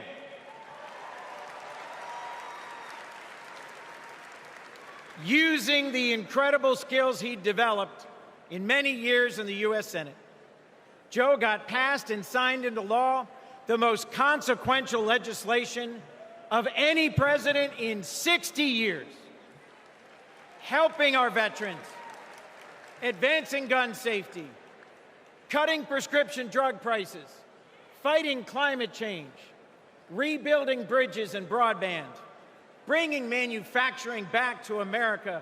Together, Joe and Kamala helped rebuild our economy from the middle up, from the bottom up, and the middle out, not from the top down. And they made our families safer and our country stronger at home and abroad. Today, we are so much better off because they believed in us, in our democracy. And our incredible First Lady, Jill Biden, our incredible First Lady, Jill Biden, our incredible First Lady, Jill Biden, was at Joe's side every step of the way, fighting for education, advancing the cancer moonshot, determined to improve women's health care, honoring military families. Joe and Jill, together, you have done so much for us, and there's so much more you will do and we can do together. Mr. President, thank you. Thank you for elevating a great leader in Kamala Harris.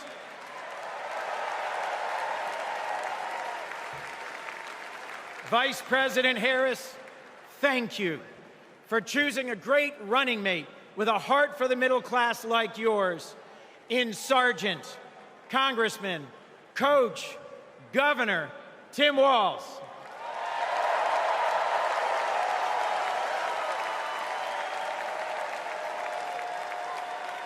I have hope. Do you?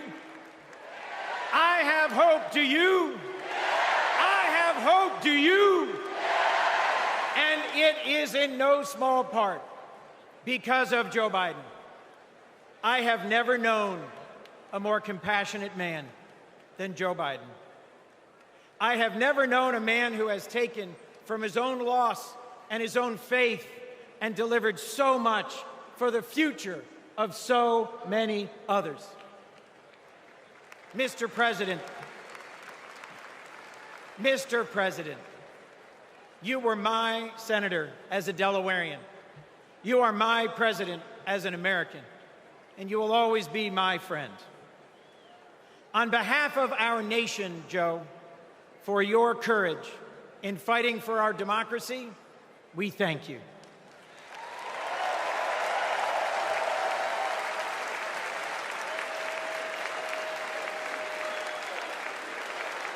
On behalf of our Democratic Party, for your loyalty in fighting for our democratic values, we thank you.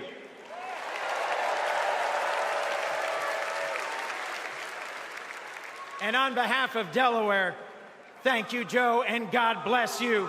We love you. We love Joe. We love Joe. We love Joe.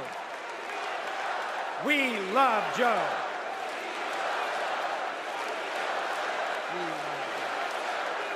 Thank you all. We love Joe. God bless you, and thank you very much.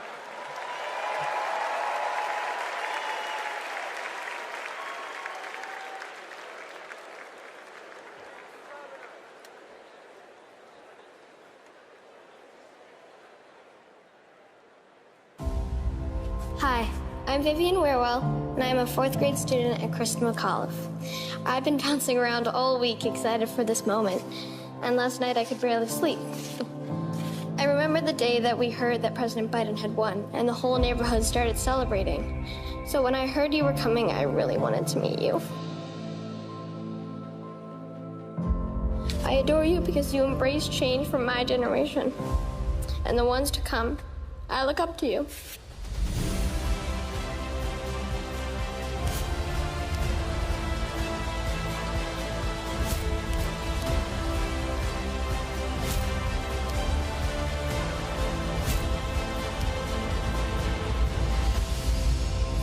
Now it is my honor to introduce our First Lady, Dr. Jill Biden.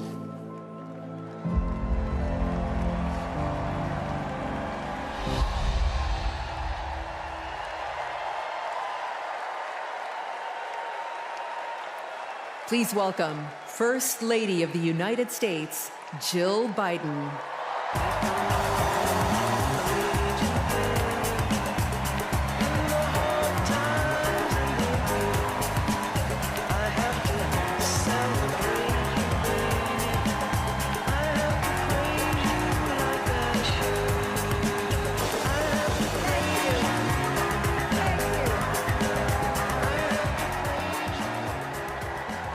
Thank you.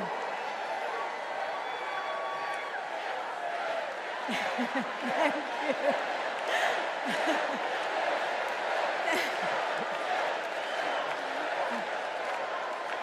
Thank you.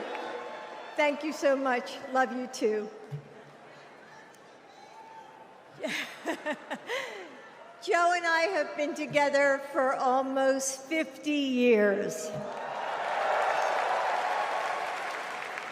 And still, there are moments when I fall in love with him all over again. Like when I handed him our baby Ashley for the first time and saw the smile that lit up his face. Or on nights after an exhausting day working in the Senate, when he would read one more bedtime story just because the kids asked. When he stops on a rope line because he sees someone grieving who needs to know that everything is going to be all right one day. Or to encourage that child with a stutter to find the confidence she needs. Those moments when I'm reminded of all he's accomplished in the name of something bigger than himself. Receiving the Medal of Freedom with humility.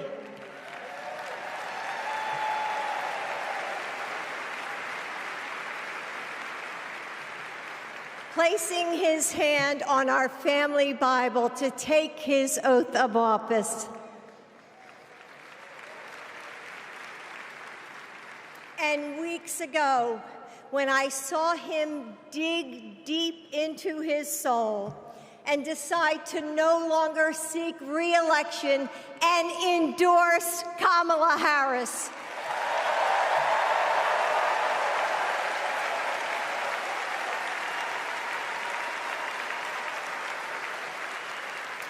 With faith and conviction, Joe knows that our nation's strength doesn't come from intimidation or cruelty. It comes from the small acts of kindness that heal deep wounds, from service to the communities that make us who we are, from love of a country that shines with promise and renewal. Kamala Harris knows that too.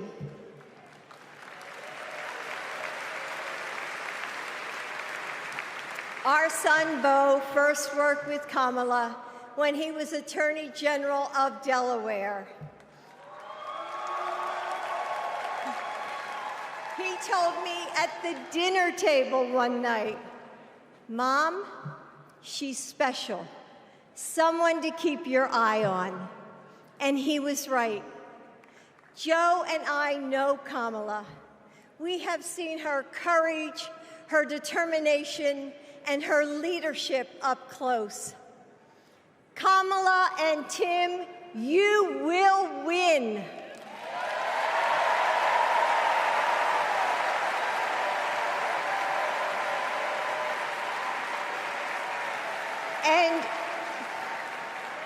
And you are inspiring a new generation. We are all a part of something bigger than ourselves, and we are stronger than we know. The future of our country is in the hands of those in this room and all of you watching at home. It's going to take all of us, and we can't afford to lose. With faith in each other, hope for a brighter future, and love for our country, we will fight and we will win together. Thank you. Thank you.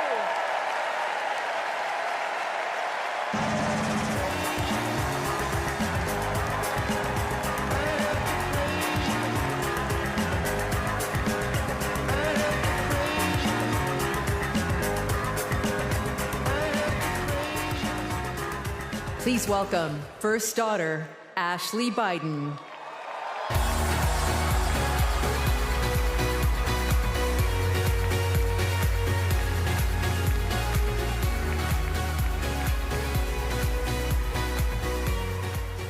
Good evening. I have this memory. It's the eve of my 8th birthday. Dad is still in D.C., tending to urgent matters in the Senate. That night, as a surprise, Mom told me, Beau, and Hunter to get in the car. I remember pulling up to the Wilmington Amtrak station, riding up the escalator to the platform. The train stops, doors open, and Dad steps out. As soon as I saw him, I run down that platform and jump into his arms. Like magic, Mom brought out a cake, they sang happy birthday, and I blew out the candles. Dad hugged me, and he said that he had to get back to work. He crossed to the southbound train, and off he went to DC. That was a snapshot of one moment, of one day, on this extraordinary journey of being Joe Biden's daughter.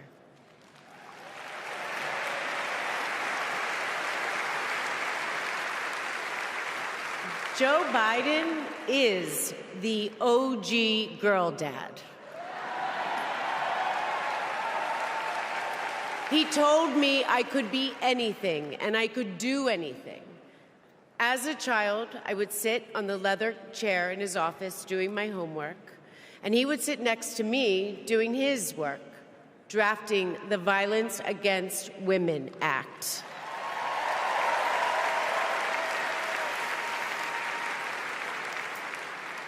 And he wasn't just a girl dad. I could see that he valued and trusted women. How he listened to his mother, how he believed in his sister, and most of all, how he respected my mother's career. Dad was always there, doing everything he could to be a true partner to her. Dad, you always tell us, but we don't tell you enough, that you are the love of our lives and the life of our love.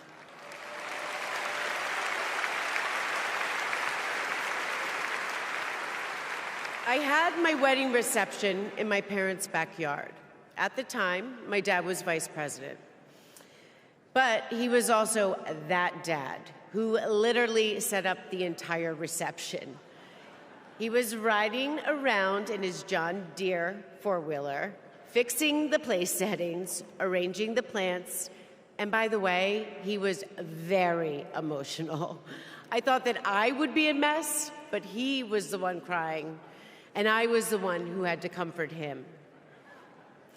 Before he walked me down the aisle, he turned to me and said that he would always be my best friend.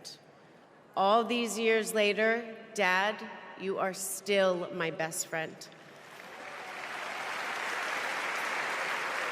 His example in service inspired my career. I'm a social worker in Philadelphia.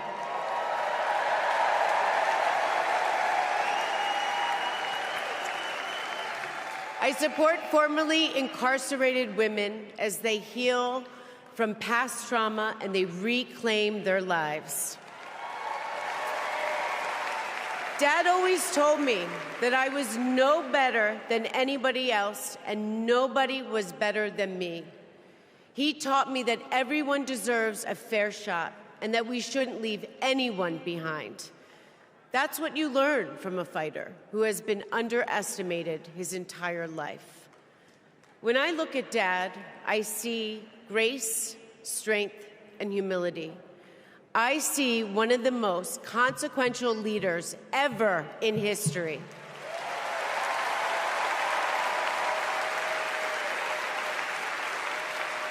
And I also know that he never stops thinking about you, about your dreams, about your dignity, about your opportunities, about your family. Dad knows that family is everything. When Hunter and I lost our brother Bo to cancer in 2015, the grief and the pain felt like it might never end. Dad had the capacity to step out of his own pain and absorb ours. And I know that Bo is here with us tonight, as he is always with us.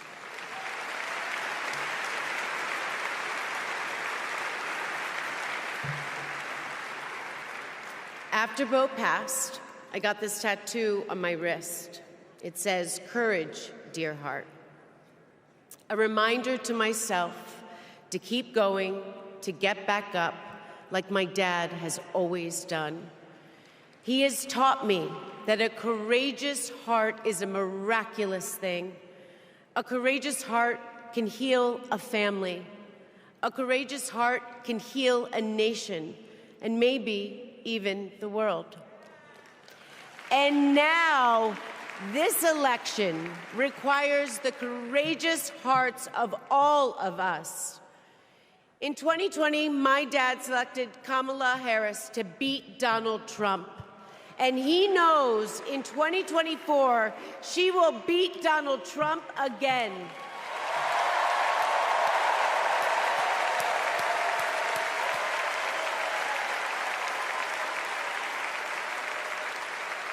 So tonight, I am asking you, if you stood with us in 2020, call upon your courageous heart. Stand with us today. Work harder than you have ever worked before in your life. This is the fight of our lifetime. Our freedom, our democracy, our reproductive rights. All of this, all of it is on the ballot. And I know together we can do this because my dad helped show us the way. And now, I would like to introduce my father, your 46th President of the United States, Joe Biden.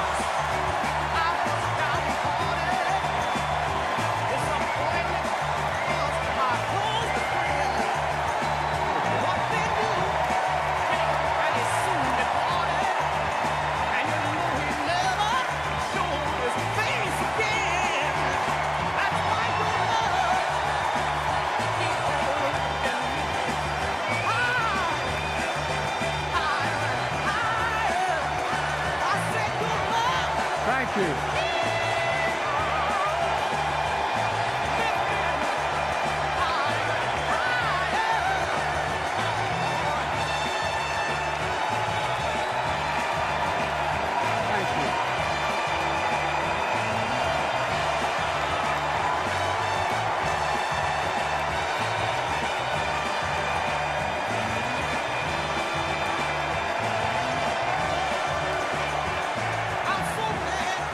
Thank you, thank you, thank you.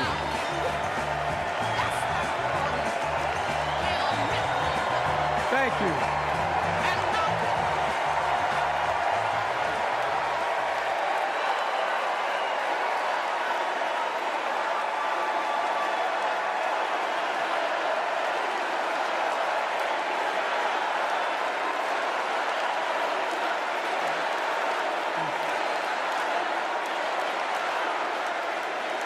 Thank you, thank you, thank you.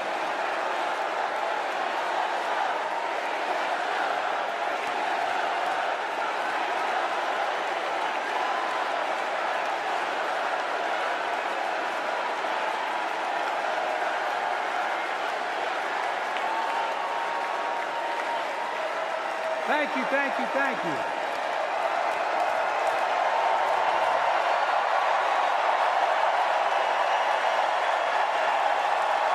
Thank you.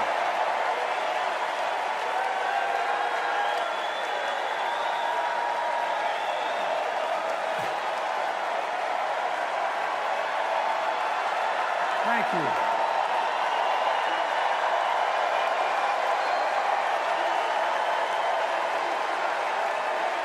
Thank you.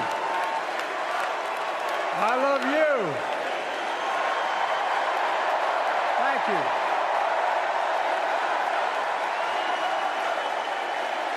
Thank you, thank you, thank you.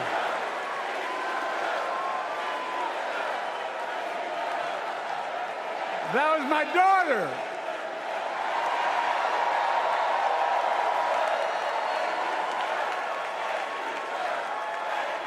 Thank you.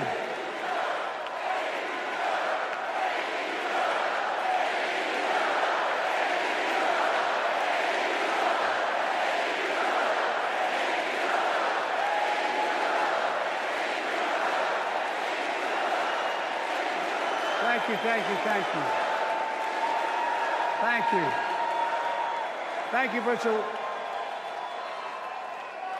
I tell you what.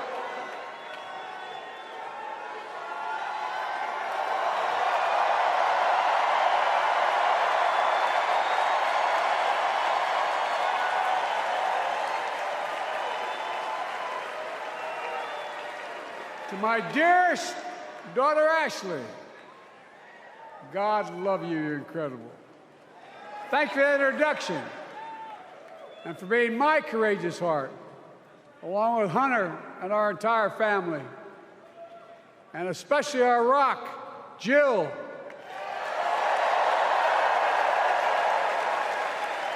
For as those of you who know us, she still leaves me both breathless and speechless. Everybody knows her. I love her more than she loves me. She walks down the stairs and I still get that going boom, boom, boom. You all will know me. No, I'm kidding. Let's give a special round of applause to our First Lady, Jill Biden.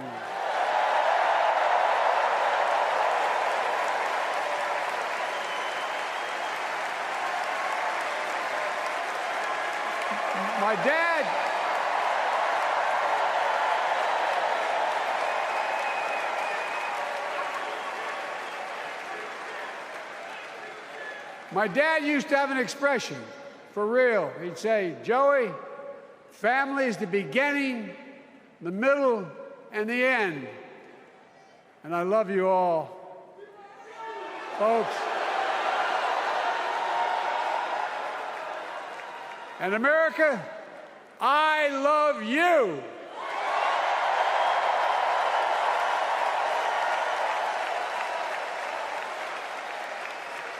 Folks, let me ask you.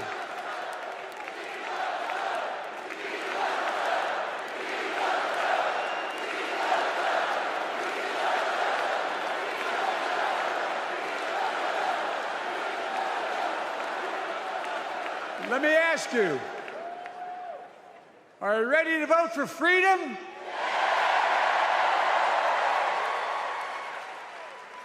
Are you ready to vote for democracy and for America? Let me ask you, are you ready to elect Kamala Harris and Tim Walz, President and Vice President of the United States?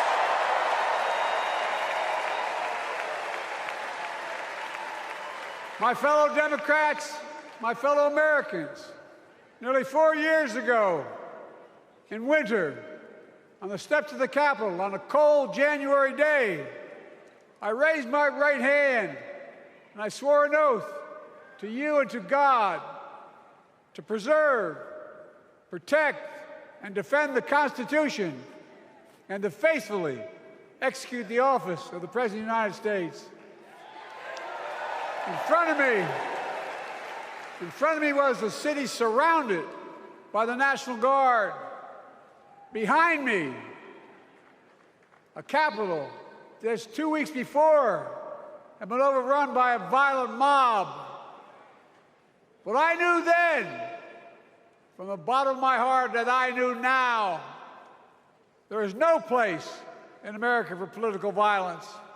None. You cannot say you love your country only when you win.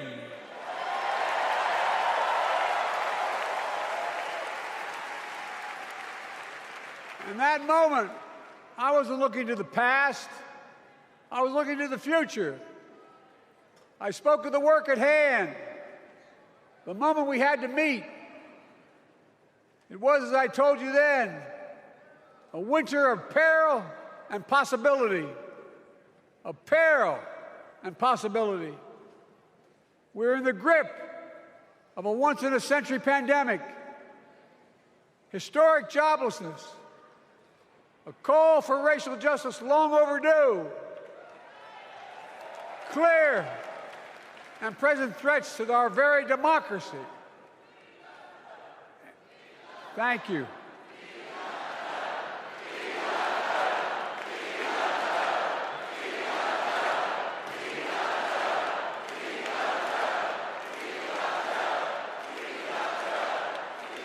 And yet I believed then, and I believe now, that progress was and is possible.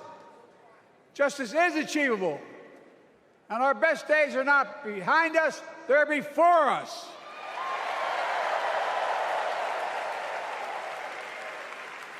Now it's summer. The winter has passed, and with a grateful heart, I stand before you now on this August night to report that democracy has prevailed. Democracy has delivered. And now democracy must be preserved.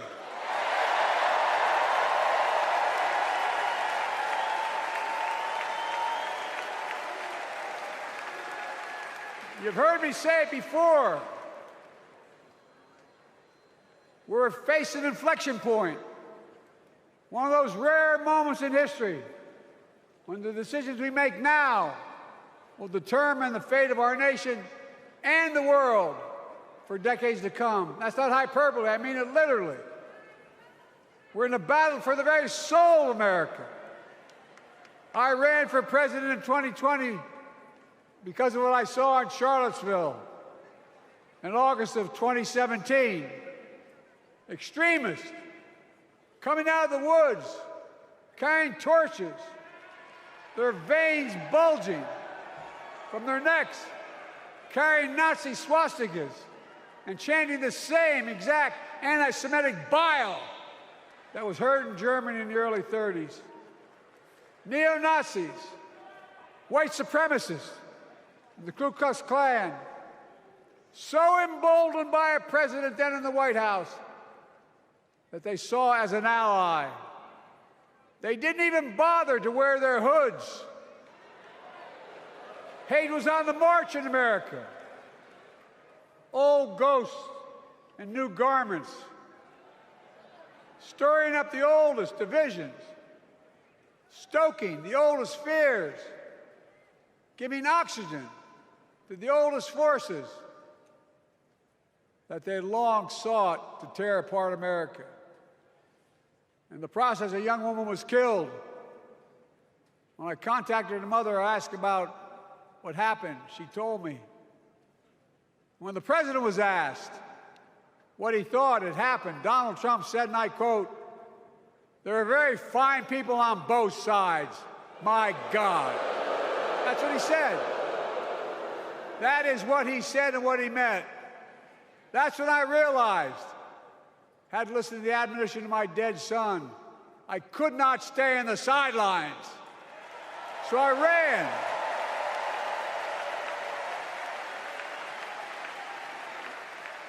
Because I had no intention of running again. I just lost part of my soul. But I ran with a deep conviction. In America, I know and believe in an America where honesty, dignity, decency still matter. An America where everyone has a fair shot and hate has no safe harbor.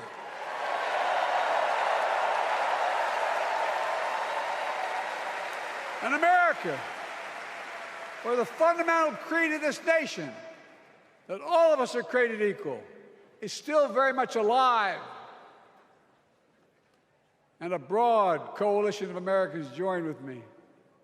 81 million voters voted for us, more than any time in all of history. Because of all of you in this room and others, we came together in 2020 to save democracy.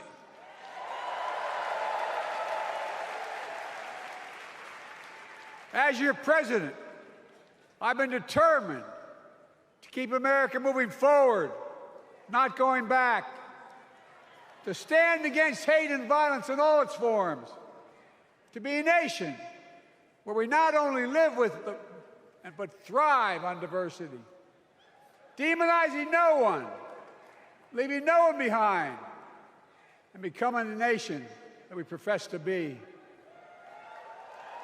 I also ran to rebuild the backbone of America, the middle class.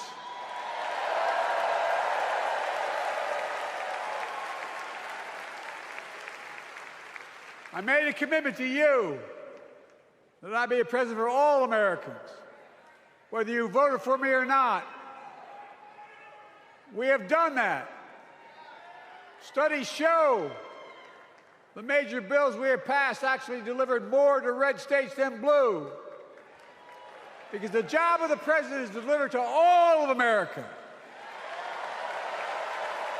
And because of you, and I'm not exaggerating, because of you, we've had one of the most extraordinary 4 years of progress ever, period. When I say we, I mean Kamala and me. Just think about it. COVID no longer controls our lives. We've gone from economic crisis to the strongest economy in the entire world. Record 16 million new jobs, record small business growth, record high stock market, record high 401ks, wages up, and inflation down, way down, and continuing to go down.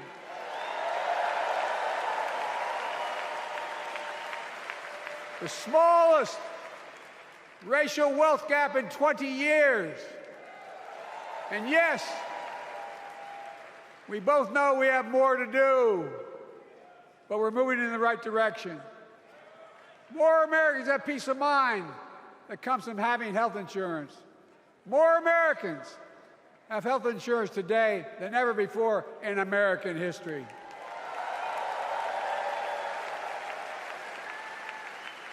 And after, as a young senator beginning to fight for 50 years to give Medicare the power to negotiate low prescription drug prices, we finally beat Big Pharma.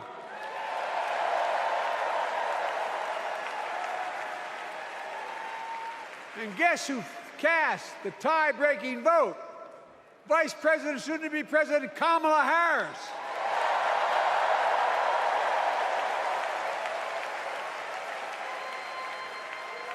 And now it's the law of the land. Instead of paying $400 a month for insulin, seniors with diabetes will pay $35 a month. The law we passed already includes, starting in January, every senior's total prescription cost can be capped at $2,000 no matter how expensive the drugs they have. And what we don't focus on, and our Republican friends don't seem to understand, our reforms don't just save seniors money, they save the American taxpayers money. You know what we just passed saves? It saved $160 billion over the next decade. That's not hyperbole. It's because Medicare no longer has to pay those exorbitant prices to the Big Pharma. But look, well, thank you, Kamala, too. Look, folks, how can we have the strongest economy in the world without the best infrastructure in the world? Donald Trump promised Infrastructure Week every week for 4 years, and he never built a damn thing.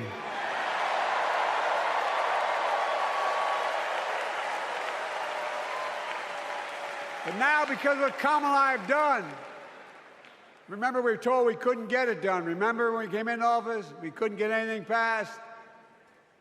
But right now, we're giving America an infrastructure decade, not week.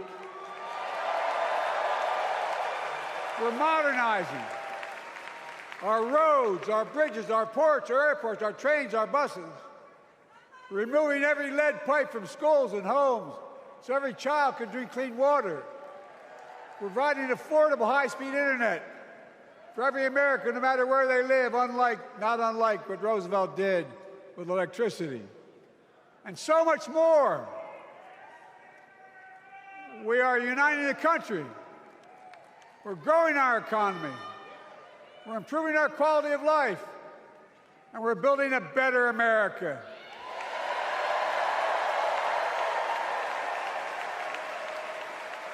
Because that's who we are. How can we be the strongest nation in the world without leading the world in science and technology? After years of importing 90% of our semiconductor chips from abroad, which America invented those chips, our Chips and Science Act meant that private companies from around the world are now investing literally tens of billions of dollars to build new chip factories right here in America.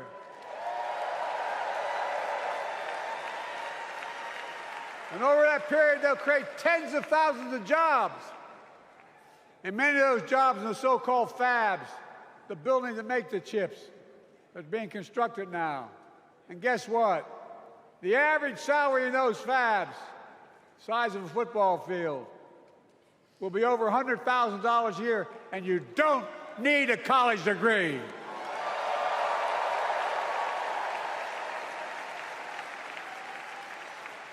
Because of you and so many electeds out there, American manufacturing is back. Where the hell to say we wouldn't lead the world in manufacturing?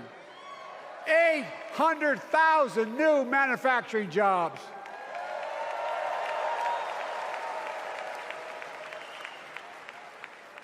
Our Republican friends and others made sure they'd go abroad to get the cheapest labor. We used to import products and export jobs. Now we export American products and create American jobs right here in America, where jobs belong. With every new job, with every new factory, pride and hope is being brought back to communities throughout the country that were left behind. You know you're from them, many of you.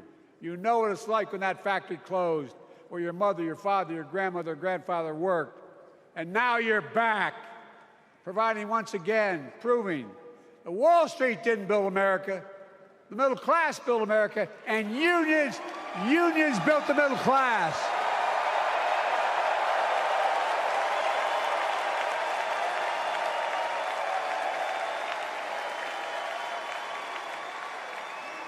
It's been my view since I came to the Senate.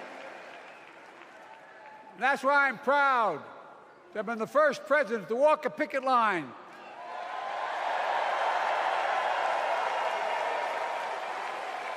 and be labeled the most pro-union president in history, and I accept it.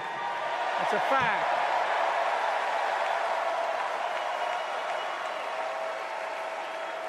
Because when unions do well, we all do well.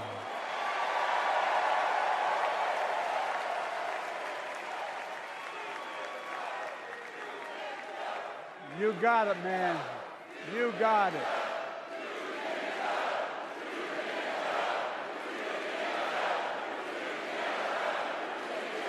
I agree. I'm proud. Look, remember we told we couldn't get anything done because we couldn't get anything done in the Congress? Well, with your support, we passed the most significant climate law in the history of mankind.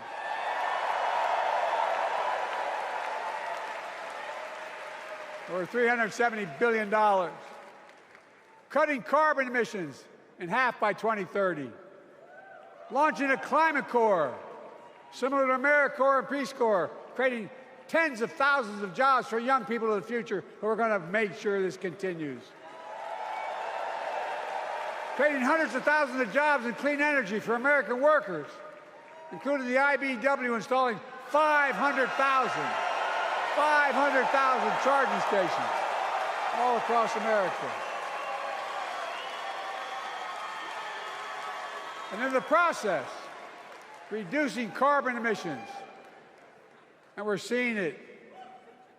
We're seeing to it that the first beneficiaries of environmental initiatives are those fence-lined communities that have been smothered by the legacy of pollution. Louisiana and Delaware, Route 9, all the factories, all those chemical factories are right next to the poorest neighborhoods. They're the ones we're going to bring back.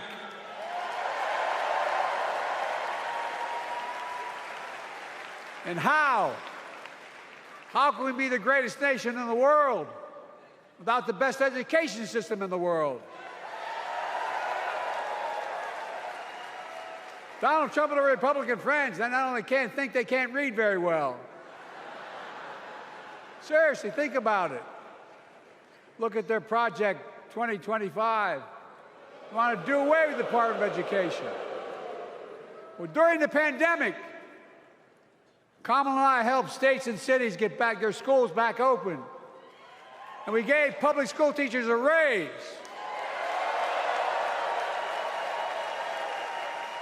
We created apprenticeships with businesses and communities, putting students on a path to a good paying job, whether or not they go to college. And by the way, we're making college a hell of a lot more affordable. Increasing Pell Grants by $900. Over $15 billion to HBCUs. Minority service education, including Hispanic institutions and tribal colleges. We kept our commitment to provide more student relief than ever by lifting the burden of helping millions of families so they could get married, start a family, buy a home, and begin to build family wealth and contribute to the community and grow our economy. It's not costing us, it's creating more wealth.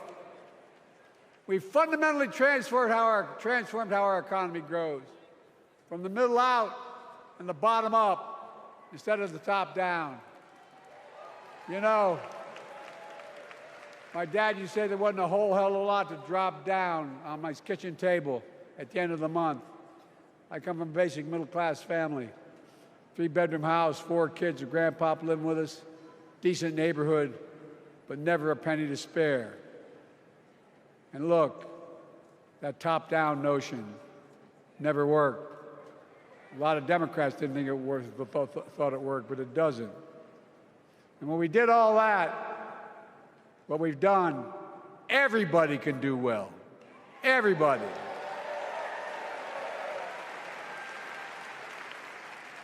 Donald Trump calls America a failing nation. No, I'm serious. But think about this. Think about this. He publicly says to the whole world, I'm going to say something outrageous. I know more foreign leaders by their first names and know them well than anybody alive. Just because I'm so damn old. But I'm not joking. Think of the message he sends around the world when he talks about America being a failing nation. He says we're losing. He's the loser. He's dead wrong.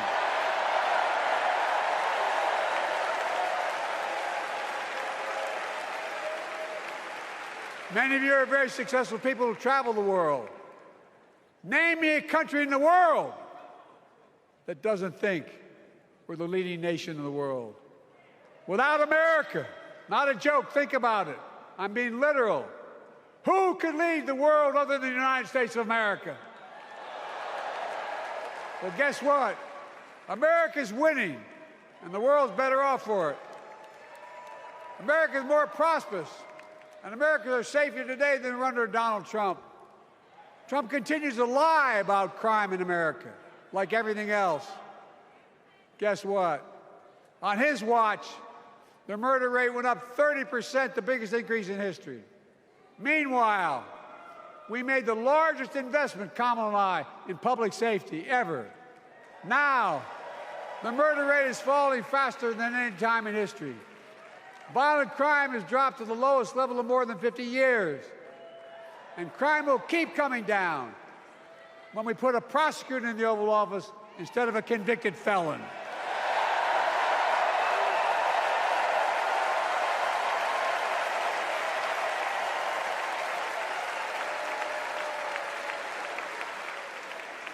And folks, the distinguished senator from the Senator from California and I passed the first ban on assault weapons. And guess what? It worked. If we care about public safety, we need to prevent gun violence. And what makes me ashamed when I travel the world, which I do, more children in America are killed by a gunshot than any other cause in the United States. More die from a bullet than cancer, accidents, or anything else in the United States of America. My God. That's why Kamala and I are proud. We beat the NRA when we passed the first major bipartisan gun safety law in 30 years.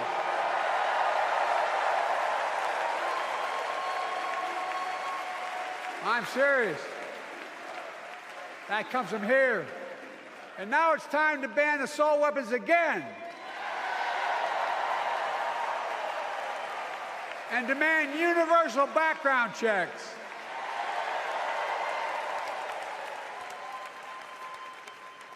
It's hard. I never thought I'd stand before a crowd of Democrats and refer to a president as a liar so many times. No, I'm not trying to be funny. It's sad. Trump continues to lie about the border. Here's what he won't tell you. Trump killed the strongest bipartisan border deal in the history of the United States that we negotiated with the Senate Republicans. Took 4 weeks.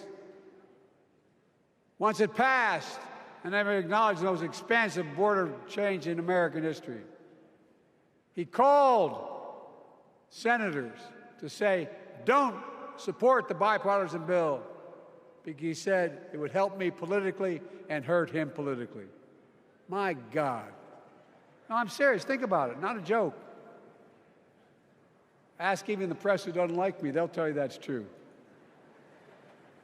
Typically, Trump, once again, putting himself first and America last. Then I had to take executive action. The result of the executive action I took, border encounters have dropped over 50%. In fact, there are fewer border crossings today than when Donald Trump left office. And unlike Trump, we will not demonize immigrants, saying they're the poison of blood of America. Poison the blood of our country. Kamala and I are committed to strengthening legal immigration, including protecting dreamers and more.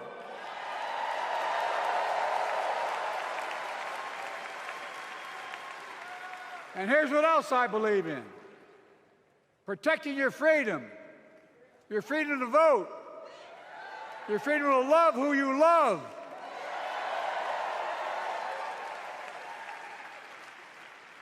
And your freedom to choose.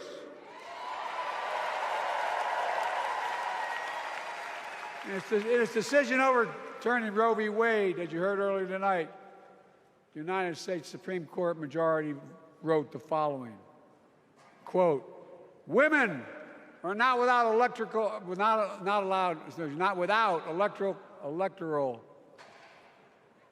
or political power. No kidding. MAGA Republicans found out the power of women in 2022.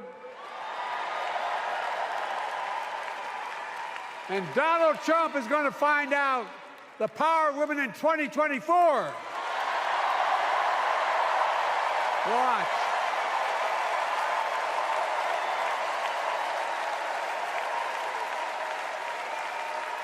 And where Trump and his mega Republican right-wingers seek to erase history, we Democrats continue to write history and make more history.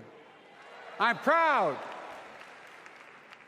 to have kept my commitment to appoint the first black woman in the United States Supreme Court.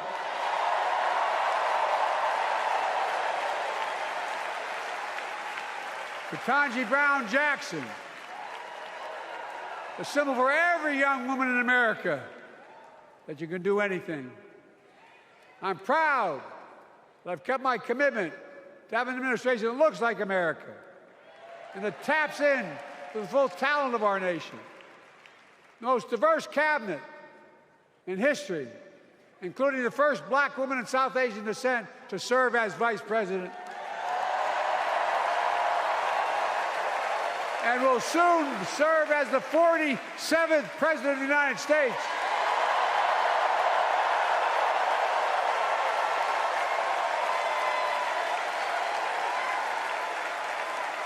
She is good. Look. Thank you, Kamala.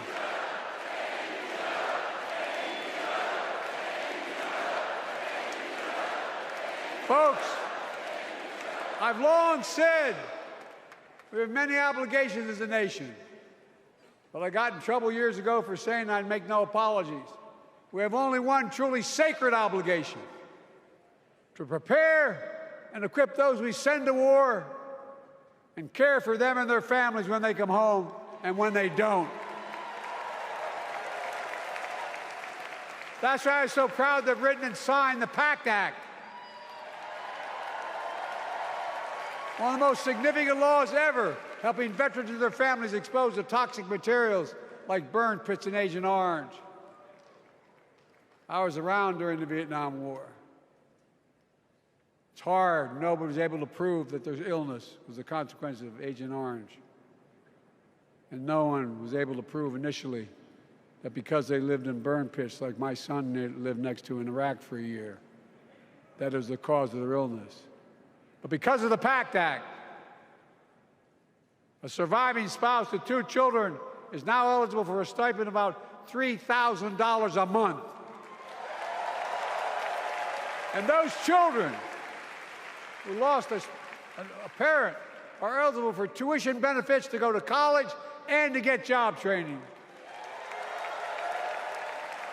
It's already helping over 1 million veterans and their families just so far. Well, I love them, and I'm so proud of my son's service. We get it.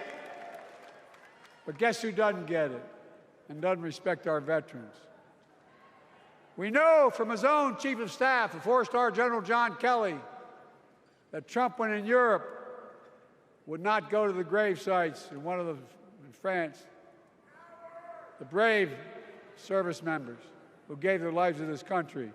He called them suckers and losers. Who in the hell does he think he is? Who does he think he is?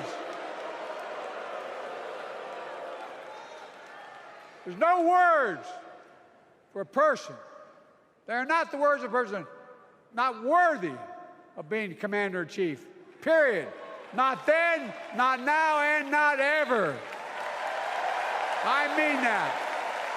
I mean that from the bottom of my heart.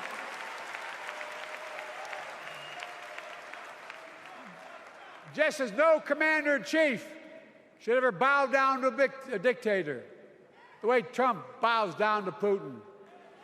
I never have, and I promise you, Kamala Harris will never do it. Will never bow down. When Trump left office, Europe and NATO was in tatters. Not a joke. America First doctrine changed our whole image in the world. Well, they gave the hours, about 190 hours sum total, than my counterparts or heads of state in Europe, to strengthen NATO. We did. We united Europe like it hadn't been united for years, adding Finland and Sweden to NATO. 10 days before he died, Henry Kissinger called and said, not since Napoleon has Europe not looked over their shoulder at Russia with dread, until now. Until now. Well, guess what? Putin thought he'd take Kyiv in 3 days. 3 years later, Ukraine is still free.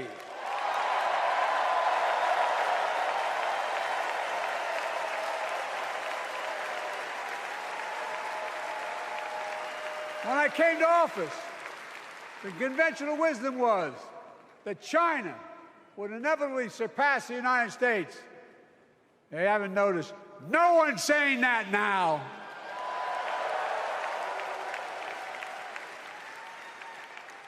And we'll keep working to bring hostages home and end the war in Gaza and bring peace and security to the Middle East.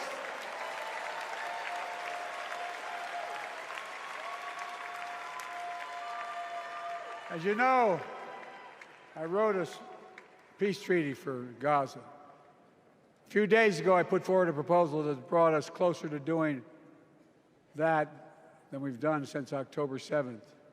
We're working around the clock, my Secretary of State, to prevent a wider war and reunite hostages with their families and surge humanitarian health and food assistance into Gaza now.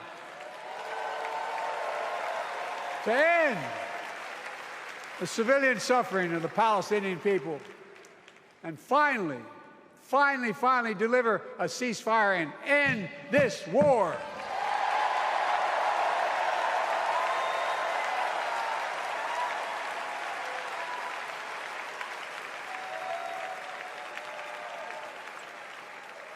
Those protesters out in the street, they have a point. A lot of innocent people are being killed on both sides. Just as we worked around the clock to bring home wrongfully detained Americans and others from Russia in one of the most complicated swaps in history, but they're home. Kamala and I are going to keep working to bring all Americans wrongfully detained around the world home. I mean it. Folks, I've got 5 months left in my presidency. I've got a lot to do. I intend to get it done.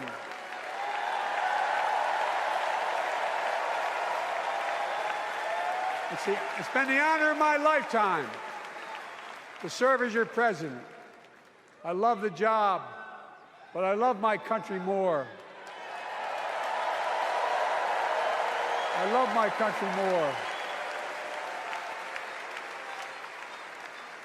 And all this talk about how I'm angry at all those people who said I should step down, that's not true.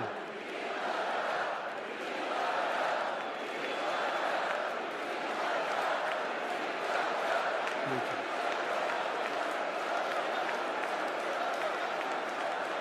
I love my country more, and we need to preserve our democracy. In 2024, we need you to vote. We need you to keep the Senate. We need you to win back the House of Representatives. And above all, we need you to beat Donald Trump.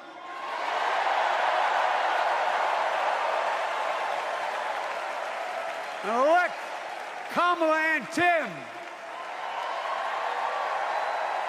President and Vice President of the United States of America. Look, they'll continue to lead America forward, creating more jobs, standing up for workers, growing the economy, lower the cost to American families so they just have a little more breathing room. We've made incredible progress, but we have more work to do. And Kamala and Tim will continue to take on corporate greed and bring down cost of food. They'll keep taking on Big Pharma, making insulin $35 a month, not just for seniors, but for everyone in America.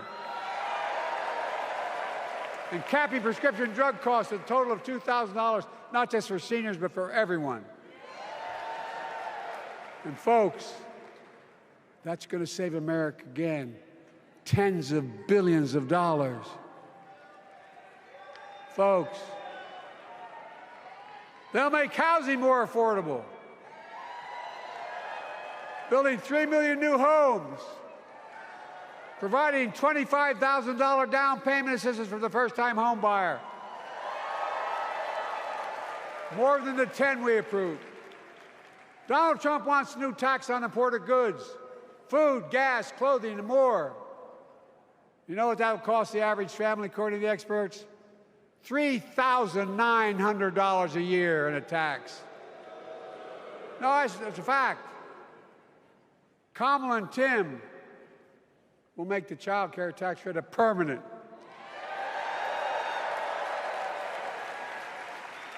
Lifting millions of children out of poverty and helping millions of families get ahead.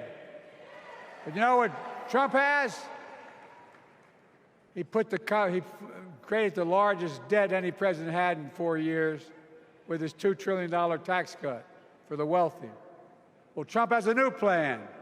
He wants to provide a $5 billion tax cut for corporations and the very wealthy. Read it. Put us further in debt. And folks, you know we have 1,000 billionaires in America. You know what their average tax rate they pay? 8.2%. If we just increase their taxes we proposed to 25%, which isn't the highest tax rate even, it would raise $500 billion new dollars over 10 years. They'd still be very wealthy. Look, Kamala and Tim are going to make them pay their fair share. They'll protect Social Security and Medicare. Trump wants to cut Social Security and Medicare. Kamala and Tim will protect your freedom. They'll protect your your right to vote. They'll protect your civil rights. And you know Trump will do everything to ban abortion nationwide. Oh, he will. You know Kamala and Tim will do everything they possibly can. That's why you have to elect a Senate and House to restore Roe v. Wade.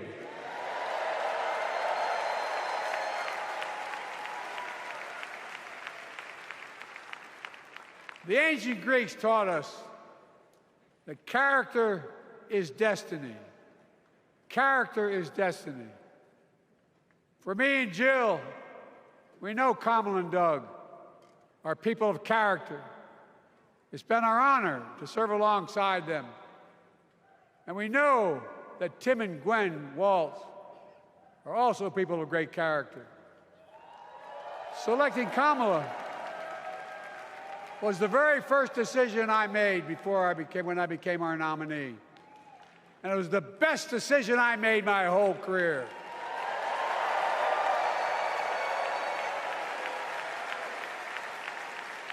We've not only gotten to know each other, we've become close friends.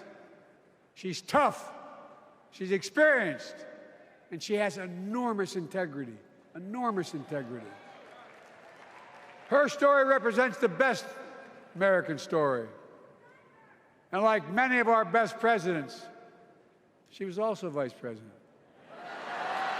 That's a joke.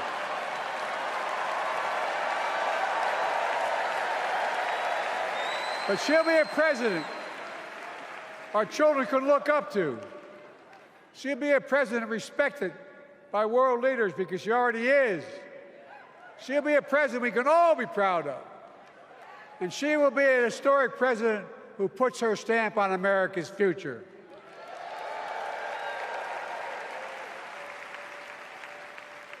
This will be the first presidential election since January 6th. On that day, we almost lost everything about who we are as a country. And that threat, this is not hyperbole, that threat is still very much alive. Donald Trump says he will refuse to accept the election result if he loses again.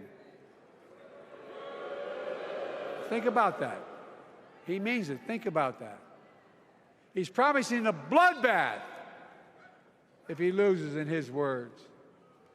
And that he'll be a dictator on day one, in his own words. By the way, this sucker means it. No, I'm not joking. Think about it. Anybody else said that in the past, you'd think he was crazy. He is crazy, but you'd think it was an exaggeration, but he means it. We can't let that happen. Folks, all of us carry a special obligation. Independents, Republicans, Democrats. We saved democracy in 2020, and now we must save it again in 2024.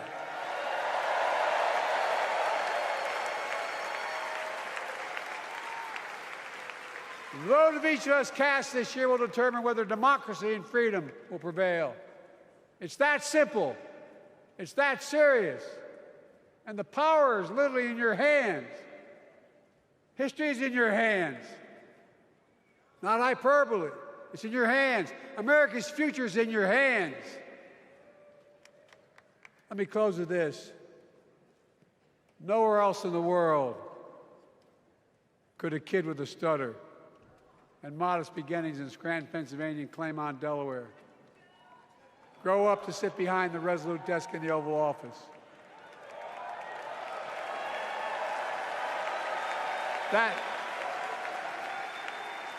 That's because America is and always has been a nation of possibilities.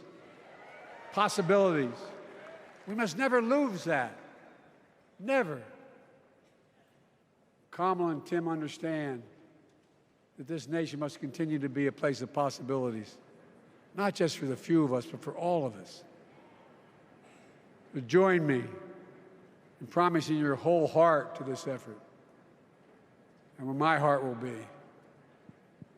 I promise I'll be the best volunteer Harrison Waltz has Cam ever seen.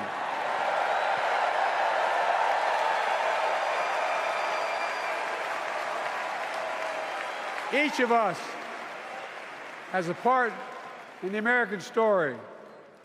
For me and my family, there's a song that means a lot to us, that captures the best of who we are as a nation. The song is called American Anthem. There's one verse that stands out, and I can't sing worth a damn, so I'm not going to try. I'll just quote it. The work and prayers of centuries have brought us to this day. What shall our legacy be? What will our children say? Let me know in my heart, when my days are through, America, America, I gave my best to you.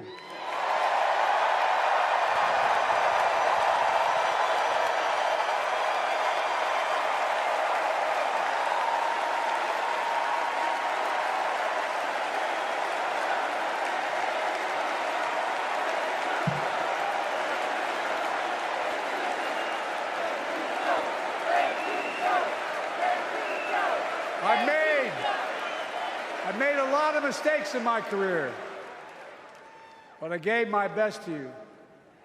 For 50 years, like many of you, I've given my heart and soul to our nation. And I've been blessed a million times in return with the support of the American people. I've either been too young to be in the Senate because I wasn't 30 yet, and too old to stay as president. But I hope you know how grateful I am to all of you. I can honestly say, and I mean this from the bottom, give you my word as a Biden, I can honestly say I'm more optimistic about the future than I was when I was elected as a 29-year-old United States Senator. I mean it. Folks, we just have to remember who we are. We're the United States of America.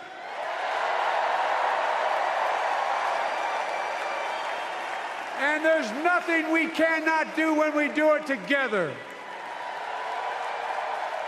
God bless you all, and may God protect our troops.